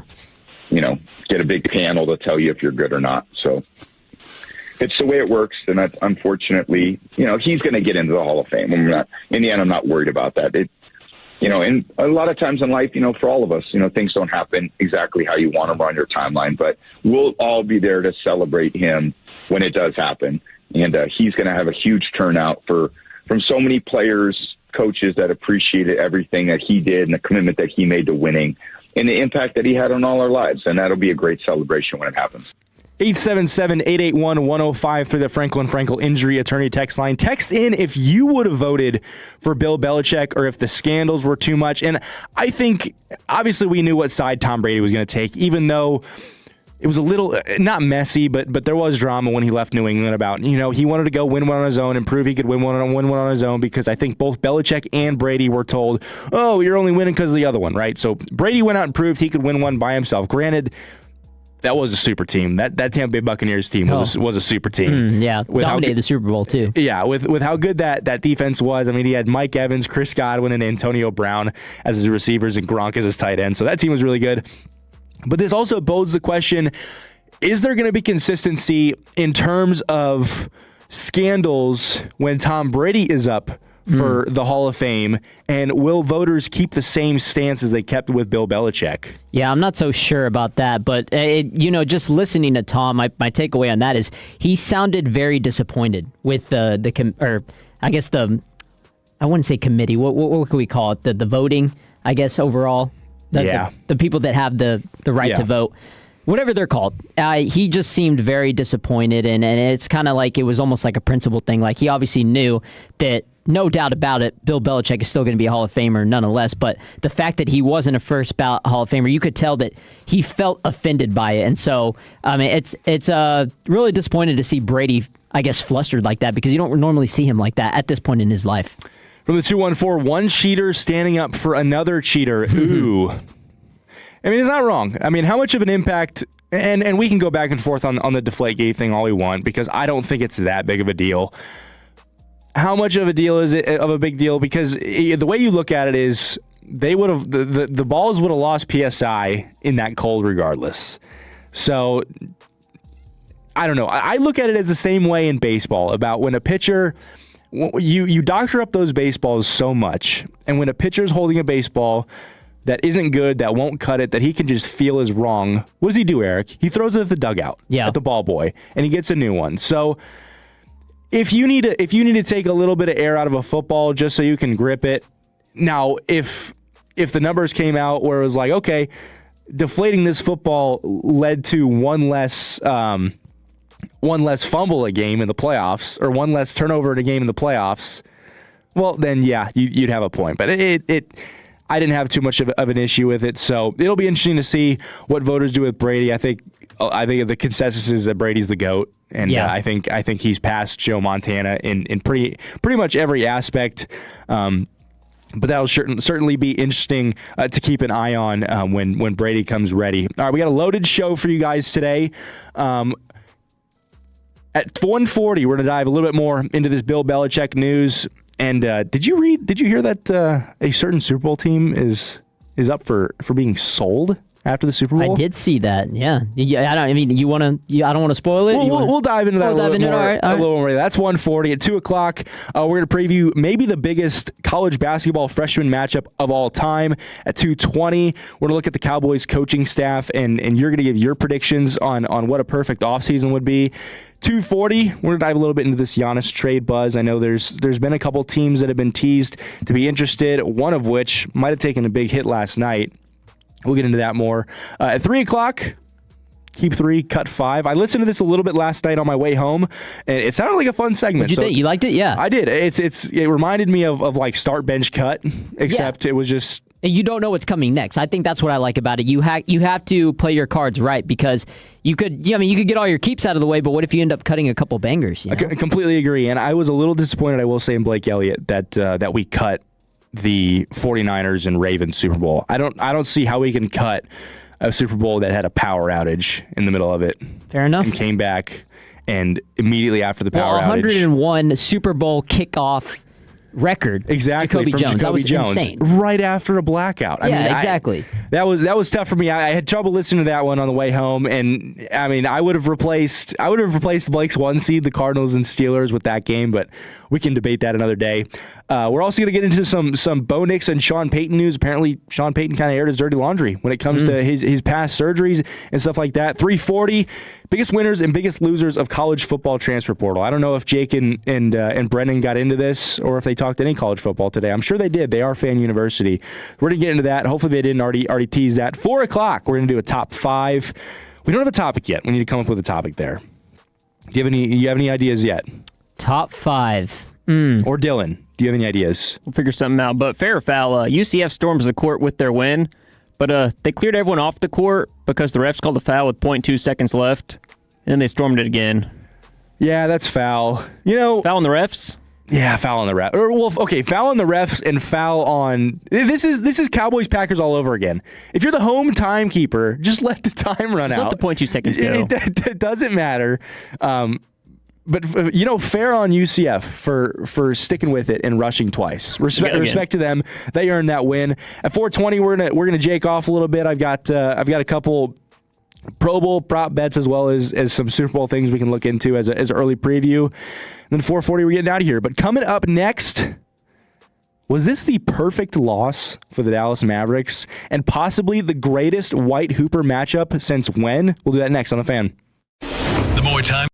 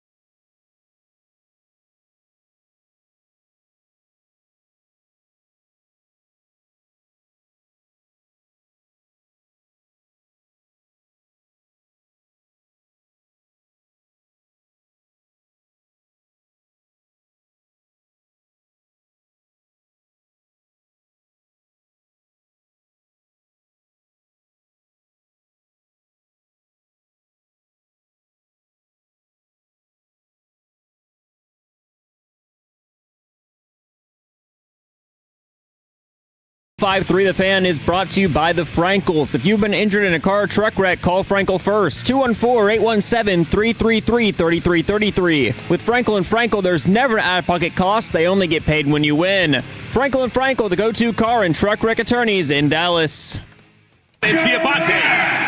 E.J. Washington will trigger the inbound for Dallas with Gafford, Christie, Flagg, and Thompson. The ball's going to end up in Flagg's hands. Let him shoot a three. Yep. Go for it. Oh, my goodness! Oh, he hit it! Oh, my goodness! Cooper Flagg ripping up the stat sheet. Hump diddly dee. Is that what he said? Diddly dee. Was Thursday night the perfect outcome for Dallas Mavericks fans for the outlook of the future? It's 105.3 The Fan. I'm Jacob Regh. That's Eric Casarez. We got Dylan Moore on the 1s, 2s, and 3s doing a hell of a job back there. Cooper Flagg scores 49 points on over 60% from the field. You saw his three-point game show up in a big way. You saw him hitting shots. We continue to see him get closer and closer to being a guy that you trust with the ball in his hands late, who can make big shots. Now, granted, you probably wanted a better shot on that final possession. I don't know. If you're a Mavs fan, you've got to be psyched about this loss, right? Yeah. I mean, maybe perfect isn't the right word to use in terms of loss. I think it was the right loss. I mean, it was the right decision to lose the game, of course. But, I mean, for me, part of it, my interest in watching the game was seeing Cooper versus Kahn, obviously, and it ended up delivering. The halftime show honoring Mark Aguirre was awesome, even though it carried on a little bit longer than I expected. You know, that's real easy for those players to go into the locker room, get a little, I guess, rusty a little bit and come out a little flat, but they didn't. They continued scoring at a high level. They both scored nearly 60 points in the first half. And so seeing Cooper Flagg play at that high of a level, have the confidence to shoot the three ball. We know he's only 29% on the season average, which is pretty bad. So we'd like to see that go up, because if he can get that to like 33, 34%, I think he's a lock to win Rookie of the Year. You absolutely don't need him to be. He does not need to be a guy who's out there shooting 45%, 40% from three. You don't need that. Would it be nice? Absolutely, it'd be awesome. But like you said, if he can sit around 35, and you may need it to go up a little bit, because we need to keep in mind, right? Kyrie's going to come back. Yeah. AD's going to come back if they don't trade him, right? So you need Cooper to also learn to be an off-the-ball guy. But with how good his defensive game is, he's way more than a two-way player. He's way more than a 3-and-D guy. He's a do-everything guy. So you can live with the fact that he may shoot 33, 35% from the three-point line in given seasons, but man, when you're looking at the long-term outlook of this team, I've got to think that if you could tell Mavs fans that you saw flashes like that from Cooper on a nightly basis while also losing games, because let's face it, your two superstars are hurt and they're not going to be back for a time. I know Kyrie's on his way back, and I think they said sometime after the All-Star break he may be back, but man, if this team sucks, just let him wait till next season is my thought. But right now, here are the Dallas Mavericks odds for the NBA draft lottery. So chances to land a top 4 pick right now is 6%. That's not great. It's not as high as you'd probably want it to be. Top 4 odds, 6%. Number 1 pick odds, low, approximately 0.6 or 0.7%. Now, I don't know what your odds were last year, but they were probably about the same. But you are in one of the more loaded draft classes we've seen in a long time, and you might be able to get a superstar player at pick 10. Yeah, I mean, and maybe 5th or 6th. There's guys I'm eyeing there. Fleming's out of Houston. I would love to see him. Stud. Yeah, I would love to see that pick. Because the odds of getting Darren Peterson is just not very likely. I mean, that's the home run. I don't know if we're going to get lucky 2 times in a row and land Flagg one year and then land Peterson the next year. I just don't see that happening. Obviously, Cameron Boozer, they want to see him because he's a Duke guy as well. Team up with Cooper Flagg, but again, you're kind of right in that same, similar position. You might want to go guard heavy here. And I think back to, was it 2020? Maybe a 2020 class where I think it was either 2020 or 2021 when Tyrese Maxey came into the league. Yeah. And I remember we had pick 18 and we took Josh Green. And I was like, man, I really wanted Tyrese Maxey. I loved him coming out of the draft, and I really wanted them to draft him. And we took Josh Green. It ended up working out. And now Tyrese Maxey is balling out with VJ Epscombe and Philly, obviously. But, if you have a chance to get an all-star caliber guard like Peterson or Flemings, I think you take it. This class is stacked. And like you said, even if we don't have number 1 pick, that's a shot in the dark. But at the end of the day, right, you're going to likely have a top 10 pick, and there's going to be a lot of guys on the board. Absolutely. And you look at a guy like Kingston Flemings, right? He's a really he matches a lot of things that Tyrese Maxey has. Granted, he's not as great of a shooter, or at least that's what I've heard. Every scouting report I've seen is the jump shot's not great. Well, he just dropped 43 on Texas Tech, and every time he seems to get an open jump shot, he makes it. So I'm not buying any of that stuff. If you give him space, he's going to take the shot, too. Absolutely. I'm not going to buy that he can't shoot the ball. He can absolutely shoot the ball. And we always hear these guys who, a jump shot's not the biggest issue when you come into the NBA, right? Because if you can't shoot the ball, they will lock you in a gym until you can shoot the ball. And the things that you can't teach about Kingston Flemings is the speed, the feel for the game, his ability. He's a great passer. He's got a great handle. He works outstanding in the paint. Granted, paint in the NBA is a little bit different than paint in college, right? But, yeah. But if you're looking forward to possibly a Kyrie Irving replacement, which I think is something this team has to consider at some point, why not draft a guy this year and have him sit behind Kyrie Irving and be your 6th man, or maybe one day take over, and if Kyrie gets too old, Kyrie starts coming off the bench, you trade him, or whatever you want to do. But this team definitely needs to pan closer to a shorter or a younger team in a long-term building phase is what you're trying to enter right now. Guy like Kingston Flemings would be great. If you can get your hands on Cam Boozer, that'd be awesome. I'm not going to get my hopes up for guys like AJ DeMonsa and I'm blanking on Darren Peterson, yeah. But Caleb Wilson maybe he's a forward option.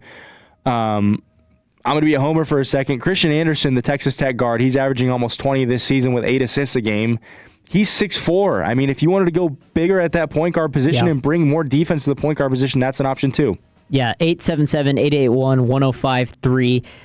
972 said, I still can't believe the Mavericks passed on Maxey in the draft. He's talking about Tyrese Maxey. Complete idiots, especially the fact that he was a local prospect. Yeah, very good point. And I think in that same draft, too, not only did we not draft Maxey, but I think in the second round, we took Tyrell Terry, I think that was his name, over Desmond Bane. Or maybe we missed Desmond Bane by a pick. I think Grizzlies might have taken him the pick before, and then we drafted Tyrell Terry, and that didn't work out. So, yeah, no, just crazy how drafts work, man. Sometimes you get that close to getting that one guy, and he ends up turning into a stud.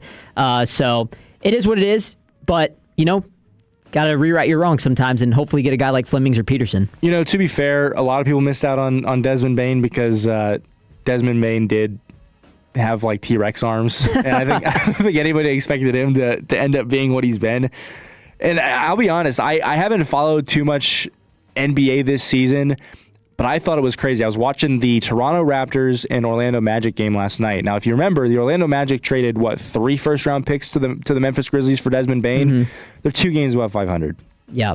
No, I mean, I think a lot of it is just not using their players to their best ability. Like Paulo Banchero, this dude is 6'10". He plays like a guard. Why is he playing like a guard, man? Use your athleticism. Use your abilities that made you great coming out of college, right? Like he was easily the best, most ready NBA prospect in that draft coming out of college. So why are they not using him that way? Jamal Mosley's on the hot seat right now.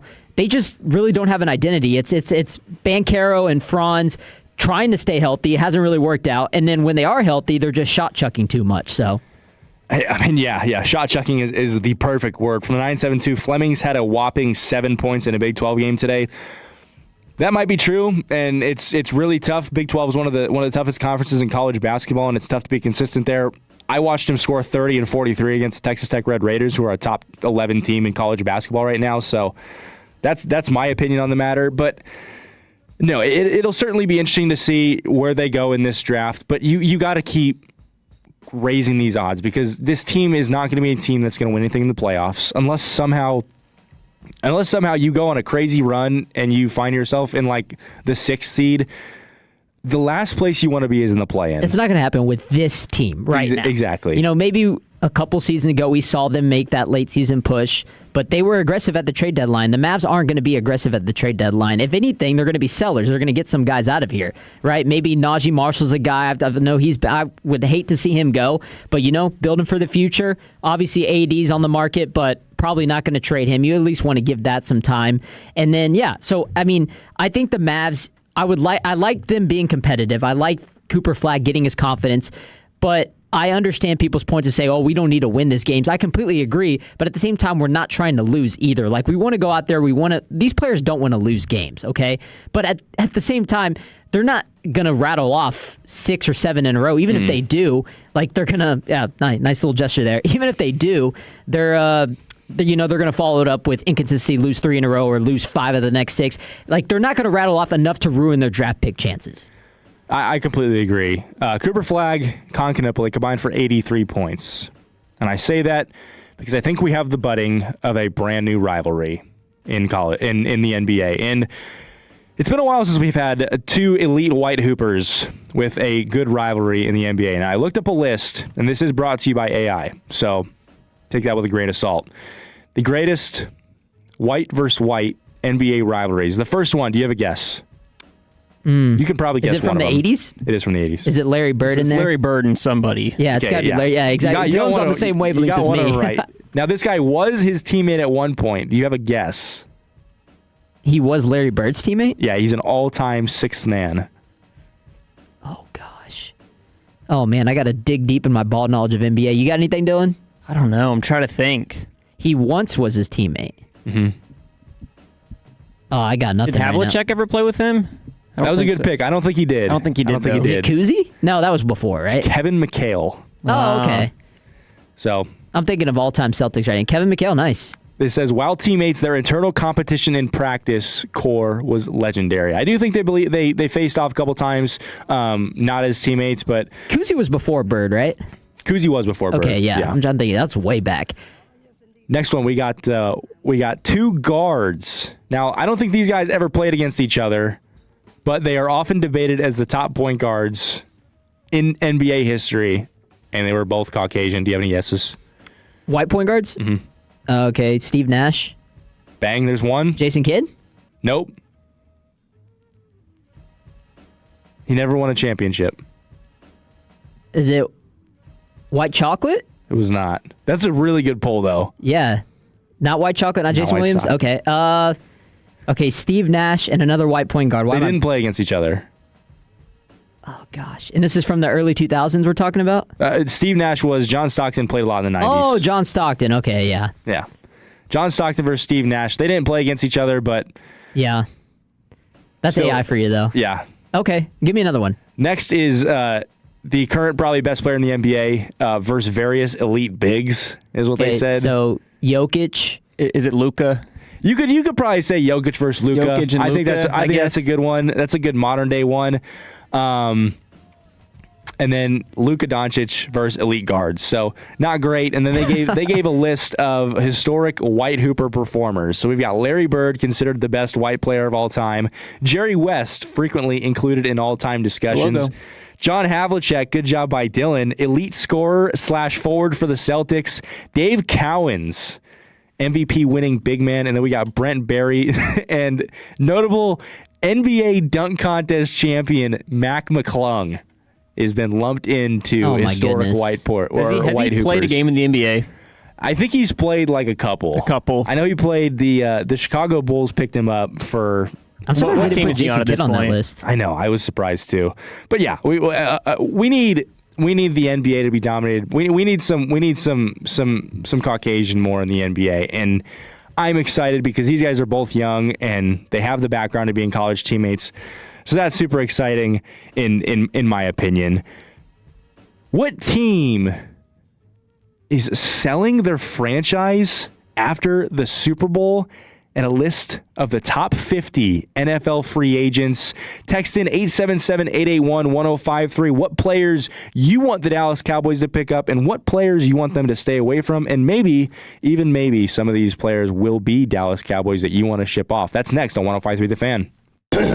Best Buy.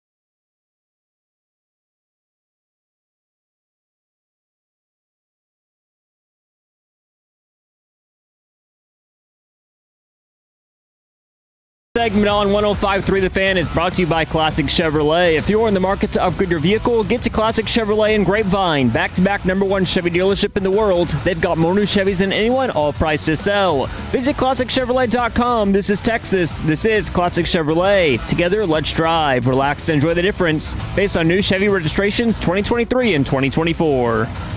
Getting a lot of texts in on the Frankel and Frankel injury attorney text line, 877-881-1053. A lot of people wanting to include Jason Kidd, and we do have breaking news on a Saturday afternoon. Mark this at 1:42 p.m., Eric.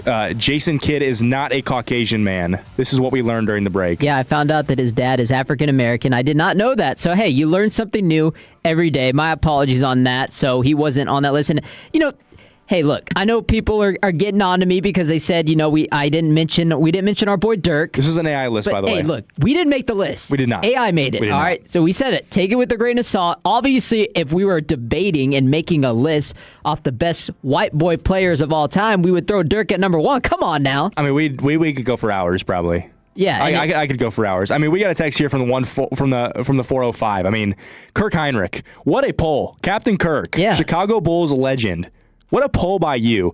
We've got a lot of texts about Stockton. This text from the 682. I guess they consider Dirk white. Dirk is white. We did miss that one. Where's Bill Walton? That's another good one. No Pistol Pete. Unreal. Hey man, I agree with you. Pistol Pete's a legend. Apparently Steve Nash played against John Stockton several times. Yeah, 1999-2000 playoffs. I think they were saying with him and Dirk, but that was before our time. Yeah, were you alive by then? I was born in 99, so I had no regulation. You weren't watching ball as an infant? Nah, man. Fortunately not. That's right. I wasn't. My dad should have held me up against the screen and be like, "Watch this. This is white greatness. Retain it. Watch it."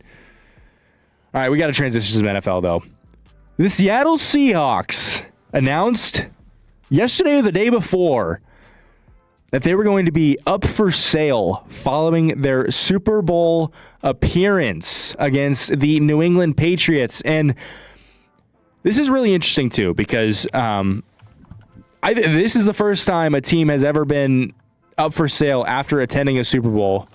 And it's got to make it one of the most attractive a team's ever been in terms to a franchise being up for sale. It's currently owned by the Paul G. Allen estate. So it's owned by Jody Allen because Paul is deceased. And she was also the owner of the Portland Trail Blazers, and she shipped them off a year or two ago. So it looks like she's trying to part ways with all of her ownings of teams, and she's trying to get those away. Now, she hasn't obviously been involved in day-to-day operations like the Colts owner has been. She's not on the field with a headset on, making sure everything's going smoothly. But this is kind of breaking news because how much do you think a team coming off possibly a Super Bowl ring is going to sell for?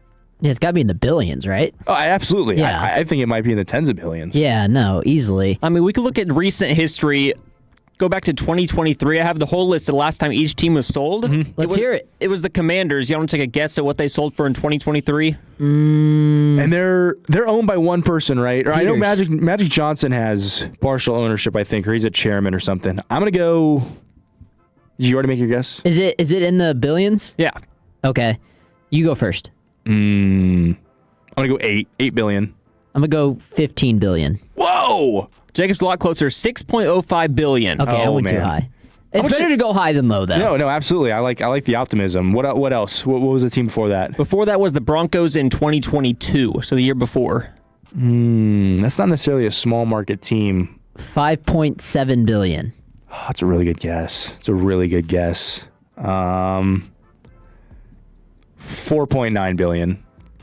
4.6 billion. Oh man! Y'all want to know what Jerry Jones bought the team for in 1989? 300 million. Cowboys. 300 million. Wow, you said that with confidence. 300 million. 140 million. Wow. Jeez. Different time back then. The last team to be sold, because the Packers have never been sold because owned by the people, whatever. It's the Chicago Bears in 1920. For $100, right? It was for $100. $100, baby. Wow. 682 said supposed to sell for $7-8 billion. I'm assuming he's talking about the Seahawks. Yeah. Okay, yeah, that's what I've sense. seen. Yeah. I wonder if the new owner is going to be involved in offhands because apparently offhands gets you to the Super Bowl. Well, I think he means hands off. I mean, I would have to think if you're purchasing a team that just made it all the way to the Super Bowl, I would probably stay hands off because whatever they're doing is working. But that's just me. I don't know. Yeah, I mean, you're filling some big shoes right there, and a lot of people feel like they're going to win that Super Bowl too. Mm-hmm. So they are favored, and obviously, I don't know what next weekend holds. Maybe we'll be thrown in the air again. But and by the way, the Seahawks were sold in 1997. How much? $194 million. Okay. So we're getting closer as you get closer to the 2000s. Yeah. From the 682, guy who owns the Dodgers and Lakers is favored to buy it. Man. Oh, wow. I would be very scared of the Seahawks if the guy who owns the Dodgers buys it because that guy is not scared to put money into the team. Granted, the money, it's not quite like baseball where you can just throw money at anybody and spend as much as you want. But and did I hear this right, too, that the Seahawks are still somehow, obviously they're going to have to pay some players, but I'm hearing that they're supposed to be projected top 5 in cap this going into the offseason. That sounds right. I mean, they really didn't pay Sam Darnold a ton of money. They have drafted so well with guys like, Tariq Woolen, Devin Witherspoon, Nick Eamon-Warry, who not only is in Defensive Rookie of the Year conversation, but I think people were, as much of a Swiss Army knife as he is on that defense, I think people were kind of like, don't be shocked if next year he's in the Defensive Player of the Year conversation. So they've drafted insanely well and just an outstanding job building a team over there. And speaking of building a team, we need to fix the Dallas Cowboys, Eric Casarez, and you can do a lot in the draft, obviously, with the 2 first-round picks. But Jerry Jones needs to make a splash in free agency. Never does. And I think there was a number last year where Jerry Jones hadn't paid anybody over $6 million in X amount of time. And it was Dante Fowler the one that he ended up going over? It was. Yeah. And Dante Fowler's a backup, so. And Rico Dowdle signed a $6.25 million contract. Yeah, and then they didn't want to pay Derrick Henry, however much of it. He didn't even go for that much for the Ravens. So. No, I don't even think he's a top 10 paid running back in the NFL right now. So we'll see if any of these guys will be worth less than $6 million. And we're gonna start at 50, right? You want to go 50 to 1? Yeah, let's do it. All right, we got a lot of linebackers here to start. Number 50 is Alex Anzalone, the linebacker for the Detroit Lions, white player with long hair. Oh, yeah, the Fabio Goldilocks hair. Yeah, no. Great player, anchor on that defense outside of Aiden Hutchinson. I think the Lions need to do everything they can to keep that guy around because they have a lot of big free agents coming up. DJ Reader's another guy on their defensive line. So they got some decisions to make. Sam Laporta coming off of a brutal injury now. He's going to be going into 2026 season on a contract year. And he's coming off a big injury. So they got some decisions to make in these next few years. Obviously, they missed the playoffs, had a little bit of a collapse there at the end. So, yeah, Anzalone, if he hits the market and the Cowboys got something for him, why not? Absolutely, and it'll be interesting to see how they attack that position, too, because the Lions do have Jack Campbell, who is a first-team All-Pro linebacker. So, who knows? But he'd be a great option at linebacker. At 48, we've got another linebacker, Nakobe Dean. I skipped 49 because it was Kenneth Gainwell, and I don't really think the Cowboys need a running back, personally. Well, a good backup would be nice. Gainwell, yards after catch, it kind of entices me, but again, you can get that in the draft in the later rounds. I agree, and one of the reasons you drafted Jaden Blue was because he was a matchup nightmare if you wanted to go 5 wide with your running back. Yeah, fair enough. You just got to use him more. He's got to get some confidence, so... Okay, you said 48 was Nakobe Dean? Nakobe Dean, 25 years old. And you know who we just got? Christian Parker. Bring him over. Steal some players over here from Philly. Hey, I would love it. I wouldn't hate it. Hey, we need linebackers. I can't stand another season of Kenneth Murray and Shamar James. They were lost out there, man. Beef it up. Number 47 is Kobe Bryant. He's a safety. He's 27. Wouldn't be a bad option there. Another linebacker at 45, Leo Chenal, a Kansas City Chief.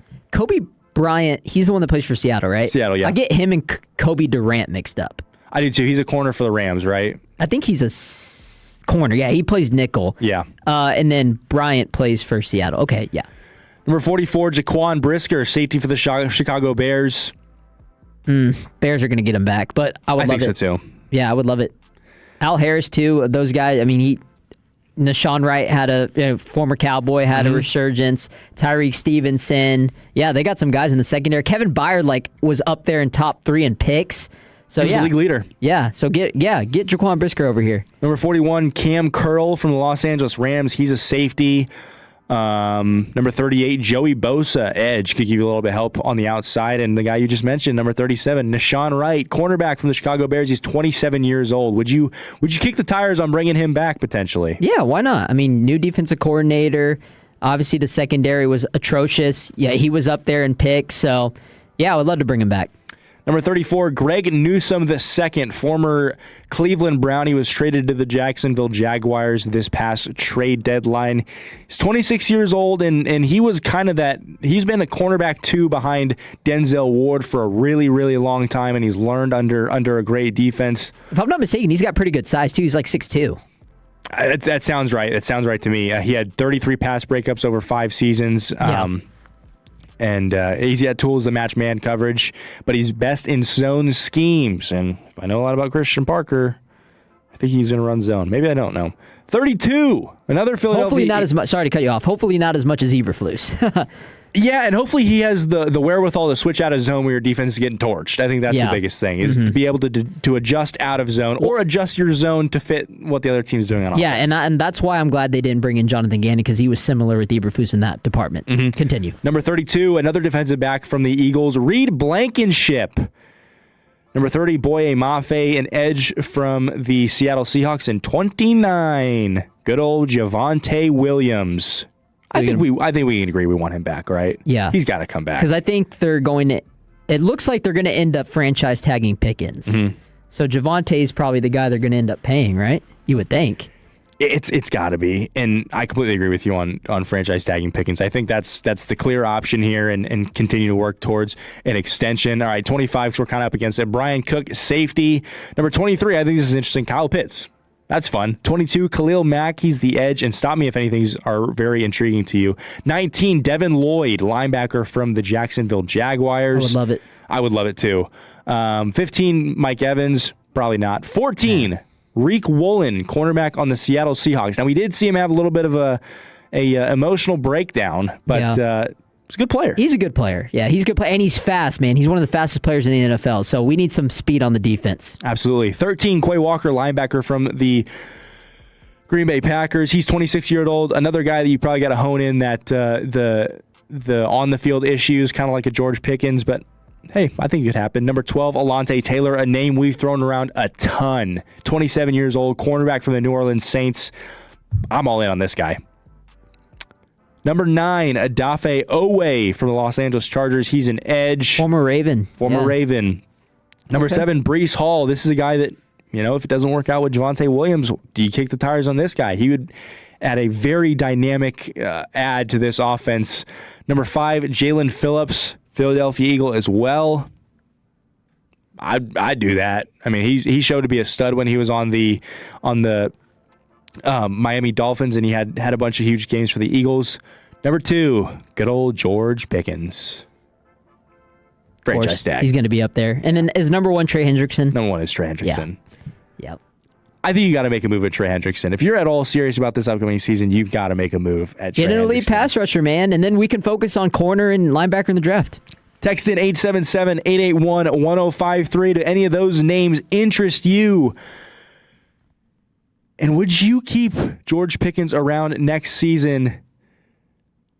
I think I would. And I think Eric and I can both agree that we would. But coming up next, we've got a preview of the biggest college basketball freshman matchup maybe ever between Darren Peterson and AJ DeBonsa, and another NBA player wants to return to college basketball.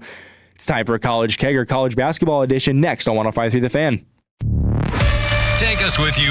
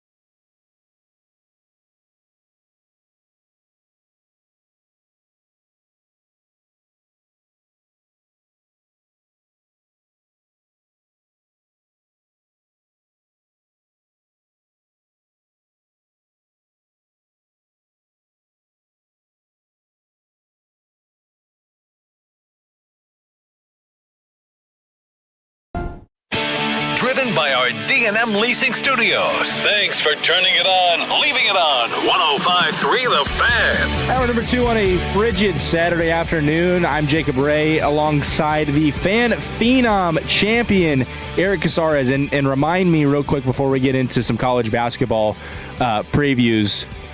Did Blake pass on the belt to you last night? So he said he was going to, but I haven't officially got it yet. So he said he was. So jokingly, he said he was going to put it on my forehead. Okay, so we didn't see like a ceremony last night. No, not yet. You haven't missed anything quite yet. Oh, what a shame! What a shame! I thought better. I did see a preview of the belt on the 1, 2, 3s in the back, and it looks pretty cool. I don't know if it's still back there. Dylan might have to look for it, but yeah, he's finding it. Oh, is he pulling it out? Yep, there it is. Boom! Look at that. Wow. Looks amazing. Are they going to make you do a show with that thing on? I would. I mean, so I'm a big wrestling and UFC guy. So Oh, okay. Yeah, I love seeing the belts. This is like the coolest thing ever. Now, would you wear, if you had to wear it during a show, how would you approach it? Would you go, seatbelt style, or would you go across the belly? Yeah, I would have the shoulder, just kind of on the shoulder, just over hanging one it. shoulder. Yeah. So just kind of, you're just sitting like this the whole show and just, proudly toting that thing around. Yeah, just kind of carrying it like, it's like my baby. I love it. We've got a big day of college basketball here, Eric. And one might say a historic day of college basketball because we've got a matchup between actually, I don't even know the numbers. I should probably know this. We've got a matchup between the Kansas Jayhawks. Shout out to Fred Davis, who's not in the state of Texas right now. I think he's coming back today, though. Oh, he is? Yeah. Okay. I want to say he might be on the road right now. Is he on the air tomorrow? He is. He'll be on the air with me and Jet Fuel tomorrow. Fred, if you're listening, shoot me a text and we see if we can get you on to preview this Kansas basketball game that's going on here tonight. But yeah, they're taking on the BYU Cougars, and we've got a matchup between probably the number 1 and number 2 overall picks in next year's NBA draft, and maybe hopefully a future Dallas Maverick in either Darren Peterson or AJ DeBonsa. This is a really exciting matchup because I don't think in my time of watching college basketball, I can't really think of a game that's been this captivating and has had this high profile of matchup of scorers in DeBonsa and no, there you go. I did it again. I forgot the other guy's name. Darren Peterson? God, yeah. Dude, Fred's gonna. I mean, you're just so excited because he could be he could be a future Mav. That's exactly what it is. Now I found the rankings. Kansas is 14, BYU is 13. This game is going to be in the Fog, so going to be in Kansas. Going to be a big matchup. As of right now, Kansas is a 3.5-point favorite, but I don't know. I think this game is pretty 50-50. I think if this is on a neutral site, I think we probably see a half-point favorite, 1.5-point favorite either way. But last time these two players matched up was electric in high school basketball. And granted, high school basketball, it's different, right? I mean, there's no defense. These guys just take the ball, and it's just a scoring. No shot clock. No shot clock. Exactly. That's a great point. And I want to say the last time these two players matched up in high school, I think Darren Peterson had 63 points, I want to say. Let me see if I can find it. High school. How many years ago was this? Matchups. Was this? I want to say this was probably last year. This was last year. It probably was. Well, while you're looking that up, I am very interested because you were mentioning the 3.5 from KU, right? Mm-hmm. They don't lose many games at home, and not only do they not lose many games at home, but they're not underdogs at many games. I saw a thing where it was like a couple weeks ago they were a home underdog for the first time in like 6 years. It was crazy, something crazy like that. They don't make them underdogs at home, and so they're both 8-2 in their last 10. Kansas has only lost one game at home, so they don't lose many games much. BYU's 4-2 on the road. If you're a betting guy, 13-7 against the spread for KU, 9-11 for BYU, not as good. So a lot of people probably want to ride KU on the if you are following Vegas. Spread in the last 10, KU has done better, 7-3 to 3-7 BYU. And from a points per games perspective, they are both scoring over 80 points per game. KU's scoring nearly 80, 78.3, as opposed to BYU 86.7. So this is going to be an electric matchup. I'm excited to watch this one because we talk, obviously, AJ DeBanza versus Darren Peterson. But, man, this is a big game going into the tournament. Absolutely, and it's a big game because we've seen both of these teams have their issues from a team standpoint, losing some tough games. But the one thing is, when you go into March and you've got as good of a player as these two guys, anything can happen. And I found the matchups in high school. So matchup number 1 between Prolific Prep and Utah Prep was in December of 2024. Darren Peterson scored 32 points, 10 rebounds, 8 assists.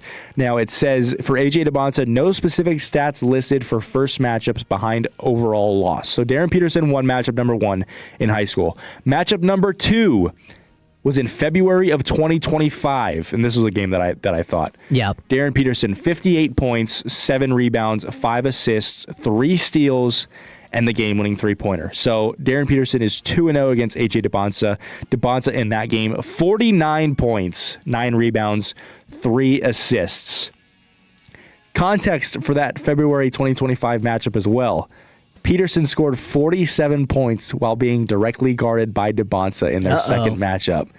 47 of the 58. So he cooked him. So he cooked him against his counterpart, and then they obviously faced off in the McDonald's All-American game. Peterson scored 18 points. He was the co-MVP, while DeBanza scored 13 points. So no love lost between these two. I'm sure they've been facing off against each other since they were 13, probably in various EYBL and other camps. I think DeBanza mentioned that they play together at the Curry camp, which I think every elite high school player plays at that camp. So this will be interesting, and I'm super excited. I'm going to look and see. I don't know if this is their only matchup of the season. It is. This is the only time these two teams match up. So there's a reason they have so much hype, obviously. Mm-hmm. And another thing why this game is going to be so much fun is because, man, if Giannis, and we'll talk about this later on, but if Giannis doesn't get traded, the NBA right now has no buzz right now. Like, it's all college basketball. College basketball is the basketball to watch. And it's for matchups like these. So unless Giannis ends up getting traded, right now it's all rumors. We'll talk about that later. But right now, college basketball is the wave. Absolutely. Because, and I spoke on it a little bit earlier, and this could just be me, but I really haven't followed the NBA a lot this season. You haven't missed much. I mean, the Bulls suck. The Mavericks are otherwise from Cooper Flag, they're not a lot of fun to watch. So but it's not even that, too. Like, all these star players are getting injured, man. Mm-hmm. And it has to do with bad scheduling, pace of play. Pace of play is a big thing, right? Like, these people are moving at 100 miles per hour, and they're getting hurt. Like, all these injuries are adding up. And then, of course, the season's already too long. So you have that. College basketball, it's like so much more structured. Yeah, granted that the overall talent and team basketball isn't as good because a lot of those players aren't going to end up making the league. But, I mean, you still have top stars, and this freshman class is loaded. So I just think it's a way more watchable product at this point. Absolutely, and I constantly find myself, like last night I was watching the Magic and Raptors game, and then I saw that Michigan and Michigan State was on. I was like, and that was a great game, too. Yeah, a great game, and it looked like Michigan was going to run away with that one. I think they were up by as many as 17 or 19, and Michigan State came storming back. Michigan ended up getting the win there. And shout out to Michigan, because I feel like we haven't been giving them enough love. Because there was a Tolo a couple weeks ago when we were on. He was saying, "Oh, you guys aren't talking about the Wolverines. Who have they beaten? They should beat Michigan State." And they beat Nebraska, who is an undefeated team. They beat number 5 and number 7 in back-to-back games. So shout out to them. A couple other games. By the way, undefeated Arizona is tied with Arizona State at halftime. I was just about to hit that, Dylan Moore. You're right. Oh, well. In Arizona, no, you're good. You're good. At Arizona State, this game, I saw a stat for the previous matchups, and it looked like, for the most part, Arizona dominated this matchup, but you hit it right on the nail. 38-38, end of the first half. Number 17, Virginia, is currently losing on the road at Boston College, 52-50. North Carolina, they've got a big lead on the road as well over Georgia Tech. North Carolina is ranked 16th. SMU, the Ponies, They've got a road lead over number 20 number 20 Louisville at the end of the first half. At 2:30, the 21-0 Miami, Ohio. They host Northern Illinois. That'll be a good game to see if Miami can keep their undefeated season alive. We just hit on it. 3:30 on ESPN. BYU at Kansas. College basketball game day is ESPN's College Game Day Basketball. They are in attendance in Kansas. The Ole Miss Rebels, they're on the road taking on number 18 Vanderbilt. That game's at 5. Kentucky versus Arkansas. This is another game to keep your eye on. This will be on ESPN. John Calipari hosting his former team. And did you see that? Now, correct me if I'm wrong. Kentucky's head coach, I think his name's Mark Pope, right? Mm-hmm. Did you see that Kentucky and Arkansas both have identical records since they swapped, since Calipari Nearly, went to Arkansas? Seriously identical. It's the exact same record. It's Oh my 38-19. So who's going to break? That's what we're going to find the key out tonight. That's the key tonight. You know, it's interesting because I'm glad, and shout out to Dylan for bringing up Arizona and Arizona State right now in a close one. You know, that everybody's been talking about how great Arizona is, and they have been 21-0. That's no slouch right now. But if they somehow pull this one out, or even if they lose it, I mean, their next few games coming up are not any slouches at all. I mean, they got to play Kansas at Kansas. That's on February 9th. Then got to follow it up a week later, play BYU. They'll be at home for that matchup. But then also got to go on the road and play Houston 3 days later. So, I mean, and then they got Kansas again at home. So, you know, these next few games as we get closer to conference play and getting bigger into the tournament, like they got some pretty, and they got Arizona State on March 2nd. I'm sorry, not Arizona State. They have Iowa State. So, and Iowa Really State's been tough really team. good. Really tough team. And I don't know if you've watched Arizona at BYU, but Arizona was in firm control of that game before they started turning the ball over, getting offensive fouls, and BYU came all the way back with a chance to win it. They couldn't get the job done. So Arizona's showing some weakness at times. They're not perfect, yeah. They're not. They're really not. And I don't know. It'll be interesting to see if they can complete a perfect season. I think they're going to trip up somewhere. So that's the number 1 team. The number 2 team, UConn Huskies, they're on the road tonight taking on Creighton. That game's at 7 p.m. on Fox. And then rounding out our ranked matchups for today, St. Mary's and Gonzaga. Now, if you know ball and you know a little bit of WCC matchup, you know that both teams end conference play with 1 loss. And it's always Gonzaga losing at St. Mary's and St. Mary's losing at Gonzaga, and they meet up in the conference championship. It's a whole bunch of fun. St. Mary's takes on Gonzaga. They're on the road. Number 6 Gonzaga Bulldogs. They're at home. They're 21-1 and 9-0 in conference play. St. Mary's is 19-3 and 8-1 in conference play. So maybe St. Mary's gets their second loss tonight, or they keep the streak going. So there's your college basketball matchups for today. Now I wanted to get into this story before we go to break because Amari Bailey. Does that name do anything for you? Oh, we talked about it yesterday on Fan After Dark, and yeah, look, here's the deal. I don't think he should, unless you're going to finish your education, you have no business going back to college and playing. That's the only thing I'm going to say on it. I talked about it last night. That's all I have to say. He's not going back for an education. He's not going back for an education. Now, Amari Bailey rose to stardom as a teammate at Sierra Canyon with Bronny James in high school. That's where his story started. Ended up committing to UCLA, playing at UCLA, and he got drafted, I believe, by the Charlotte Hornets.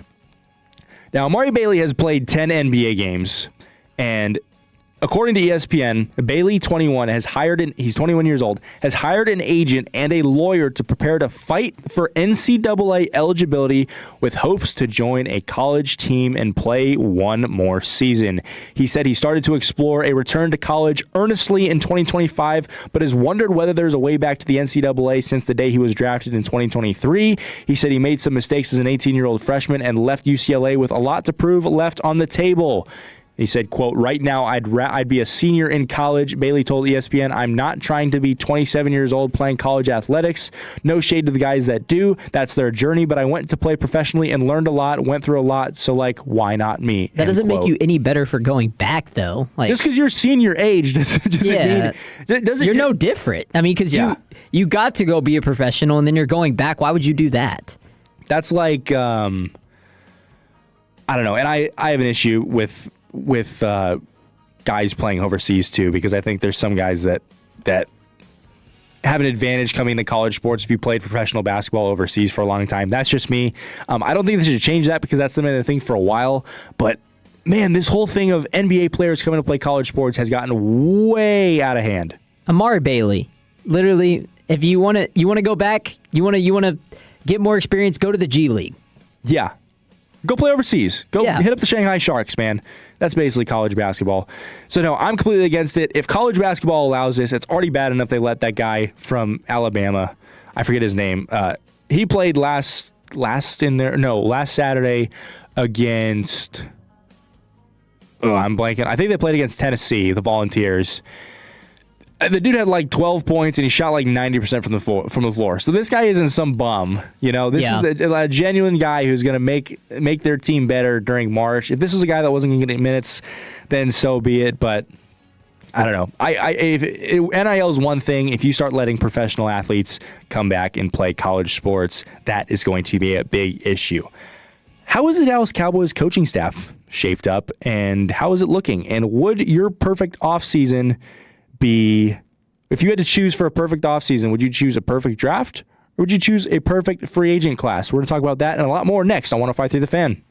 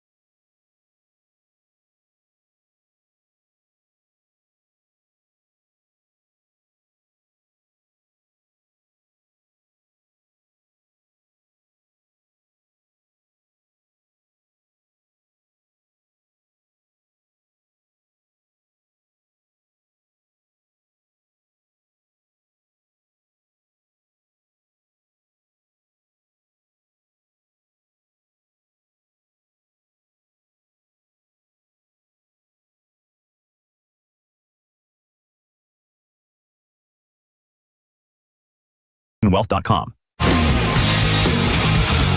Cowboys head coach Brian Schottenheimer has piece by piece rebuilt this defensive coaching staff, with the main domino being Christian Parker, hired as your Dallas Cowboys defensive coordinator, formerly the defensive backs and pass game coordinator for the Philadelphia Eagles. And Eric, I want to throw it to you first before we get into any of this audio, because it's really some intriguing stuff we're going to hear here in a second. I want to get your overall thoughts on this hire, and are you optimistic that he can turn this defense around? Yeah, I mean, obviously it starts with personnel, right? I mean, I gave Eberflus a lot of slack, I guess, in terms of what he was working with. I thought at the beginning of the season he was doing the best he could. Now, over the course of the season, I saw that just based on his schemes and everything, that he wasn't a good hire. But at first, I gave him a little bit of slack, and so I think it's going to be up to personnel. They got to be aggressive. They got to hit this draft right, which we expect them to do. It's not going to just be one or two moves. Mm-hmm. They have to completely revitalize that defense. But in terms of the hire itself, yeah, I'm very optimistic. I mean, this is a younger guy. I'm glad we didn't go cheap. I feel like I was telling you before break, it feels like Shoddy's more in control of what he wants to do, has a vision of what he wants to do with this defense. And so, yeah, I trust Christian Parker. And one thing that I always love to bring up is the fact that we took him from the Philadelphia Eagles. Oh, yeah. How about that? I love it. And I thought you hit the nail on the head there with talking about the draft, because the Cowboys aren't necessarily in a position now. I mean, they need to go on a Seahawk type run where you hit on almost every pick. You cannot afford to be like the Minnesota Vikings guy and hit on one pick over 4 years, and that just happens to be Jordan Addison, and he's only good because he's Justin Jefferson's number 2, right?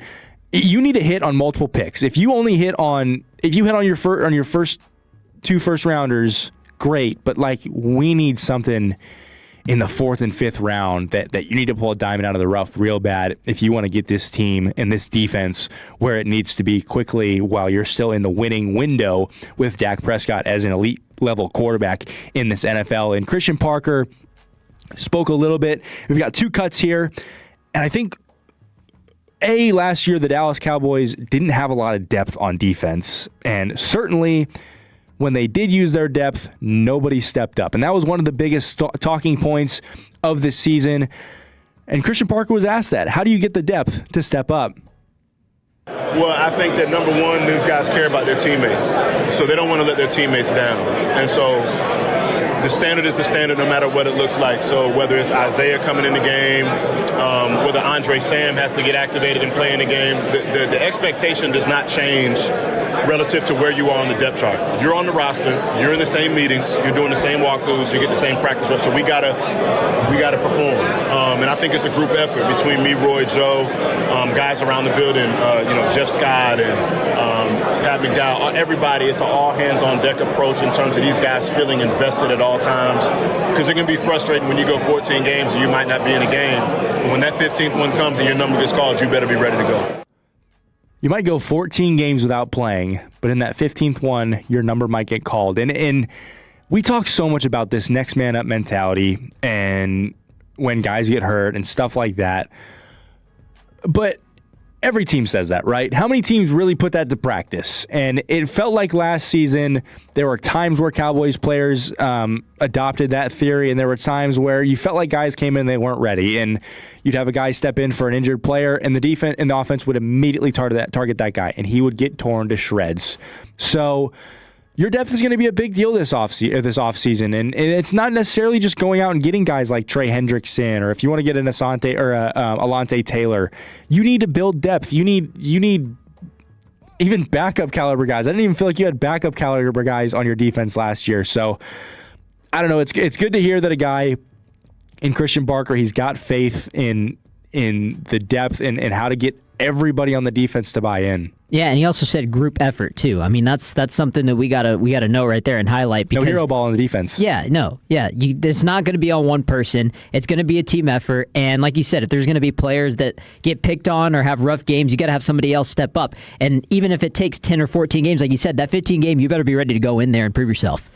Group effort's a great thing, because we need, as Cowboys fans, we need to come to the realization here that this defense, you're not going to go from having, I don't know, like 3 guys on your defense. I mean, I think your 3 defensive tackles are probably the only guys that would be starters on other teams. Maybe DeMarvion Overshown if he played a whole season, but you realistically had 3 guys that would be starter level players on another defense. And we need to understand that they're not going to get 8 starters on defense. Well, let's put it this way too. So, based on last year's personnel, right? There wasn't a lot to work with. No, okay, not at all. And I remember bringing this point up to a lot of my friends when I was talking about the Cowboys, how bad their defense is. I said, there's maybe 2 or 3 players on the defense that I could confidently say, yep, keep them. Everybody else, I wouldn't argue. Absolutely. I wouldn't deny it if you said you'd cut him or trade him. So there wasn't a lot to work with. Like, if I'm keeping Quinnen Williams, obviously. Yep. I'm keeping Overshown. Yep. And then maybe one of the other guys, Kenny Clark or Osa. But I could see them trading Osa, and I wouldn't. That wouldn't mind me too much. Deron Bland, nope. I'm sorry. Like, he's not a guy that if they traded him or cut him, I wouldn't be mad. Yeah. Ravel, we still got to see. I mean, he's coming off an injury, but obviously you drafted him, so you know there's high hope for him. Everybody else, like, am I missing, like, Malik Hooker? He played better once he came back. You could throw an Ezeraku in there. Yeah, that's what I was going to say. Yeah, Ezeraku. Yeah, that's a good point. I'd probably go Ezeraku, Quinnen Williams, and Overshown, just like you. And confidently, those 3. Yeah, and I wouldn't move off of Revel or Shavon Revel either, just because. I don't know. I mean, you just got a guy who knows how to develop elite cornerback talent. Exactly, so you wouldn't move off that guy, and obviously, I don't think you'd make a move for a DC that knows how to develop corners and then move off of corners. That just seems like a really bad idea. I wouldn't put it past Jones, but it just seems like a really poor idea. Speaking of cornerbacks, Christian Parker was also asked about how he motivates his guys, and he used a really good example with Darius Slay. Yeah, I mean, the backstory behind it was just, Slay's 34 years old, and, when you get older guys, sometimes they tail off at the end of the year. Obviously, he's at near the end of his career, and so just really just challenging him in a nonverbal way. I say it all the time to him. He responds to that. He works tirelessly anyway, so it's kind of just to poke at him a little bit, but just to give him a visual reminder of, like, how much we have. Same thing with the safeties. I put, microscopes in their office, in their lockers early in the year about, seeing a little and seeing a lot, make sure our vision is correct. Or it might be earplugs for a guy to drown out the noise, or whatever. There are a couple of things I won't share here, but, like, there's different ways you try to motivate guys, whether it's in person, individually, in front of the whole group, to challenge them in front of their teammates, so they know that they're responsible for something to happen, or something in their locker, or a video you sent, whatever, but you're always trying to find creative ways to kind of keep those wheels spinning. The 214, you guys are wild. Deron Bland, Donovan Ezeraku, and Clowney. Clowney's 32. All right, his career is coming to an end very soon. He's not going to be playing that much longer. So I would love to have him back, but I mean more for veteran leadership and for run defense and development. But I mean, if we're rebuilding the defense, I'm not going to throw a fit if we cut him or traded him.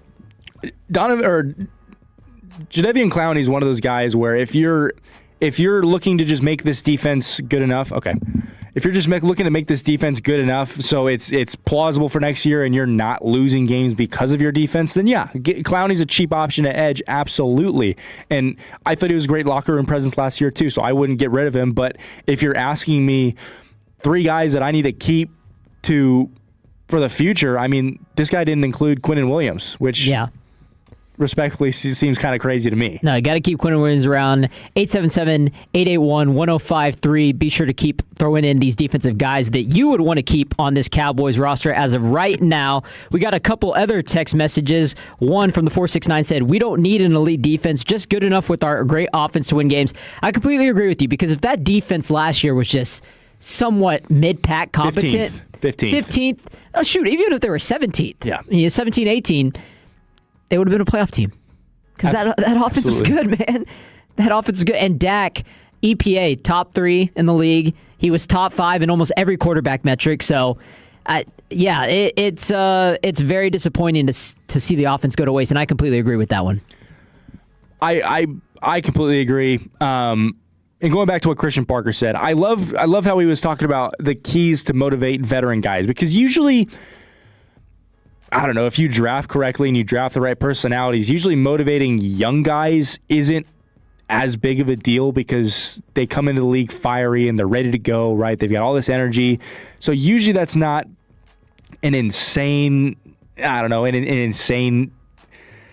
task to try and get your young players to live up. But I mean, what veterans because he used Darius Slay as a great example as a veteran that he needed to get going. Who are some veterans on this defense that you think that he would need to motivate? I mean, maybe Clowney, but Clowney seems like he's got enough of a chip on his shoulder being a former number 1 overall pick that he's good on that front. Maybe a Deron Bland you're looking at. Maybe, I don't know, maybe a Logan Wilson. I mean, he's a little bit older. Maybe if you need to get him going a little bit. I don't know, Dylan, any names come to your mind? No, I think you got most of them. Let's go. But yeah, I mean, it'll be interesting to see how they motivate that team. And I think the biggest motivating factor for this defense this upcoming season should be the defense this season. And you should those numbers that your defense did this past season should be on the bulletin board. Yeah, and 469's throwing out a lot of good points. He said, do you think the Cowboys defense lost them every game that they lost last year? Well, I'm looking at their schedule right now. Let's see. So they lost every game. Not every game. The Eagles game, no. CeeDee Lamb catches that. That's a W. Chicago, Carolina, those are the defense lost you that game. Denver, you wouldn't have won that game. I think that was just a bad game overall on the road. Arizona, again, offense didn't really show up in the second half. You could blame defense. The Lions game, absolutely. The Minnesota game, bad team effort. The Chargers game, yes, absolutely defense. Justin Herbert played perfect. And then the Giants game was a tank fest. So, yeah, no, for the most part, Cowboys had at least 8 or 9 games where they 8 of the 9 other losses were like, yeah, no, they mostly lost because of defense. Another text in from the 214, guys, what NFL team has a Pro Bowlers at every level on defense? None. It's scheme.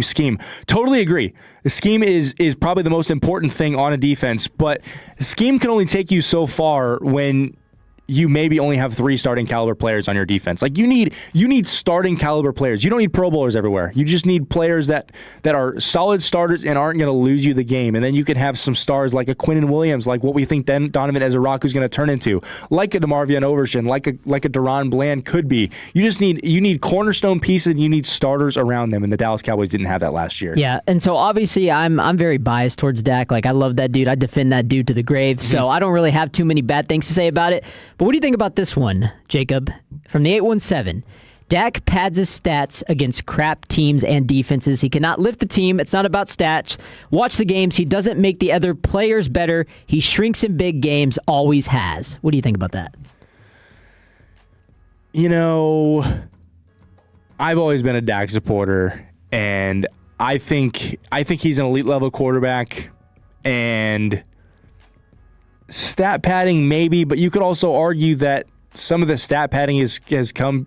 I mean, the stat padding is the idea of the head coach. Dak doesn't call plays. In past years, if Mike McCarthy wanted to run up the score on people, then that's not on Dak. I mean, I think you could also argue there's been times where Dak has started a game 11 of 12 for 170 yards. So, I mean, I would disagree with the stat padding point. Now, I will say a lot of his stats have been inflated because they've gotten into so many shootouts, especially last year. So if that's the point. But that goes back to bad defense, too. Exactly. And here's the thing. I don't understand this pat statting because how do you even say it? Stat padding. Stat padding. Yeah, it's a freaking tongue twister. I don't understand stat padding as an argument for Dak because Dak has been the sole purpose that the offense is even in games half the time. He has to play perfect. If he doesn't, then the offense has no chance. Now, I understand there is some games where we're already getting blown out and he goes in there and maybe he throws in some garbage time touchdowns or he'll throw a late game interception where the game's already out of reach. Okay, that is stat padding. But if there's a whole quarter left and we're still in the game and Dak has to throw those touchdowns to keep us in the game, that's not stat padding. That's keeping us in the game. I would also add that I'm 50-50 on Dak. Don't love him, don't hate him. Yeah. But I do think he did elevate George Pickens this last season. Yeah, absolutely. I completely agree. Absolutely. And stat padding that's a lazy argument, I think, because Dak is still a good quarterback. It's not like he's putting up unreal numbers that he hasn't done before. He's consistently been and led top offenses in the league. But I understand the argument for shrinking in big gains, but that's a whole different argument to stat padding. When I think of stat padding, I think of an NBA player who misses a shot because they're 1 rebound short of a triple-double and misses a shot on purpose to get their rebound so they get what they're... Dak isn't searching for stats. Dak isn't... If Dak was stat padding, he would have played the entire game against Washington and he would have made sure... And New York, and made sure he was the NFL's passing yard leader.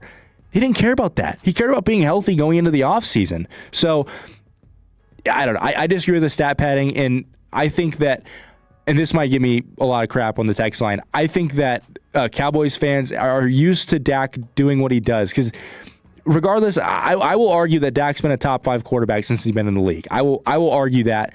And I think because Cowboys fans haven't gone through that period of having bust after bust after bust of high-pick quarterbacks and having bad play callers and all that and having bad offenses, I think if the Cowboys went through a 3-year period where they were 28th, 29th in offense with a quarterback who barely could throw for 3,500 yards and an offense that averaged 16 points a game, I think that Dak would be a lot more appreciated in his time right now than he is. Yeah, 100%. 719 real quick. Dak didn't elevate Pickens.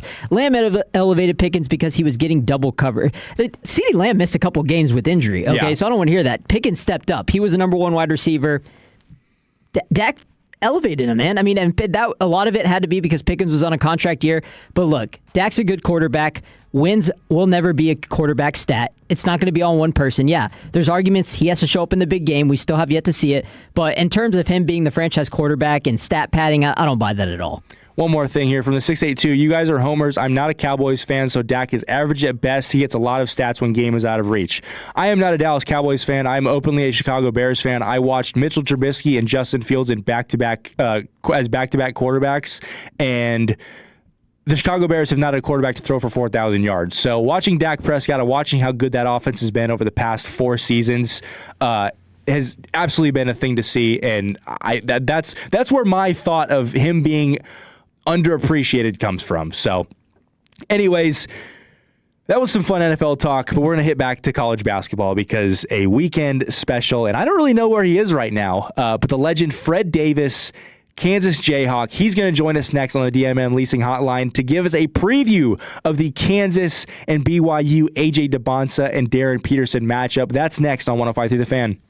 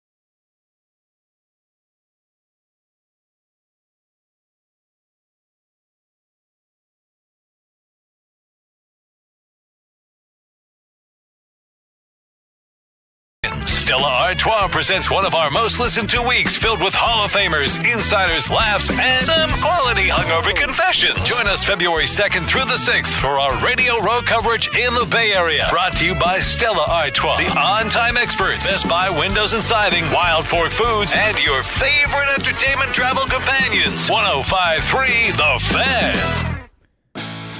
This next segment on 105.3 The Fan is brought to you by Classic Chevrolet. If you're in the market to upgrade your vehicle, get to Classic Chevrolet in Grapevine. Back-to-back #1 Chevy dealership in the world. They've got more new Chevys than anyone, all priced to sell. Visit ClassicChevrolet.com. This is Texas. This is Classic Chevrolet. Together, let's drive, relax, and enjoy the difference based on new Chevy registrations 2023 and 2024.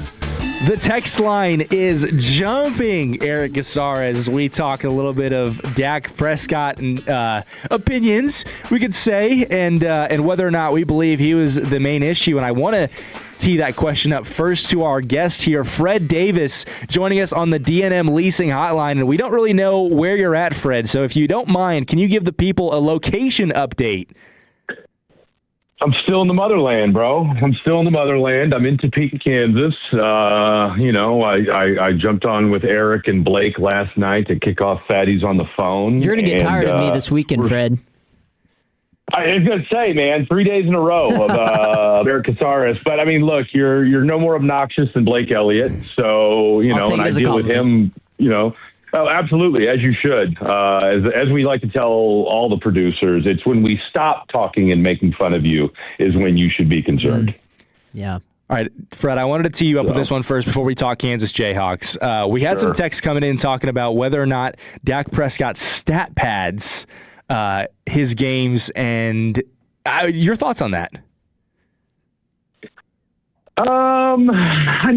Stat pads. I don't think so. I mean, when I think of stat padding, I think of Blake Bortles, right? Wow, and that's probably a little bit ahead of y'all's time. When he would put up stupid numbers at the end of games when teams would be playing prevent defenses and keep everything in front of them. So, look, I think this is the modern day NFL. I mean, if they get up to a big lead or teams are, get a big lead on the Cowboys, right? Then, they're going to play a prevent style defense, and so then at that point, you're going to let everything kind of, happen underneath you. So I don't know that he stat pads any more than any other quarterback out there. And really, what are we talking about? Like this year? I mean, that defense was awful. I mean, he had to put up stupid numbers, So I think look, if you hate Dak, which, look, I get it. I've been doing radio now with y'all at the Fan for 2 years. So, there's going to be some people that unless he wins a Super Bowl, they're never going to appreciate. Exactly. I mean, I say appreciate just as a word, but, they're never going to like Dak Prescott. I have said on air, I said this about a month or so ago, that I'm not convinced that Dak cares enough to win a Super Bowl or has that kind of it factor to win a Super Bowl. And I don't know if that's really what you want to get into right now, but there's just something about his game that when I watch him play, I guess the overarching thing is Dak a big enough a-hole to win a Super Bowl title? And I'm not convinced that he is. Yeah, that's a good point. And I mean, we don't have to go down on the whole Dak thing again, but I guess my final point on it is this is what I believe. I think Dak is definitely good enough to win a Super Bowl because I've seen worse quarterbacks win Super Bowls. I think for me, it's a pressure thing. It's a pressure of having the star on your helmet. It's the pressure of this front office and Jerry Jones and just the pressure of being America's team's quarterback. I mean, that's what it is. So in those big moments, he tends to fold. And it's not because he's not talented enough. I just think he just lets the pressure get to him. So I never got bought into this whole stat padding because you brought up a good point. The defense is the only reason that the Cowboys didn't make the playoffs. He had to keep them in games, so I don't count that as stat padding. But I guess, Fred, I was going to ask you, man, I mean, what do you think about, I guess, George Pickens, right? Because everybody's talking about, was he elevated when he came to Dallas because of Dak? Was he elevated because of CeeDee Lamb's mentorship? And then obviously you're taking one away. He's open. Was it because of his contract year? I mean, you got to see it in Kansas City on Thanksgiving where he torched y'all's defense. So what do you think? I see what you did there. Kind of a little backhanded comment there. I mean, look, I think George Pickens is a top 5, top 7 wide receiver when he's into the game. All right. And I think the bigger issue I have with George Pickens, no one's ever questioned George Pickens' ability. I never questioned George Pickens. I mean, look, I was one of the few people that when the trade was made, or the scuttlebutt leading up to the trade, I had no issue with George Pickens, because the thing about George Pickens is I can deal with a dude who has a little bit of a problem on the field, like attitude-wise. And we all know wide receivers are a different breed of human being anyway. My thing was, look, we don't ever hear about him off the field. Okay, so I didn't buy into the whole, it's going to be a problem bringing him in and what have you. What concerns me about George Pickens is that, and me and Blake have gotten into this, quite vociferously, is when I hear, and Nick Harris said this yesterday on G-Bag, when you hear about him being late to meetings, we already know about what happened with him in Las Vegas. We already know that, yes, he has a very kind of start and stop, herky-jerky style of playing that, if you don't watch Dallas Cowboy games week in, week out, you're going to think, you'll make those kind of comments like, well, he doesn't try hard on every play. No, that's not necessarily it. That's just kind of the way George Pickens is. But here's the problem. All right. Here's the problem with that. Number one, I got a problem when I hear that he was consistently late to meetings. All right. I'm going to go out on a limb and say, I bet you money that nobody in New England or nobody in Seattle is coming late to meetings. Do we think JSN's showing up late to meetings? Nope. And we know Stephon Diggs is a knucklehead. Do I think he's showing up late to meetings in New England? Not with Regh around. Not. Okay, so my point in all that is, and like I said, and I know Blake's point was, well, when you have special talents, you give them a little bit of leeway. All right, well, guess what? Not when you're on a championship team, you don't. All right, because again, when we look at these championship teams, that's what we keep hearing, the Cowboys are trying to be.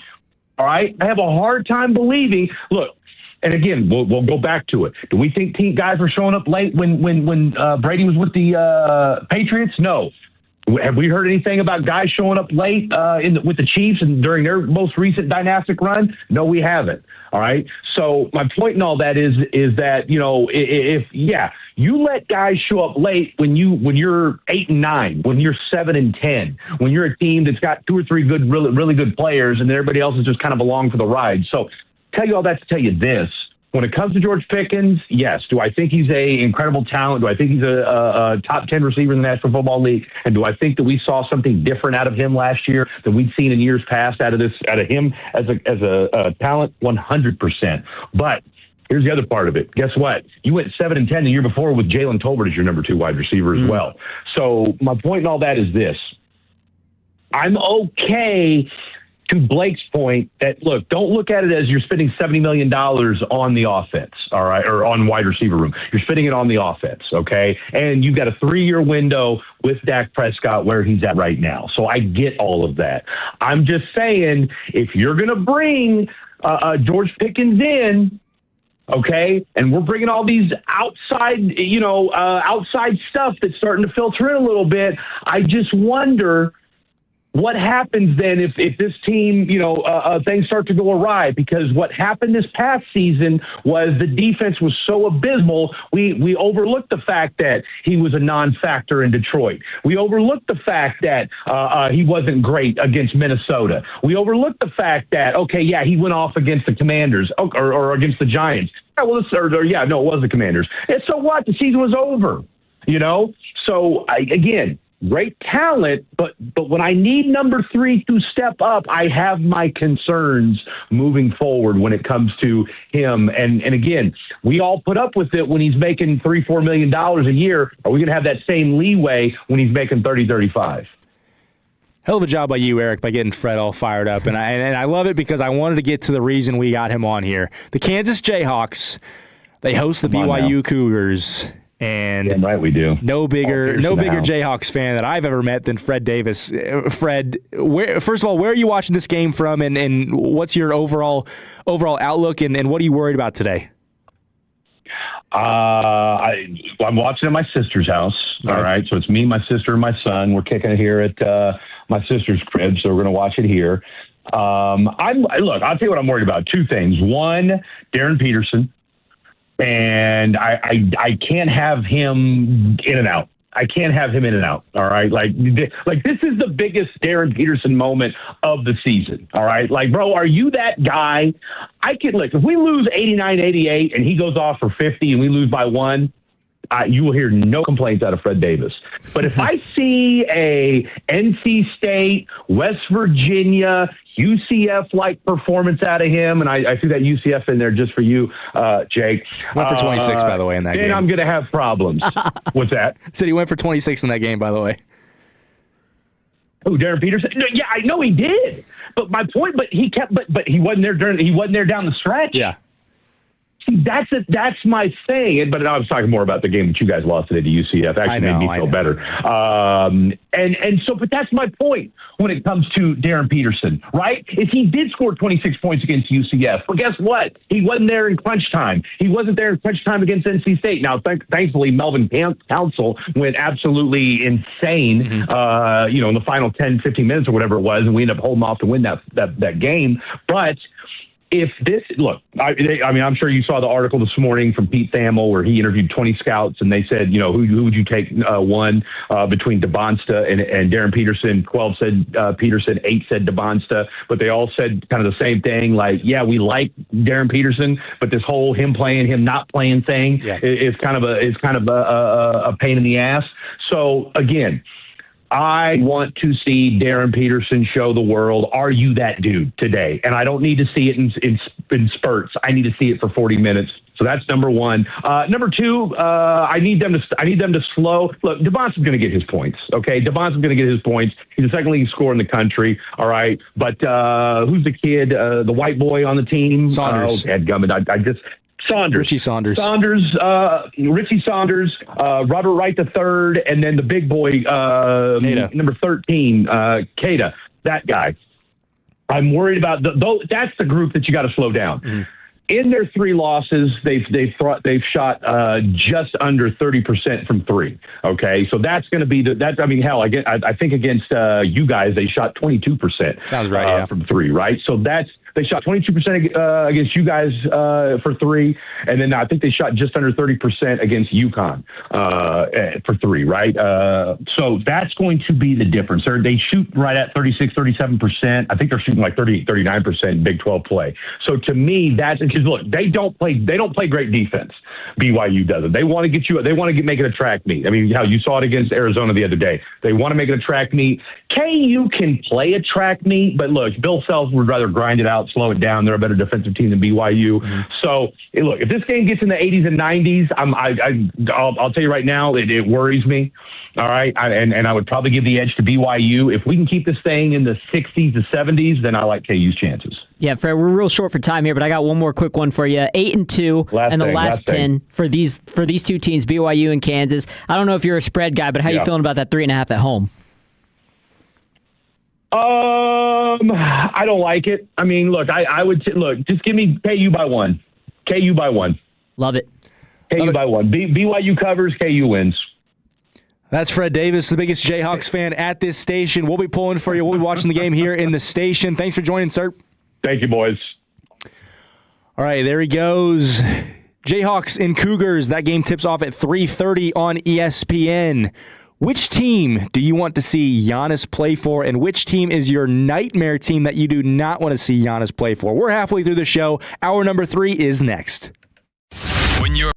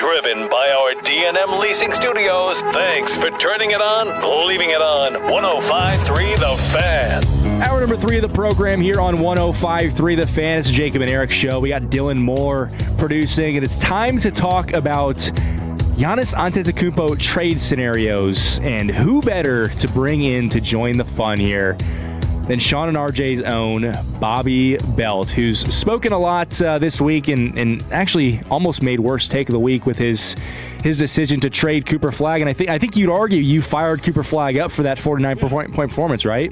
Yeah, I wouldn't just argue that. I mean, I think that's an objective fact that I had said that, which again, that's not a bad thing. I had said that he's good enough to be traded for Giannis. That's a positive. I'm saying he's really good.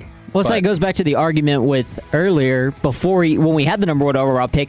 Do you trade the number 1 overall pick, not draft Cooper Flagg, and get a guy like Giannis? Like if the Bucks were to do that, would you do that? Yeah. So I understand the argument at that time. I don't know if I agree with it more so now, but Bobby, you got me going. I saw that on the Instagram, and I thought that was funny. By the way, I don't know if you have control of 105.3 The Fan Instagram, but I would love a follow back. I don't control it. I don't know who controls it now. It wasn't. I thought it was Josh.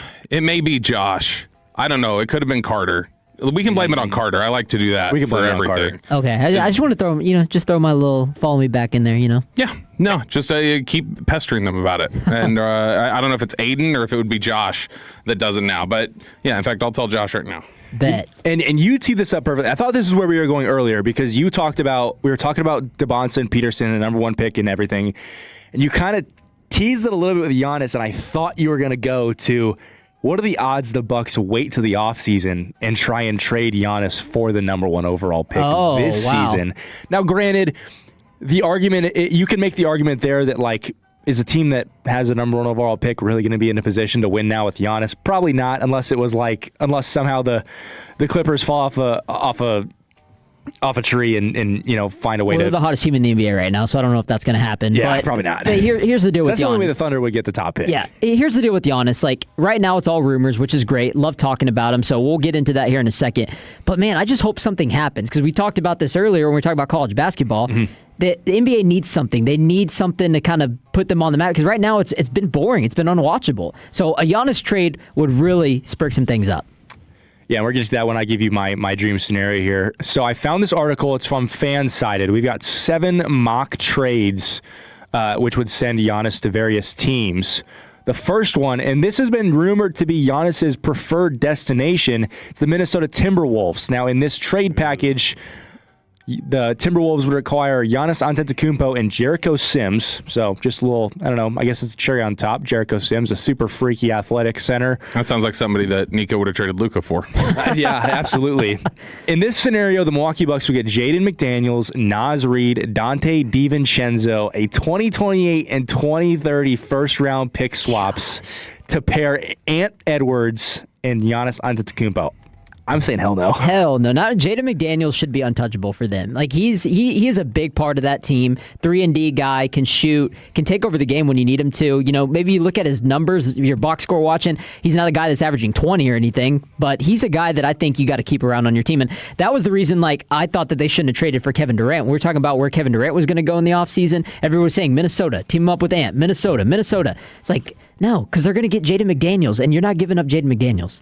And feel free, Bobby or Eric, to stop me here. I think it's crazy to think that the Bucks would consider this trade, given the fact that in what world do you think that a front court of Naz Reid and Miles Turner is effective? So you went in free agency and you got your center to pair with Giannis. There's no need now. Naz Reid could possibly. Honestly, it sounds like an idea the Timberwolves would have. When they were like, let's go get Rudy and Nas and just we'll have Cat here. We'll just have a bunch of guys who are 7 feet tall and we'll do this for forever. That honestly sounds like something the Timberwolves might think would work, which is why they would suggest the trade. Hey, this would work. You should do this. Correct me if I'm wrong. Wasn't Naz Reid a 6th man of the year? He was, yeah. Okay, yeah, a couple years ago. But that was just because he won 6th man of the year when they had Cat and Rudy Gobert, and there just wasn't room for him. Yeah, I would love Nas on the Mavs. I think he'd be great. Does he have the shortest vertical off the floor for a jump shot in the NBA? Does he jump? Naz Reid. When he shoots his threes, I think he goes off his heels and just kind of does that. That's a great point. I don't know. I think the reason that the Naz Reid and the Cat combo with Rudy Gobert was the fact that Rudy is terrified of the three-point line and doesn't want to go anywhere near it. You have a situation here where Miles Turner is a stretch big. He plays on the three-point line. It's not rare to see him chuck up 7 threes a game. So 2 stretch bigs would definitely be interesting. I don't really see this one getting done. I think the Timberwolves would have to, if you decided to swap out Naz Reid for like a Terrence Shannon Jr., if you wanted to throw Rob Dillingham in that deal, possibly, I mean, that could get cute really quickly if you want to bring in some good guards. The next one is the San Antonio Spurs, and I know San Antonio's came out and basically said like, "Hey, we want no part in this. Like, we're good. We've got our alien. We're good on this." So in this mock, literally in this mock, San Antonio acquires Giannis Antetokounmpo, Gary Trent Jr., and the Bucks get Devin Vassell, Dylan Harper, Harrison Barnes, 2026 and 2032 first-round picks plus 1 swap. I mean, the Spurs wouldn't do it, but I like it. I mean, I like it, and that would be terrifying. I know in 877-881-1053, 8112 said Mavs and Spurs. I guess he's saying that for the team that he would want Giannis to go to, or Mavs he would want them to go, and then Spurs would be the nightmare. Spurs, yeah. And I completely agree with that. Wemby and Giannis front court. Oh man, that'd be terrifying. No, hell no, you don't do that if you're the Spurs. No, Vassell, Harper, and the Atlanta pick swap. No. And you're throwing Harrison Barnes in there as a Harrison Barnes salary filler, yeah. But Mr. 100%. All right, this one's interesting because I think this team is a legitimate, maybe even a front runner in this scenario with some news with the Warriors, which we'll get to here in a second. The New York Knicks. Now, in this trade, the Knicks would receive Giannis Antetokounmpo and Miles Turner, and Jericho Sims would go back to his home in New York. In this case, the Bucks would receive Karl Anthony Towns, Josh Hart, Mitchell Robinson, a 2026 first-round pick, which in reality is probably going to be mid to late 20s with the way the Knicks have been playing. I think we can all anticipate them making it to second-round conference championship or conference finals and 2 future pick swaps. So they're basically just swapping big men. Pretty much. One who's much better than the other. Yeah. So no. That's the first one of those trades that if I was the Bucks, I would say no. Yeah, because Josh Hart doesn't do enough for me as a guard. I mean, you're giving away so much offense with Miles Turner and Giannis that you need offense coming back. And I don't think all that, no. After all that, not doing that. And I don't think Karl Anthony Towns is that good, anyways. All right, number 4, the Golden State Warriors, and I think this is really interesting because Steph Curry did get injured last night, and I think the Warriors' push to get Giannis was to get Curry a title before he retires. And I don't think there's any news out there yet on Steph Curry's injury. I know he had to leave last night in the third quarter. All right, Yahoo Sports says Steph Curry's knee injury not expected to be major after early exit versus Pistons. So that's good news.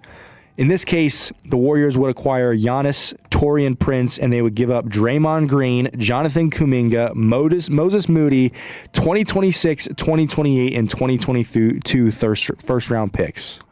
You kind of teased this Draymond Green trade earlier.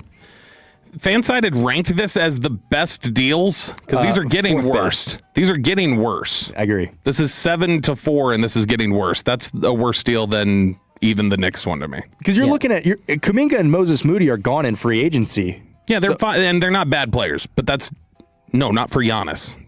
It's 2 up and down guys who have never been the primary player in an efficient offense. So yeah, I'm saying no as well. Yeah, no, absolutely not. And the Warriors, I mean, I feel like if they found a way to pull off Giannis, that'd be crazy in itself because I don't think they have the assets to do that, but. No, the Warriors are becoming the Lakers to me in terms of like delusional fan base where they feel like they're going to get every single superstar. Now, granted, they did get Luka, but that was only because Nico Harrison gifted them Luka. But yeah, no, the Warriors fan base thinking, oh, we're going to get this guy, No, you're not. You're not. And the Warriors, they were my dream scenario before I saw Steph get hurt last night. I would love to see the Warriors get back to being an elite franchise. And it was a little disappointing because I watched their game last night. And the buzz in the arena just wasn't the same, and it brought me back to like, man, I miss Oracle Arena so bad. That pop at Oracle Arena was something else, man, when that team was really good. The Warriors chant? Yeah, it was amazing. And if Steph Curry can be healthy, I'd love to see a duo with him and Giannis. So that's my dream scenario. Number 3, a team that is pretty much in the running for every single trade that's ever floated out there in the NBA. It's the Miami Heat. And Bobby might be onto something because it just gets worse and worse. So the Heat get Giannis. The Bucks get Bam Adebayo, Norman Powell, and a 2029 and 2031 first-round pick. That doesn't sound that bad. Norman Powell doesn't play defense. Like, Spoelstra just called him out like 2 days ago for like, hey, you're not even trying over there. And those picks they're 3 years away before you even get one of those picks, which then maybe Miami will suck more by then. Yeah, but at least then you're the pick will be getting better. Bam in return. You're getting Bam, and Norman Powell can score, but man, I don't know. That's not as bad as the Warriors one, at least. Yeah, the Warriors one is probably worse. Warriors although I don't know. It's similar to the Knicks one. I probably wouldn't do it. Bam Adebayo is just one of those guys that I feel like you give him the ball at the free throw line and he needs room to operate. And I don't know. There's a world where him and Miles Turner could coexist, and that would be a very good defensive front court between him and Turner. But like Bobby said, Norman Powell doesn't really do enough for me. If the Heat were to include an extra first-round pick, I mean, maybe. But I would think for the Bucks to be interested, you probably have to include Tyler Hero in this deal just so that they're at least getting some offensive firepower back in return. All right, number 2 is the Philadelphia 76ers. And it includes a guy who was just suspended earlier today. So the 76ers, they acquire Giannis and Taurean Prince. The Bucks, they acquire Paul George, who is serving a 25-game drug suspension. VJ Edgecombe. Hey now, that's a big piece right there. Jared McCain, who has turned some things around lately. I know he got sent back to the G League for a little bit, and a 2028 first-round pick via Los Angeles Clippers, and a 2030 first-round picks +1 swap. The 76ers already made it public that VJ Edgecombe is untouchable. So yeah. And in what world do you pair Giannis with Joel Embiid? Yeah, I mean, it's not as awkward as maybe Jokic with Joel Embiid. Yeah. But, no, it's, yeah, I mean, if I'm Philly, I do that. But, I mean, it's not the best fit for Giannis.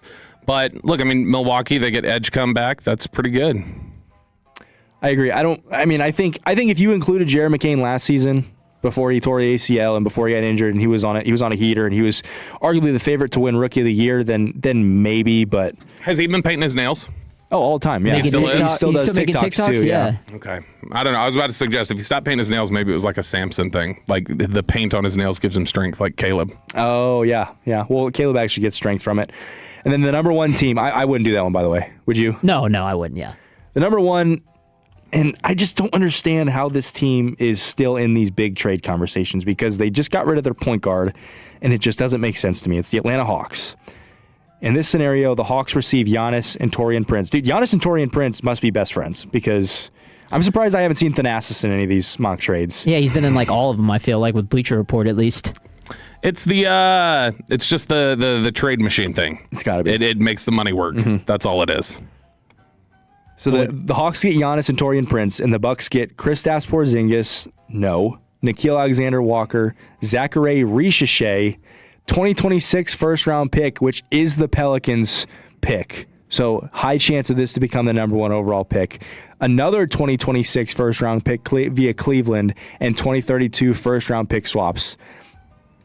I would probably do this if I was the Bucks. Probably the best one we've heard 100% if I do it as the Bucks. I don't know that I'd do it if I'm the Hawks. I just don't see a scenario where this makes the Hawks a win-now team. I mean, Jalen Johnson's a good player, but are him and Giannis really that? I mean, I don't see them being that good of a combo. And I'm surprised there's no Raptors trade scenarios. I am too, because I feel like the Raptors is actually a big possibility too. Did the Raptors come out the other day and said they wouldn't We're not trading Scotty Barnes for Giannis?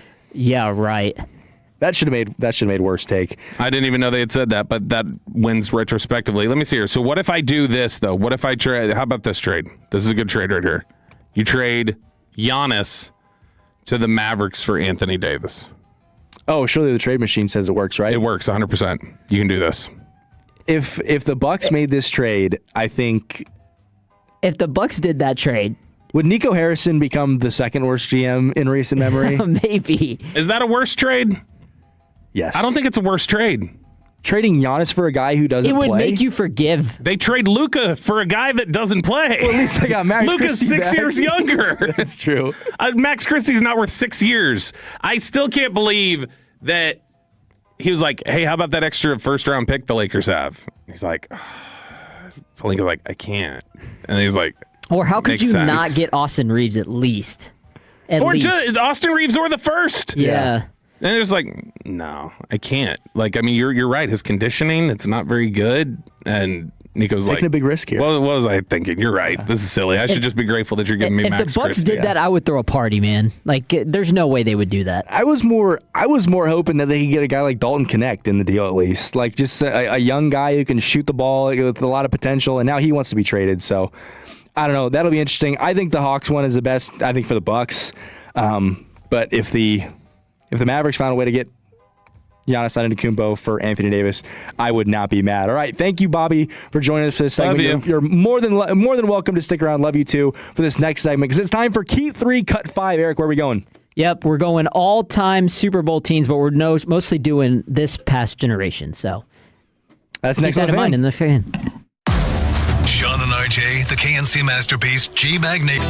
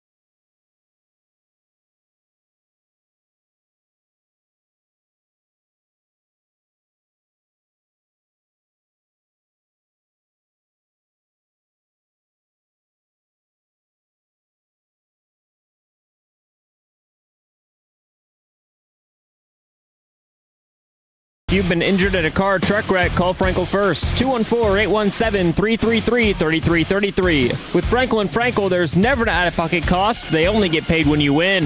Frankel & Frankel, the go-to car and truck wreck attorneys in Dallas. Thank you, Dylon, holding it down on the ones and twos in the back. We got Bobby with us, also Jacob with us, and your boy Eric is getting ready for Keep 3, Cut 5. We got all-time Super Bowl teams, but we are going to do in our recent memory because I do want to say I'm 26, so I wasn't.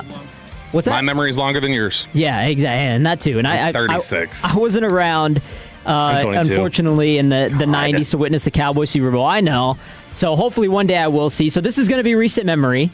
And if you guys don't know how Keep 3, Cut 5 works, basically we did this last night, Fan After Dark. Shout out to Blake Elliott. It was my first time hearing it. Tune on the drive home. Tune in, great. Go back, listen on the Odyssey app, 877-881-1053. Be sure to tune in for all-time Super Bowl teams if you agree or not. So how we're going to do this, I'm going to give you all-time Super Bowl teams recent memory.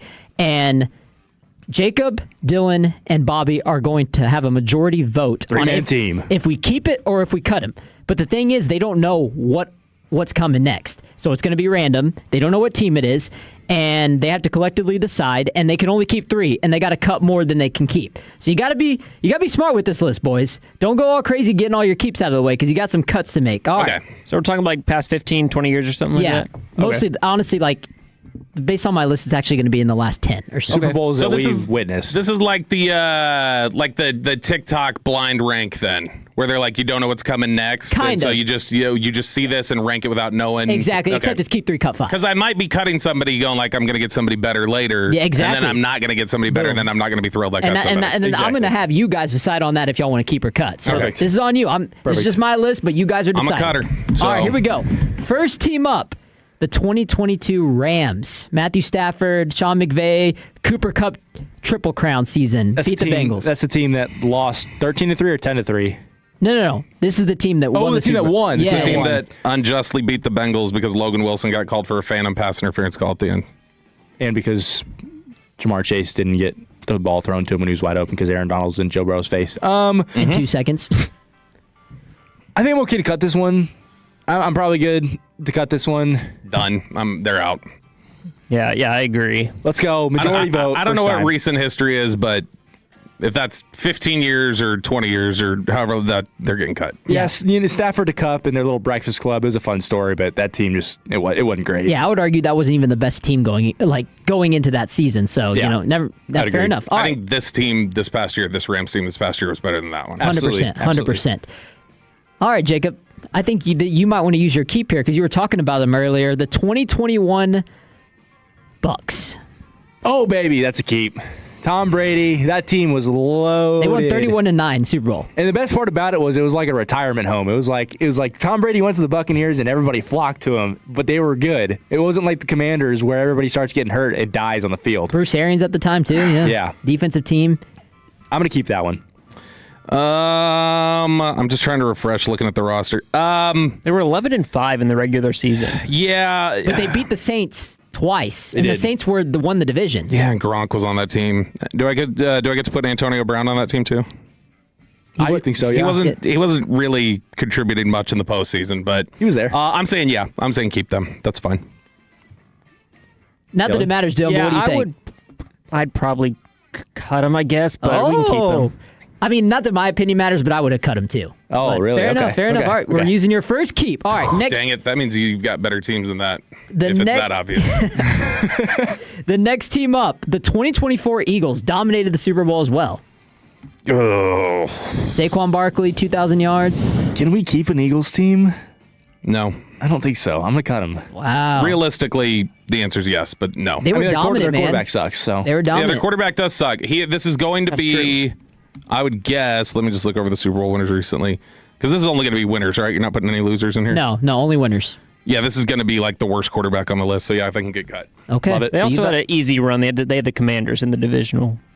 Yeah. Or the conference championship, rather. And then they have the Chiefs in the Super Bowl that were a bunch of frauds last year. Yep. So. Yeah, all those one-score games that they won. Yeah. That game also sucked, too, so that's kind of... It wasn't just one-score games. It was stuff like the Broncos miss a 30-yard field goal at the end of the game, and there's a garbage pass interference call against Cincinnati again. They just get jobbed on pass interference. That's actually interesting because I would have kept this one over the Bucs personally. I would have, but so we're even. Yeah, we're even. Okay, next we're team. in a good spot, Bobby and Dylan. We're in a good spot. Next team up, the 2023 Chiefs, the team that won the Super Bowl over the Eagles. Butterfingers, 38-35. The team that had 50 drops that season with Kadarius Toney.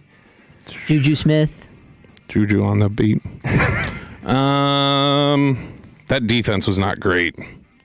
But it's Mahomes. This was their first of their back-to-back Super Bowls? Yes. And the thing about this one that makes it hard for me is this team felt inevitable going into the season. There was a point in the season where I was like, and Mahomes won MVP this year too. Mm-hmm. There was a point in the season where I'm like, this team is going to win the Super Bowl. I'm not thinking about this. This is Chiefs. Yeah, they get to go. Yeah. I agree. Keep? Yeah. All right. Yeah, keep him. All right, so we got one more keep then. Yeah, we got and one three more cuts. Yeah. Oh man. So we have 4 teams left. We get to keep one of them. Yep. Okay. You got to keep one of them. You got 4 teams left. All right, and here we go. Can you in your head? Can you rank these 4 teams so we know if we got the best team of the 4 or the second best of the team of the 4? No spoilers. No spoilers. No, not right now. Just in my head. Yeah, no, I could do that easily. Yeah. Okay.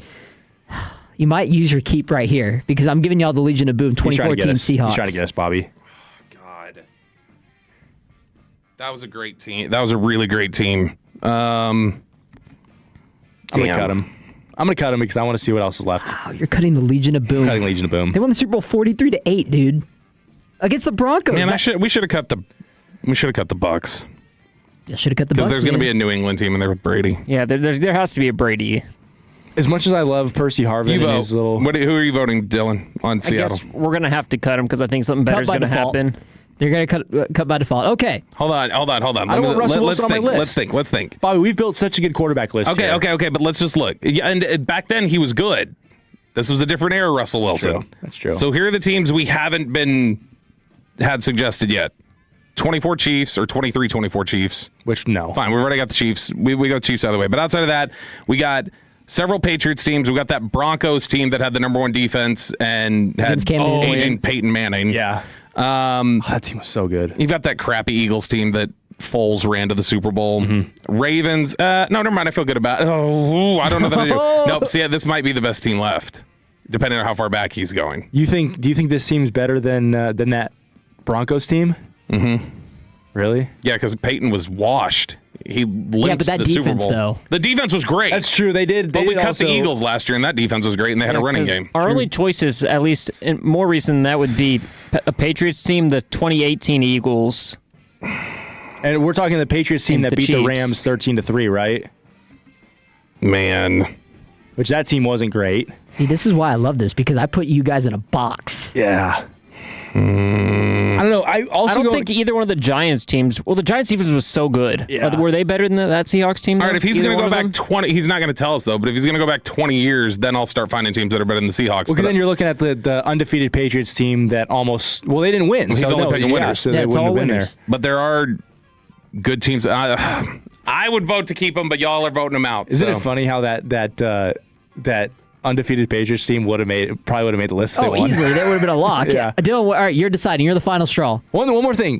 We do have to remember that the Broncos probably wouldn't have won that Super Bowl if Cam Newton jumps on the ball and remembers how to play quarterbacks. I don't know about that. Probably don't, because they were not moving the ball. They would have had a chance, but they were not moving the ball very well. That was still a 17-10 game. Wasn't Von Miller the Super Bowl MVP in that game? He was. Yeah. He was. It would have been Coney Ealy if the Panthers would have won, because I think he had like 3 sacks that game. Mm-hmm. Yeah. Yep. Good pull. All right, what are we doing? I guess we can go with the text line. They're saying cut. That was 4 minutes ago, though. Yeah, go with it. Go with it. All right, we're cutting it. All right. I don't want to bully the son. All right, so we stay alive. To pull one more. Good Next team up, 2016 Broncos. No, cut him. No, cut him. Okay. Cut him. Peyton was awful. They were about ready to let Brock Osweiler run them to the Super Bowl. Bobby, that is true. Bobby, I'm noticing a trend here. You value quarterback play, and I respect it. Yes. All right. That's why Dak's good. 2019. By the way, Peyton Manning that year started 9 games. He had 9 touchdowns and 17 picks. Yeah, he was on his way out for sure. That the better team was the one that lost to the Seahawks, right? That was the year that they were the Seahawks really, really good. were that good that we just cut that. All right, we got 2 teams left. I'm going to give you 2 teams. Two teams. Here we go. I'm going to give you the 2018 Eagles. Nick Foles. No, cut him. No. Damn it. So y'all can vote, but that team was not. I'm hoping we get like the best Patriots God, team. now we're going to get stuck with. No, I know who we're getting stuck with already. Now you got to see who you're going to get stuck with. All right, so final recap here. You guys cut the 2022 Rams. You guys kept the 2023 Chiefs. You guys kept the 2021 Bucks. That's who we should have got rid of. Y'all cut the 2014 Seahawks. Legion of Boom. That was a hot take. Y'all cut the 2024 Eagles. That was a hot take. Y'all cut the 2016 Broncos because of Peyton Manning. And y'all cut the 2018 Eagles. That means y'all kept, the last team y'all kept, the 2019 Pats. They won that Super Bowl 13-3. We got one of the Brady teams. It was a decent team, but it was a bad not... Super Bowl, but that defense was good. They did beat the Chiefs in the divisional round in Arrowhead, and my good friend Regh Burkhead did get a ring. That was a controversy because they had that offsides penalty, which was true. Yeah. But Regh Burkhead did run in the game-winning touchdown. They didn't have a 1,000-yard receiver. They didn't have a 1,000-yard runner, and they didn't have anybody who got even to 8 sacks that year. So out of all those teams, who y'all think was the best? Probably the 2013 Seahawks that got cut? I would have kept 2014 Seahawks, 2024 Eagles, and then one of the Chiefs teams. Maybe I didn't know which Chiefs team you were going to read, so I couldn't cut them. But probably the 2019 Chiefs were the better team. Yeah. Because, that was Kelsey at his peak. That was Tyreek Hill. That was Mahomes. We didn't get that option, but... I agree with cutting the Broncos, though. 2016 Broncos, I agree with that. I told y'all not to cut the Seahawks. Yeah. Bobby knows a lot more than we do. Bobby, do you have any ideas for a top 5 for us? We're still working on that. Top 5 stereotypes that you think are true for a reason. Okay. Not for me to participate in. I will leave. But you guys, that'd be a great topic for you. That is a phenomenal topic. I legitimately suggested that to Blake one time as a joke, and Blake started writing down names, and I had to tell him to stop, and that we're not going to do that. We could also do someone texted earlier, a top 5 playoff game winners in all sports. See, I was going to go playoff clutch plays. Now that could be crazy. Well, how about your top 5 best teams that didn't make the Super Bowl? Forget even lost it, like that 07 Patriots team. No, like we the best teams you saw, that you're like, they didn't even they get forgotten. Because the team that I always think of with that, because again, I'm old, the 98 Vikings. Are we doing that draft Randy style, Moss though? rookie year? Yeah. Are we doing draft style because we could have I gotta leave, duplicates? but y'all. Yeah, we'll decide. We'll figure it out. We'll figure it out. That's coming up at 4 o'clock. But coming up next, which teams are the biggest winners and losers? We're going to keep it on the football side. Fan University got us teed up this morning, so why not talk a little bit of college football? Who are the biggest winners and losers of the college football transfer portal? That's next on The Fan. If you owe back tax...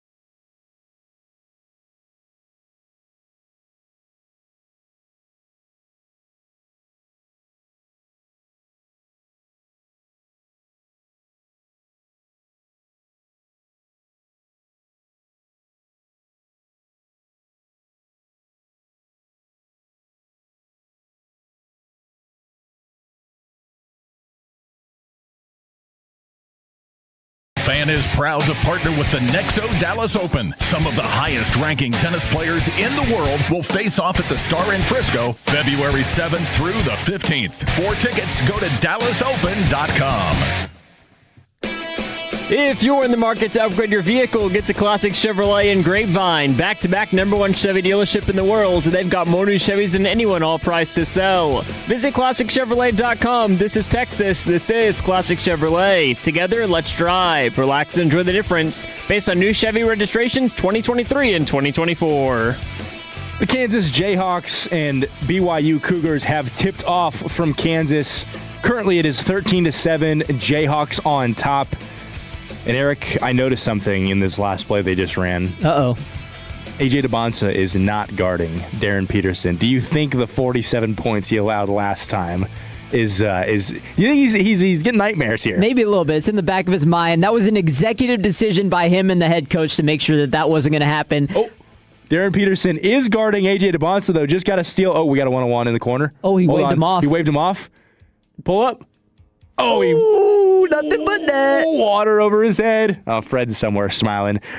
All right, it is time to talk some college football in true Fan University style. We are not Fan University. I'm Jacob Regh. That's Eric Casarez, the Fan Phenom winner. Dylan Moore just doing a hell of a job on the board back there. What a producer this guy is.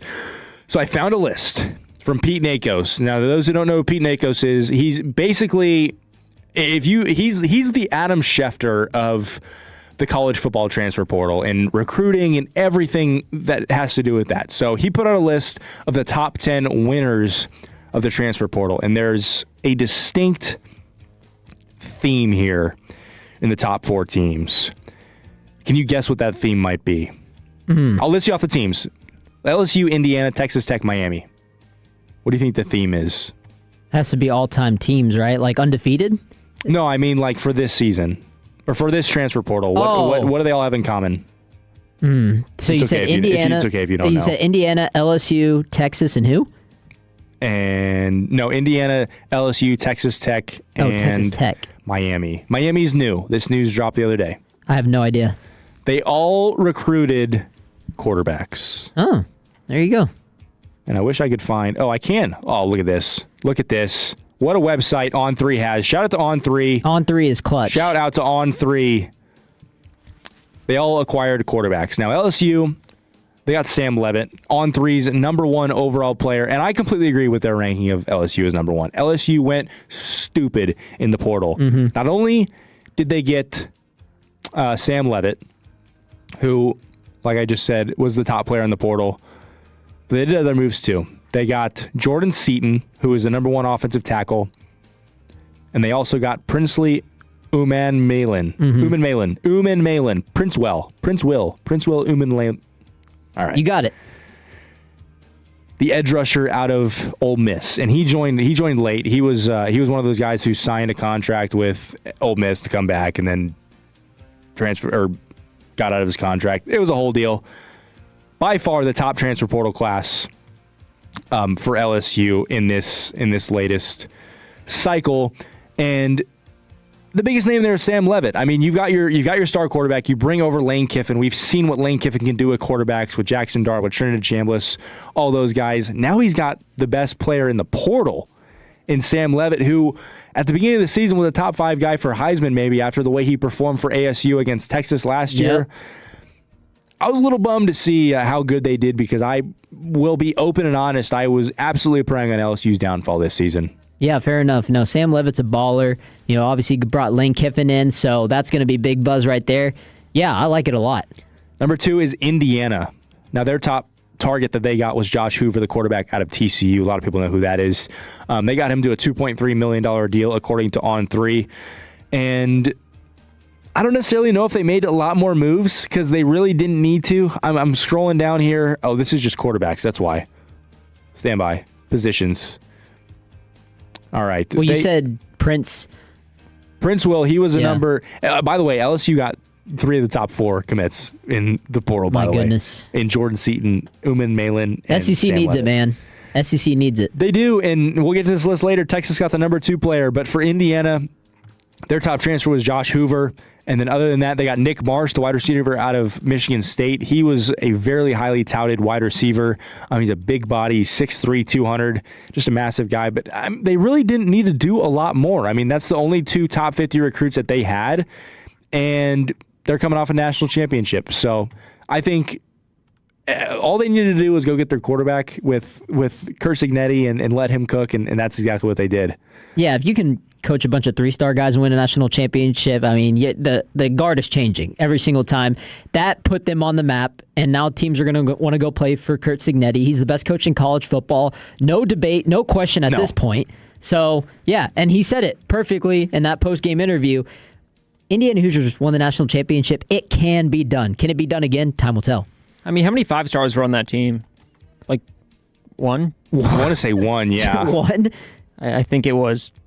I think there was a graphic. According to Google AI, it says 0. I think there was a graphic that came out 0 when they played against. Here it is. Yeah. Oregon. CFB on Fox. It was on their Facebook. Indiana had 0 5-stars, 7 4-stars. Oregon had 6 5-stars and 52 4-stars. Do you know how ridiculous that is? Wow. 52 4-stars. 52. That's an entire roster of 4 stars. Oh my God. That's just ridiculous. And they still lost by what? 50? They got pummeled. Yeah, I don't feel bad for them. Up next on the list at number 3 is Texas Tech, and I'll nerd out here for a little bit because they killed it in the portal once again. Their top signing was Brennan Sorsby, and they were in the running for a lot of other guys as well. They had a host with Cam Coleman. Prince Will came to Tech as well. I don't think Jordan Seaton ever did. So they were in the running for a lot of guys, but they got Brennan Sorsby, the number 9 overall player, the number 2 overall quarterback. They got Mateen Ibarogba, a edge rusher out of Wake Forest. He was the number 13 overall player. I'm surprised you didn't butcher that one. Oh, don't you worry. I've been practicing that one. Let's see what else they got. Those are the only 2 top 50 recruits. Let's see if I can find the team rankings. I think I could, and I'll tell you how many they actually had come in. Another team that killed it on this list was Oklahoma State, and I think the reason why is because have you seen how many guys they had come in? It was insane. Have you seen how many recruits they had? I know they got they got Mustemeyer, right? Yeah, they got Mestemaker. Mestemaker, not Mustemeyer. You know who I was thinking of? It's almost shocking because the team was so bad last year. It was so bad. It was horrible. They have lost 18 straight conference games. They haven't won a conference game in 2 years. After going, then this is the craziest part about it, right? They went to the Big 12 championship and played Texas. They lost that game and did not win a conference game for 2 straight seasons after that. That is just ridiculous. So on 3 right now, what was that doing? It could be Eric Morris, maybe.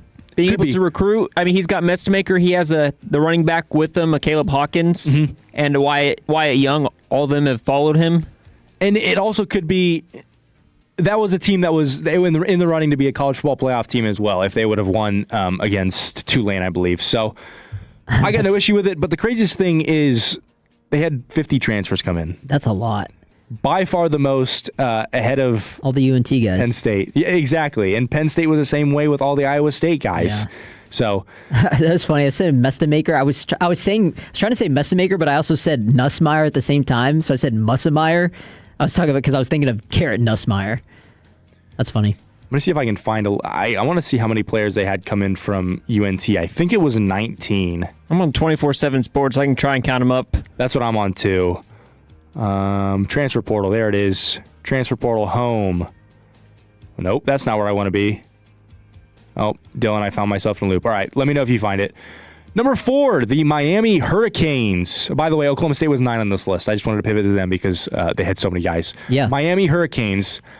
Now, they just got Darian Mensah, who is the quarterback from Duke, who, I don't know if you saw yesterday, somebody asked him what he would say to Duke fans, and he said, probably nothing because they're being so hostile to me right now. Thankful for everything that they gave me over at Duke, but I'm excited for a new start.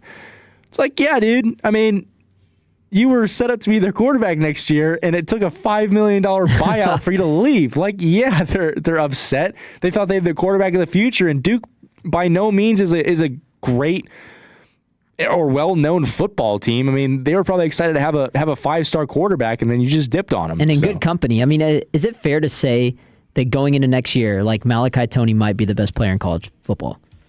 I'd still probably give the edge to Jeremiah Smith, but he's probably. I think they came out with a first-team All-American predictions next year, and it was Jeremiah Smith and Malachi Toney. They also have Mark Fletcher Jr., who is the closest thing I've seen to Derrick Henry as a running back. Yeah, fair enough. Jacob, so the latest I've seen is 17 players from UNT went to go play with Oklahoma State. And following Eric Morris, you had 1, 2, 3, 4, 5, 6, 7, 8, 9 of his assistant coaches. 214 said, Oklahoma State took our coach, our QB, our running back, our top wide receiver, and a bunch of others. Oklahoma State mean green next year. Amen to that. Oklahoma State mean orange either. Miami also had Damon Wilson II. He's an elite pass rusher from Mizzou. Let's see what other top 50 guys they had. They had Cooper Barkati, a white wide receiver, from Duke. Following his quarterback. Love that. Love loyalty. He was a 4-star, 6'1", 189 from Mater Dei, Santa Ana, California. The kind of the been the best team in high school football for a while now. It's kind of like been them and St. John Bosco, like battling each year. It's like whoever won state was going to be the number one team in the country in college. Those are their their 4 top 50 recruits. So they're killing it. And the main thing, right, is they got their quarterback. And I think that was the biggest concern with Carson Beck. Number 5 is Texas. The big name they got was Cam Coleman, number 2 player in the portal. Number 6 was Texas A&M, the Aggies. They made a lot of moves. Most notably, they got what's his name? Kid from Auburn. Kid from Auburn. They also got the wide receiver from Alabama. Okay, he's not on here. Not Ryan Williams. It was not Ryan Williams. It was Isaiah Horton. He went over. He was kind of the second most sought-after guy after Cam Coleman made his decision. Number 7 was Ole Miss.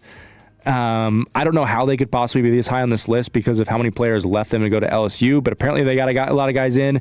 And then number 8, Penn State. I mean, you can say the same thing that Texter just said. They're the Penn State Cyclones, essentially. They got Matt Campbell. They got Rocco Becht. All those guys came over. And then Virginia Tech, they brought over a bunch of Penn State guys who wanted to follow their coach James Franklin over there. Those are your top 10 teams and winners from the transfer portal. It'll be fun to see how this next season shapes up. Hell, maybe we'll have some NFL players return back to college football. But that's another problem for another day. All right, coming up next, it's hour number 4. And what better way to kick off hour number 4 than a top 5? And we still haven't decided what we're going to do. I think we might do top 5 clutch plays in the playoffs. Is that good with you, Eric? Oh, I love it. Is that good with you, Dylan? I think we should do draft style too, so we can't have duplicates. Okay. So if you pick one, I can't pick it. Yeah, and we'll snake it. Okay. Ooh, I love it. That's next on the Fan.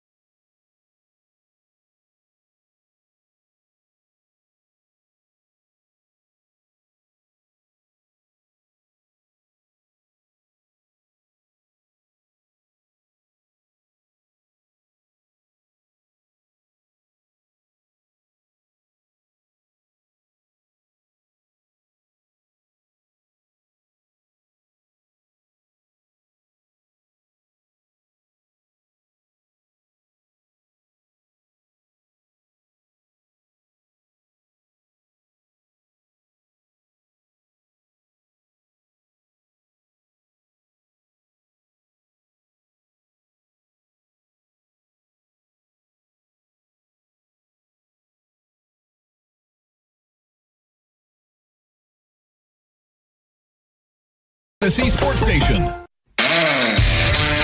Driven by our D&M Leasing Studios. Thanks for turning it on and leaving it on.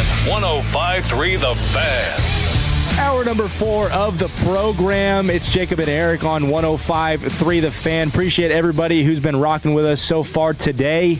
Text line's been jumping. It's time for top 5, though. 877-881-1053.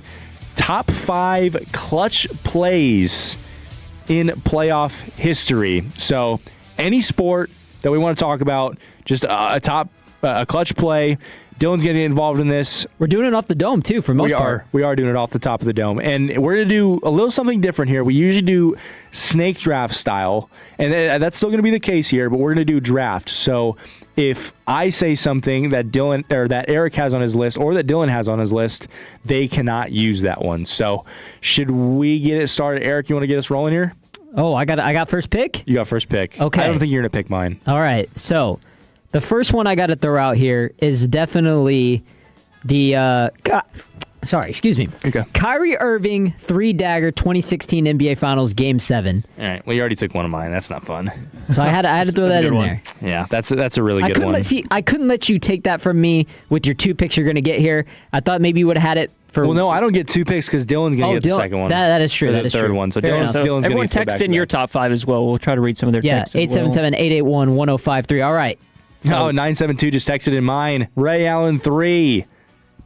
Fair enough. All right. In the playoffs over San Antonio. It's Dylan's turn. So we're going this way. All right. Counterclockwise. So we got Kyrie Irving 3. We got Ray Allen. I'm going to jump to baseball. I'm going to go with Joe Carter 1993 World Series walk-off winner. Oh, wow. It's such a good one.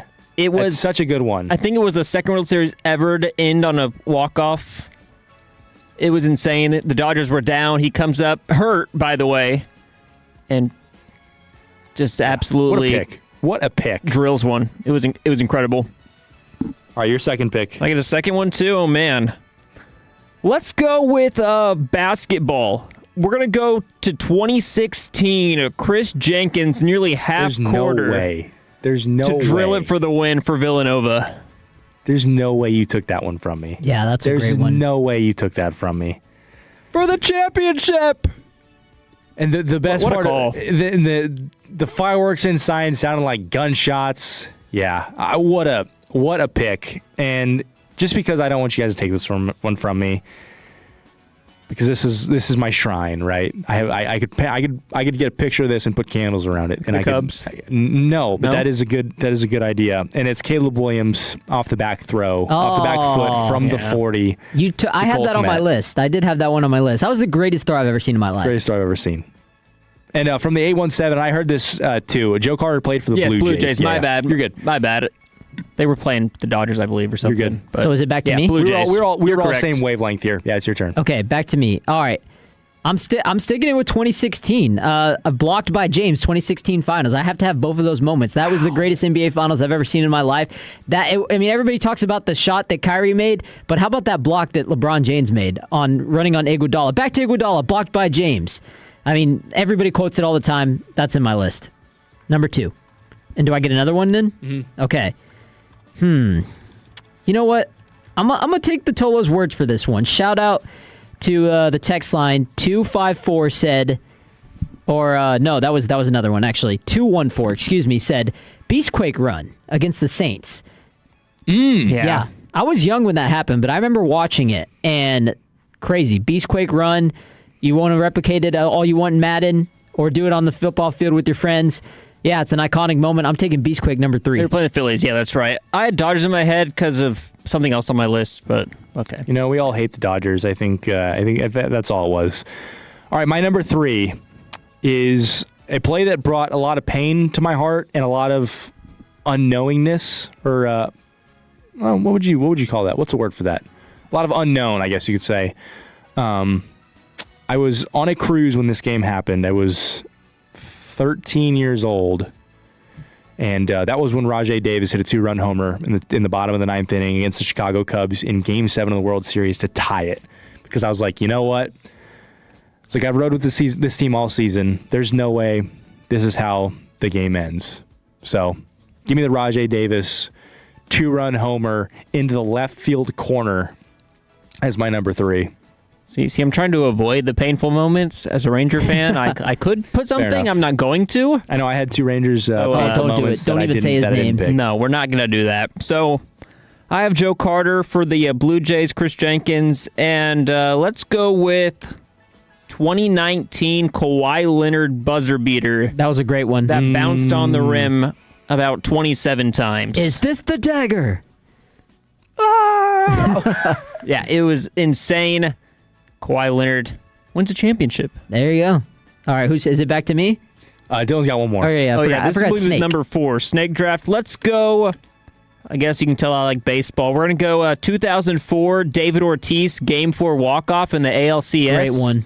Yeah. That led the Red Sox to come back from down 3-0. We're talking about the win the series. We're talking about the Yankees. Was that the one where Torrey Hunter goes catapulting over the wall?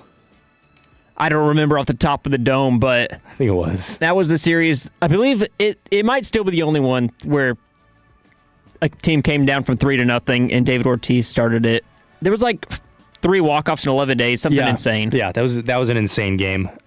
Before I give my number 4, I want to give this one some love here. You can't go wrong with the shot before the championship-winning shot. I think he's referring to the Villanova and North Carolina game. He's talking about the Marcus Page double clutch left-handed shot that tied the game. Poor guy.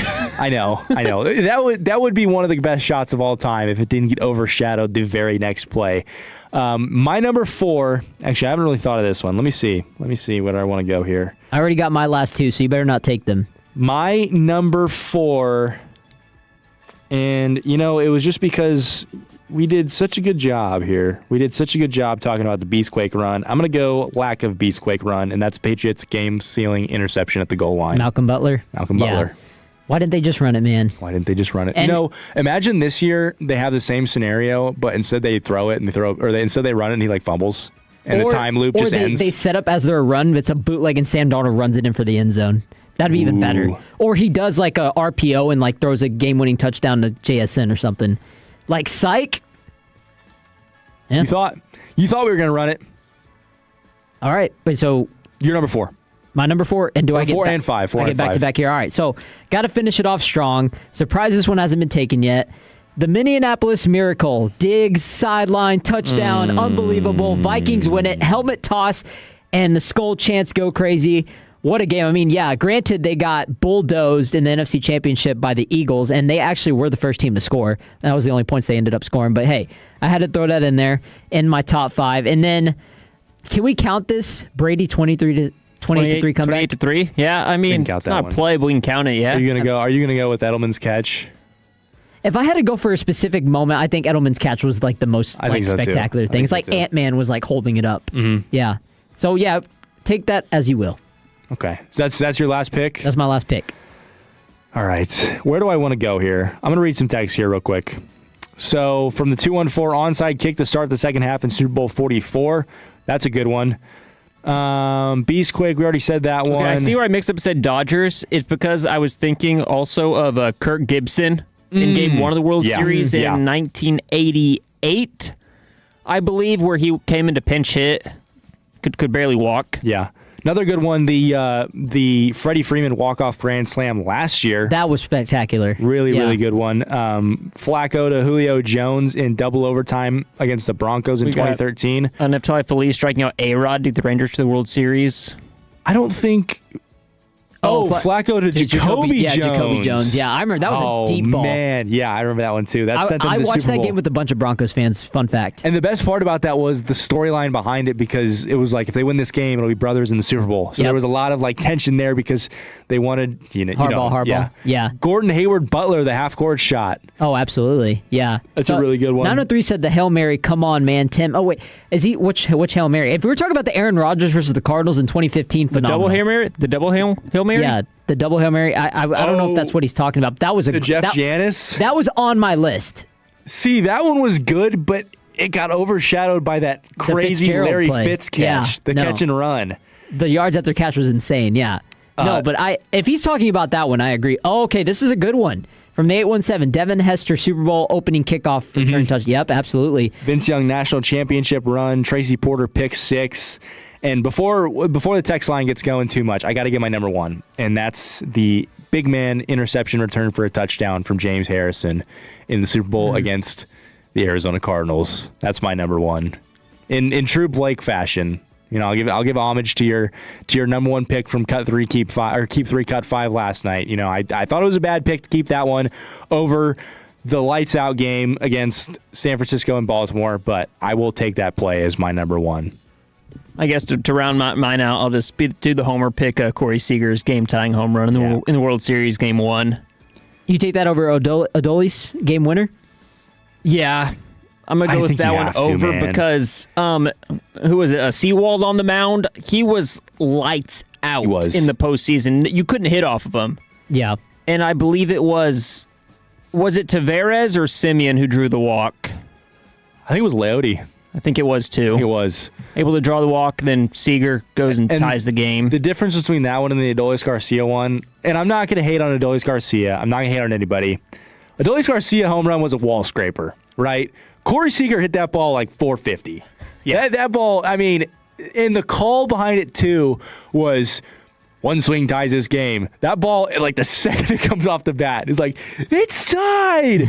Everybody in the world knew that ball was gone. Yeah, 817. We hit Leonard Game 7, by the way. We did. That is my number 3 on the list. 2019 Kawhi Leonard. Ric Flair winning Royal Rumble after being number 30 in draw. We got some wrestling fans in here. Eric, tell me about. I'm not familiar. Tell me about that one. Yeah, well, that was, I think, before my time. I don't think. I don't know if it was before my time. I wasn't watching wrestling at the time, but no, yeah, Royal Rumbles today in Saudi Arabia. Yeah, big Royal Rumble guy, big WWE guy. So yeah, that's awesome. Are there like playoff moments in WWE? Like, is there anything we could equate to playoffs? Yeah, so okay, let me put it this way. John Cena turning heel last year was like one of the biggest moments ever in WWE wrestling history. And then also the Undertaker's undefeated WrestleMania streak. Okay. 21-0 came to an end of Brock Lesnar. That was like the most shocking moment in history. So those two things you can think of off the top of the dome. I am young, though. I'm a young wrestler. I'm only 26, so if you're going to start bringing in those homers, you're going to start bringing in some of the stuff from the 90s I don't know about. Another thing I had on my list, I had the helmet catch from the Giants, from David Tyree. Yeah, I had that one. That was pretty much Did you have any other honorable mentions that you left off? I had some too. Luka, You Can't Guard Me on Rudy Gobert, the dagger. That was a great one. Tyrese Halliburton's game winner versus the Knicks. It bounced up like 3 times. I had Caleb Williams' 4th and 5 throw. I had 13 seconds, the Chiefs versus the Bills, one of the greatest playoff games ever. And then I think that's it. I think that's all I had it down. Yeah, so I had a Malcolm Butler's interception on there. Also, was looking online, Madison Bumgarner just in 2014. The whole entire World Series, he pitched in 4 or 5 games. Yeah, it was absolutely insane. Okay, here it is. How many innings of relief did he have in Game 7? Does it show? I think he was in there for like 4 innings. Okay, during Game 7, he pitched 5 innings of 2-hit baseball. Jeez. Oh my gosh, I totally forgot the kick 6, Auburn, Alabama, 2013. Oh my goodness. That wasn't playoffs, I guess though, it wasn't but that one can fix. That one can count, yeah. From the 817, NFL's The Catch in 1981. Respectfully, we weren't alive then, but yes, that was a big one with the 49ers. Was a 4-0 with a .25 ERA. Was that the 49ers? Well, who was The Catch? That was the 49ers, right? 1981. What? The Catch. I'm looking up. We might not know ball here, Eric. I'm pretty sure this was the 49ers catch. Yeah, San Francisco 49ers, Joe Montana to Dwight Clark. Okay, cool. 58 seconds left in the 1981 NFC Championship game. From the 4-3-2, Aaron Donald getting to Joe Burrow to end the Super Bowl. With Jamar Chase wide open down the sideline. Yeah, that one can absolutely count. Christian Laettner from the 817.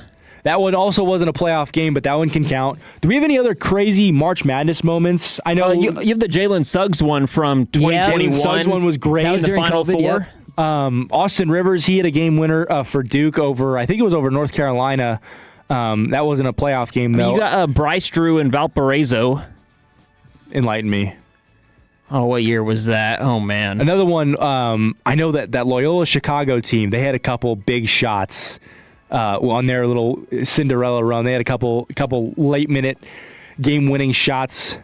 Reggie Miller, 13 points in 9 seconds. I don't know if that one was in the playoffs, but that's a great one. From the 972 Music City Miracle, we already hit that one. Wait, I thought that was Tracy McGrady that had 13 points in 9 seconds.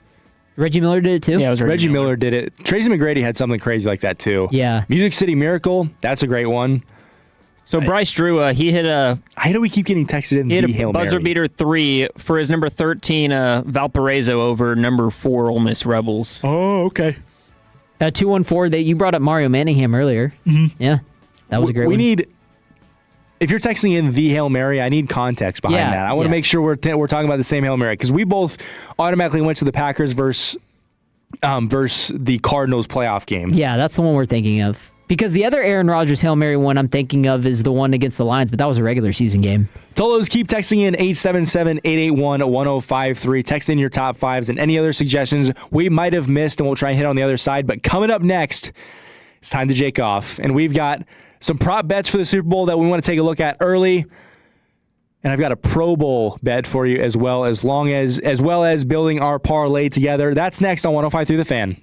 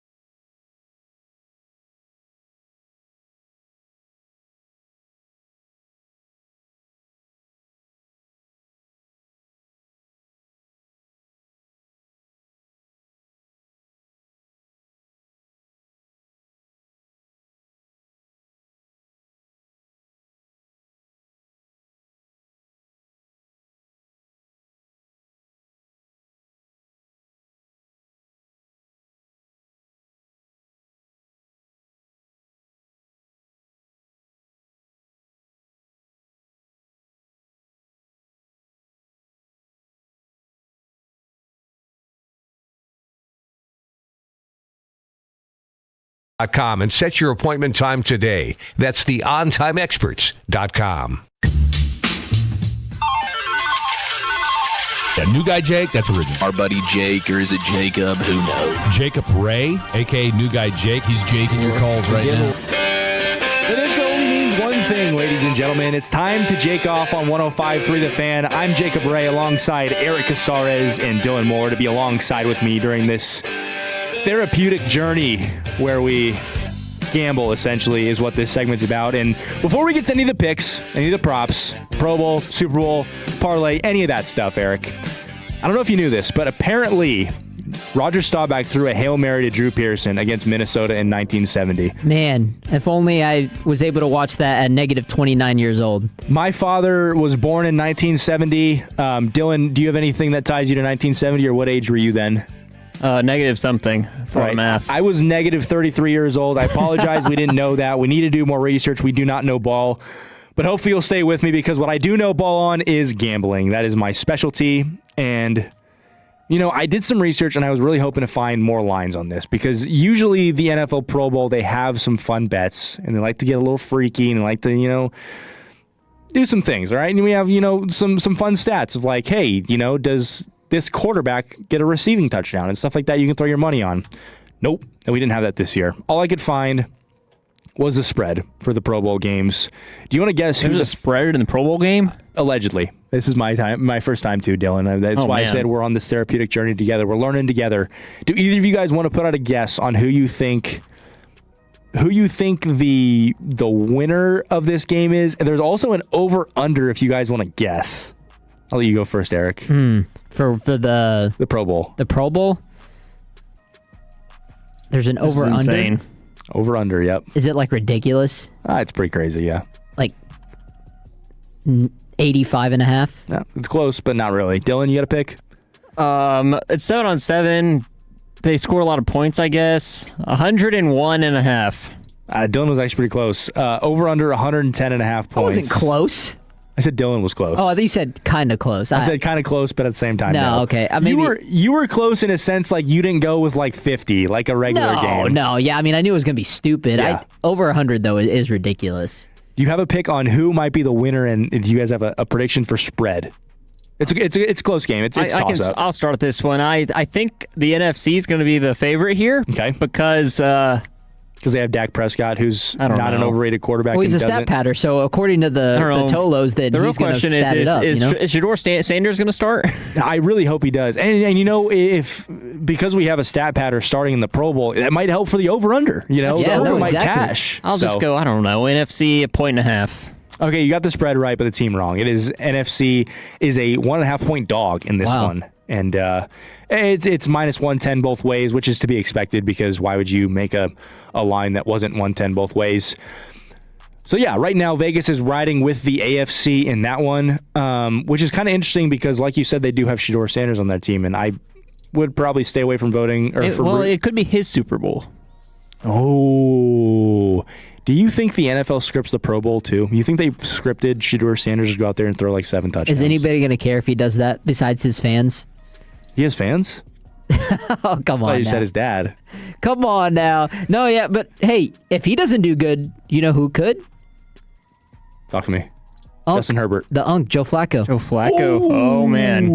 Yeah. Is he in there? He's in the AFC. Yeah, he got replaced, or he replaced somebody, which is crazy. We have 2 Browns players at quarterback in the AFC. Yeah, somehow. We need to look this up, because how in the world are Joe Flacco and Shedeur Sanders Pro Bowlers, but not Trevor Lawrence? And for that matter, they're both. Would you put both of them over Lamar, even though Lamar didn't have that good of a season? No, it's a popularity contest. So no, I would pick Lamar. But Lamar probably, you know, the trend with the Pro Bowl too is like usually these guys, if they have a really bad season, they're like, yeah, count me out. Like I'm good. I don't want to be part of this. So I don't know. Maybe we had some guys opt out. I was interested. Did we ever get a name on who replaced Sam Darnold in the Pro Bowl? I don't think it was ever announced. Not that I'm aware of. The NFC has so the NFC Jalen Hurts, Dak Jalen Hurts. It was Jalen Hurts. It was Jalen Hurts that replaced him. I remember them announcing that. Yeah, Jalen Hurts made the Pro Bowl over Caleb Williams. That's apparently all right. Whatever. All right, let's get to some of these prop bets for the Super Bowl, because this is, if you're going to gamble, this is literally and figuratively the Super Bowl for gambling. We've got 10 prop bets. This is courtesy of Vegas Insider. We were so close last time, Jacob. We were. We hit, was it one pass attempt we fell short of? It was one pass attempt from Matthew Stafford, and if Puka Nacua would have got out of bounds, we would have hit on the Hail Mary. Oh, yeah, no, 100%, because that would have been the last one, yeah. Or if Nacua dropped it, we would have hit too. If literally they would have got the ball back earlier, because they had they failed the fourth down conversion in the end zone, and then they never got the ball. Well, they got the ball back with like 20 seconds left. There was another one too where Stafford took a sack on a guy that was wide open. If he would have let it go, we would have hit too. Brutal. It's okay. I'm glad we started to taste some success. We got close finally, which felt good, but. And it's all that matters that we had fun. Shout out to the 817. He said Trevor Lawrence opted out. Okay, I did not know that. Thanks. Yeah, that makes sense, though, because he actually was does it even matter in the Pro Bowl at this point? It really doesn't. No, it doesn't. It really doesn't. Yeah. All right, I've got 10 prop bets. This article is titled 10 Super Bowl 60 Prop Bets Drawing Sharp Wagers Are Public Dollars. Number 1, will there be a 2-point conversion attempt? Yes or no is a minus 160, so no is a heavy favorite here. I think yes is like plus 240 in this one. So public's going with no. I don't know, that's kind of boring. I like 2-point conversions. I'll say yes. In the Super Bowl, right? Yeah. Yeah, I'll say yes. We'll say that the Seahawks will be going into the fourth quarter up 28-10, and the New England Patriots, Drake May will hit Kayshon Boutte on a little fade. Nice little catch, and they go for 2 to make it 28-18. I love it, and I don't see why the Seahawks can't throw the ball or run the ball on the 1-yard line and be like, for bleeps and grins, let's finish this off with a 2-point conversion. That's a good idea, especially like a good running back. Oh, I would completely agree. And, it's difficult because Zach Charbonnet is out and they don't have a workhorse back unless it's Kenneth Walker. You can do a good little tush push, though. Could happen. Number 2 is Mac Hollins' receptions. His over-under is set at 2.5. The under is currently minus 130. Under 2.5? I don't know. I feel like I saw them throw the ball over the middle a lot. Number 3 is Ramondre Stevenson receptions. This one's also at 2.5. It started at minus 140. It's at 160 now. And the over was minus 140. The under is plus 140, but now the over has moved to minus 160, so that's fun. Travion Henderson receiving yards is at over under 4.5. I got a college basketball score update for you. Kansas and BYU's at halftime. Kansas is leading 53-33. This is literally BTA. Fred Davis did just text me and say, Lil Fitty Burger AJ DeBonza with 7 points. Man, he's seeing ghost. Because when he plays, we were talking about, he plays Peterson. It doesn't really work. It doesn't work out very well. Darren Peterson, he was, last I checked, he had 16 and he was shooting 83% from the field. And we looked at the one play that he drained, too. Nothing but net. And also, did you say, how much did AJ give up last time they played? 47. Peterson with 18 points on a 6 of 7 shooting. Yeah. Last time in college or in high school, the two matched up. AJ DeBon or Darren this was Peterson. February of this last was year. February of last year. So a little over a year ago, Darren Peterson scored 58 with 47 coming when he was directly guarded by AJ DeBonza, which isn't surprising because in college, how many guys are really like fleet-footed and can keep up with Darren Peterson? So it doesn't shock me that they guard each other. All right, let's get back to these prop bets. So. You said you would take the Travion Henderson, right? I think I'd take it. It's just, that's just one catch pretty much. Yeah, why not? Especially in garbage time if they're down. Absolutely. You got a little pass rush in there. Yeah. We know how much Drake May loves his completion percentage, and there's nothing more sure thing than a dump off to the running back. I love it. Next one is distance of first field goal made. It is currently over under 36.5. And it was recently moved to 37.5, which means there's a lot of people taking the over on that one, which isn't surprising. I love that. All right, I'd take the over. I would too. 100% I would too. Next 5. Will there be a safety? No is a minus 1,400 favorite, and yes is a plus 800 underdog. Now, the only thing that triggers this in my head is you remember back when in the 49ers and Ravens Super Bowl where the punter went and took a safety so we didn't have an intentional safety. Yeah. Exactly. That happened in the Chiefs and Texans playoff game last year too. So is that a possibility? Maybe. That's kind of scary to bet on because it'd be such a bad beat if you lose like at the end of the game. In 59 previous Super Bowls, there have only been 9 safeties. Can you imagine placing an 8-leg parlay to win and you 10 lose grand, it because of that? And you're sitting there at the end of the game sweating his safety. You got the over 150 receiving yards, some crazy numbers. That would be sick. All right, next one is, will there be overtime? No is a heavy minus 2,000 favorite, and yes is plus 1,000. Will there be a successful 2-point conversion? No is minus 350. Yes is plus 290. You could probably make some money if you parlay this one with will there be a 2-point conversion. So if you pick right twice, will there be an octopus? Now, if you guys don't know, do you know what an octopus is? Just remind me. It sounds familiar. When a player scores a touchdown and then scores the subsequent 2-point conversion. 8 points all from one player. Makes sense. No. No is a minus 6,000 favorite, and yes is a plus 1,600 underdog. Surely not. The player to score the first touchdown, as of right now, Kenneth Walker is the favorite at plus 400. Jackson Smith-Njigba is plus 600, the second favorite. From there on, it goes to Ramondre Stevenson. He's a plus 1,200. And then Pat's tight end, Hunter Henry, is a plus 1,600.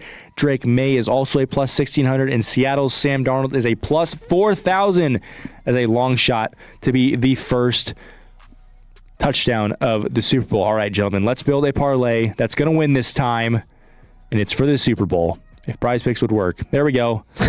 There we go. All right, just want to get this started because we did have this last week. We're going to do a 4-leg parlay, but we're each going to pick 3. Like last week, we have a free square. Drake May over under 0.5 passing yards. We can only take the over there. I think I'm going to take the over. That's a good pick by you, Dylan Moore. That's a great pick by you. He knows ball. Now, we don't have Kevin Walker in here to poo-poo as long as he doesn't pull an Aaron yards. Rodgers. Yes, that is true. Don't put that. That would be quite a shame. Don't put that in our minds, though. That would be quite a shame. What if he comes out with the flag? Like Aaron Rodgers did. Did not mean to ring the bell, by the way. That's a good bell ring by you. Yeah. I mean, if he comes out with a flag, I think it's probably cooked. It's probably cooked. I'll be taking Dylan. Yeah. Good pick. All right, like I said, Kevin's not here to poo-poo all over passing yards, so we can actually have fun today. Sam Darnold, over under 229.5 passing yards. Any takers? Over. Is that your pick? Over 229? Oh, actually, I don't know. I don't like that at all. I'm gonna fade that. Okay, last game he had 346. Before that, 124, 198, 147. Yeah, so that's a good pick by you. The Rams defense hasn't been good, though. Good pick by you. No. Kenneth Walker, does he record a rush or receiving touchdown in this ballgame? Yeah, I would say yeah. You want to pick that one? Yeah, I'll take that one. All right. Last time you picked running backs, it didn't go well when you picked Christian McCaffrey, but it's okay. Wait, twice, hold on. Right? I missed them both. Because the week before, I got him getting into the end zone. That didn't work out. Mm-hmm. They freaking scored 6 points. And then I doubled down, I think. Or no, I think the week before I had doubled down after that. So, yeah. All right, next. Drake May, 0.5 passing touchdowns. Oh, I'd take that. You want that one, Dylan? Yeah. Is that your pick? Put me down on that one. It's a good bet. All right. Remaining, and if you guys want to switch any of these up, you feel free to. Ramondre Stevenson, over under 49.5 rushing yards. JSN, 95.5 receiving yards. JSN, 0.5 touchdowns. Cooper Kupp, 0.5 receptions. Drake May, 220.5 passing yards. Cooper Kupp, 333 wow, I almost said 300. 33.5 receiving yards. Cooper Kupp's only 0.5 reception. That's a bet? Cooper Kupp is 1.5 receptions. He only needs 2 catches? Yeah. I like that one a lot. It's a green goblin, though, so our payout's not very big. Oh, fair enough. We've already taken 2 green goblins, so I want to try and find a regular line here. Sam Darnold, 5.5 rushing yards. Sam Darnold, 19.5 passing completions. I don't know here, man. I don't know. Part of me wants to take the under on Sam Darnold's passing yards. And what was JSN's receiving? 95.5. That's high. He's going to have Christian Gonzalez on him, too. I almost want to take the under on that. But I could totally see him going for 120 as well. Let's see what his last 5 have been. Last 5, 153. Against San Francisco, he had 19, but that was a blowout. Against San Francisco before that, he had 84. Against Carolina, he had 72. And then against the Rams in their previous matchup, he had 96. That was before the playoffs. I like fading Jackson Smith-Njigba here. I really do. Yeah, I think you should hit the under on him. Wait, hold on. Kenneth Walker, over under 22.5 receiving yards. Do we take the under there? That's a lot of receiving yards for a running back. That would be what? Probably at least 3 catches, unless he breaks one. He breaks one, exactly. Or 74.5 rushing yards from Kenneth Walker. His line right now is set at 3.5 receiving targets. So that means they throw to him 3 times, whether he catches it or not. I'm going to take his under on receiving yards for Kenneth Walker. So here's our parlay, gentlemen. We got Drake May, over 0.5 passing yards, over 0.5 touchdowns. And we've got, wow, we really did 2 parlays on 2 guys. We have 2 guys here. Kenneth Walker, 0.5 touchdowns, and under 22.5 receiving yards. Let me see if I can even place this, because sometimes it doesn't let you do multiple. Hold on. Stand by. We just want a better chance to win, man. And it went through. $5 to win 30. Let's see if we can get our first win. But it's time to wrap this show up. We're going to talk a little bit more about the Giannis trade, and Eric's going to give us some points on why he thinks the Warriors should or should not include Draymond Green in a trade. We'll reset the news. We'll give you a Mavs preview, a Stars preview, and much more. Final segment coming up next on 105.3 The Fan. That feeling you get on the water?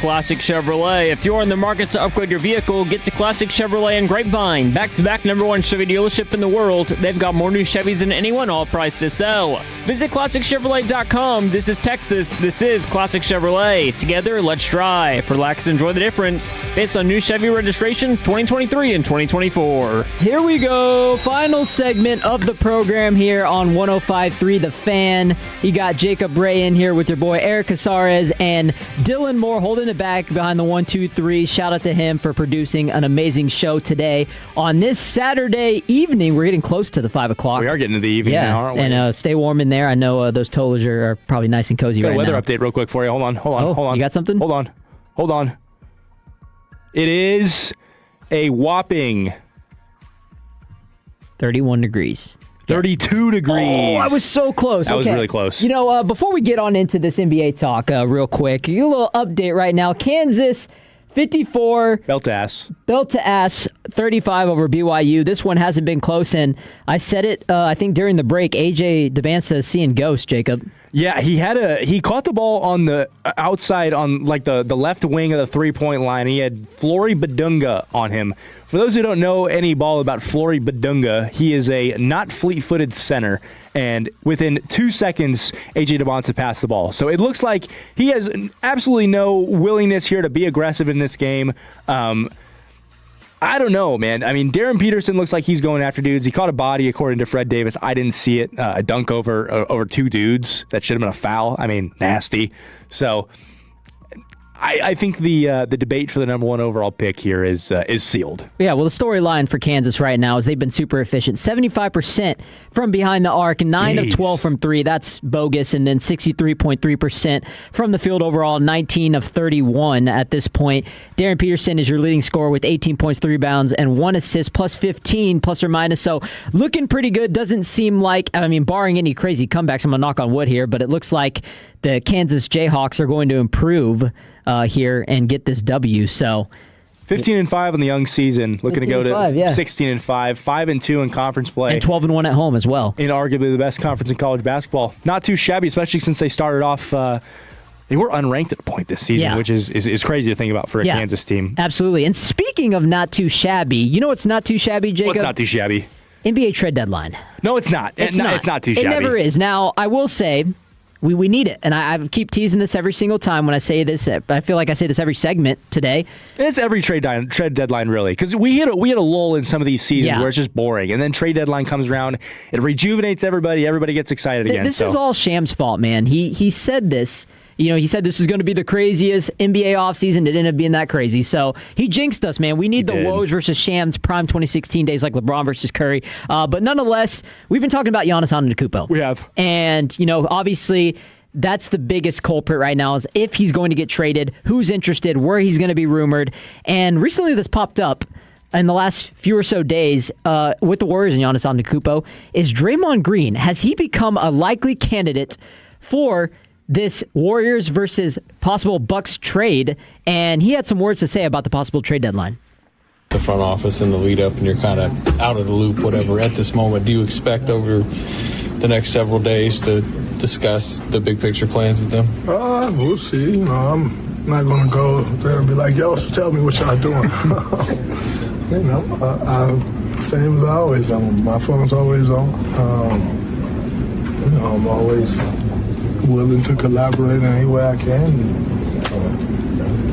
It's pretty obvious who they're going after at this point. Big salaries. When big salaries are being traded for big salaries, almost everybody's name is rumored. Where are you at on your own, future here? Oh, I've been here for 14 years. I have no reason to sit and worry about leaving. But if I'm traded, that's part of the business. So it is what it is. I ain't losing no sleep, though. I slept great last night. Incredible. I slept longer than I've slept in a long time. So sleep's well. Sleeping good. Yeah. Home, bed, yeah. The most he's ever been worried, for sure, in my eyes at least. I mean, I don't know. Based on his mannerisms there, it doesn't look like Draymond is very happy on the possibility of him getting traded. So, Jacob, I got to ask you, man. I mean, are the Warriors considering trading him? Like, obviously, you think that. I mean, do you think this is all buzz, this is all rumors, or do you think this is a possibility that they want Giannis, they're going to do it?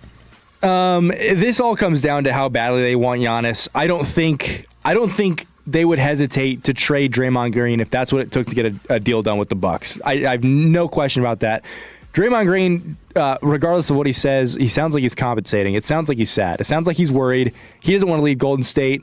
And to be honest, Draymond Green's one of those guys that as soon as he gets shipped off to the Bucks, he's demanding a buyout, and he's going to get traded again.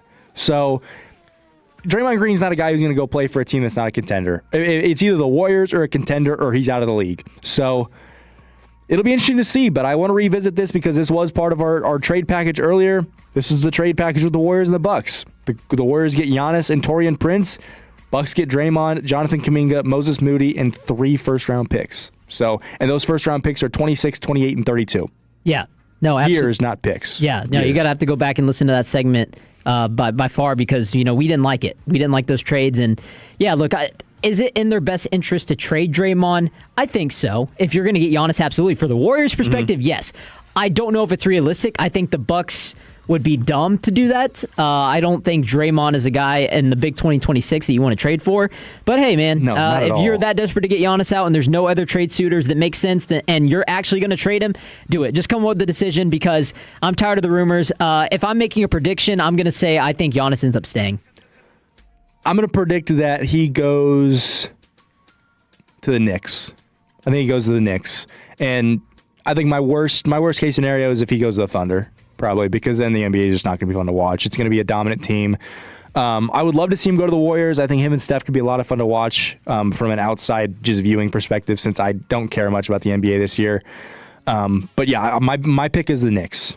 Yeah, no, I would love to see him on the New York Knicks, and we'll see how Karl-Anthony Towns feels about that because he's kind of been feeling a little personal ever since he's been in the trade rumors for Giannis. Specifically, the Knicks are trying to pick up where they, I guess, fell off of. They lost like 8 of the last 10 games at one point in the season, so they were flustering. But a team that we are hoping maybe gets higher in the draft right now is our Dallas Mavericks, and I'm sure you had something to say about them as we get closer to their next game. Cooper Flagg and the Dallas Mavericks, they get set to take on the Houston Rockets tonight at 7:30.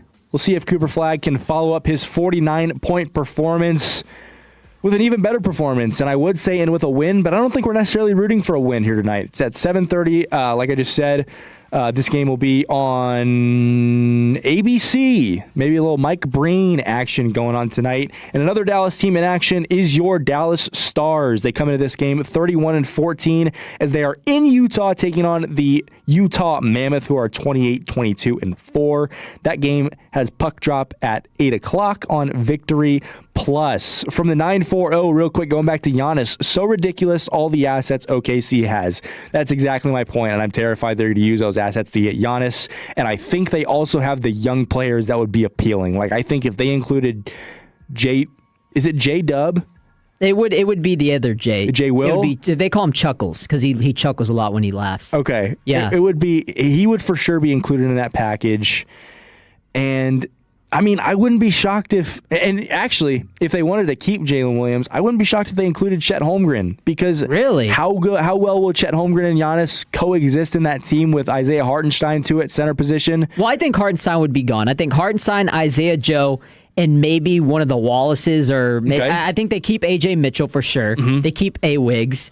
Isaiah Joe would be a good piece. Isaiah Joe is going to be in that trade for sure. I think Hartenstein for sure, because you're not going to keep Hartenstein if you get Giannis. So, and then, yeah, you throw in your 5 picks. Sam Presti will cook. Oh, but absolutely. I hope they don't do it, obviously. Those are your 2 Dallas teams in action tonight. Don't look now, but the BYU Cougars are coming back a little bit. It's a 14-point game with 15:02 left to go in this one. Kansas has the basketball. And I saw A.J. DeBonza hit a 3 earlier, so it looks like he's being a little bit more aggressive. But 14 points to go. Now it's 16. Still a long ways to go in this one. From the 940 as well, he's going to the Celtics. Yeah, I don't know how that money would work. I mean, It's interesting. The Celtics situation is interesting because Jaylen Brown and Tatum, don't they have like two of the biggest contracts ever? Like, aren't they both $300 million plus? Yeah, and Tatum is like, went from, he's progressing a lot more than we thought, and then is he going to come back? And then now it's like, he's probably not going to play. So they're not rushing him back. Obviously, the Celtics are a top 3 seed in the Eastern Conference right now. I think the path is, pretty open for them and anybody else in the East right now that wants to take it. So they could obviously find themselves in the finals. I think if they're in that position and Tatum comes back, it's realistic. They can do that and make a push for it. I don't think Giannis is in the trade talks, though. That would certainly be something to see a Joe Mazzulla-led team with that kind of defense at the center, at the power forward / center position. He'd probably end up playing the center position, but I mean, who knows? I don't think the Celtics have the resources for that. I don't think they have the money. I think you'd have to trade a big piece. Like, you're probably trading Peyton Pritchard and Anthony Simons are both probably gone in that deal. Anthony Simons would definitely be gone. I think they've been shopping him actually pretty aggressively. So yeah, I wouldn't be surprised if he's in one of these like smaller trade packages. You're probably parting ways with Peyton Pritchard, with 2 of the 3, Peyton Pritchard, Derek White, or Anthony Simons, and that just doesn't seem like a good idea to me.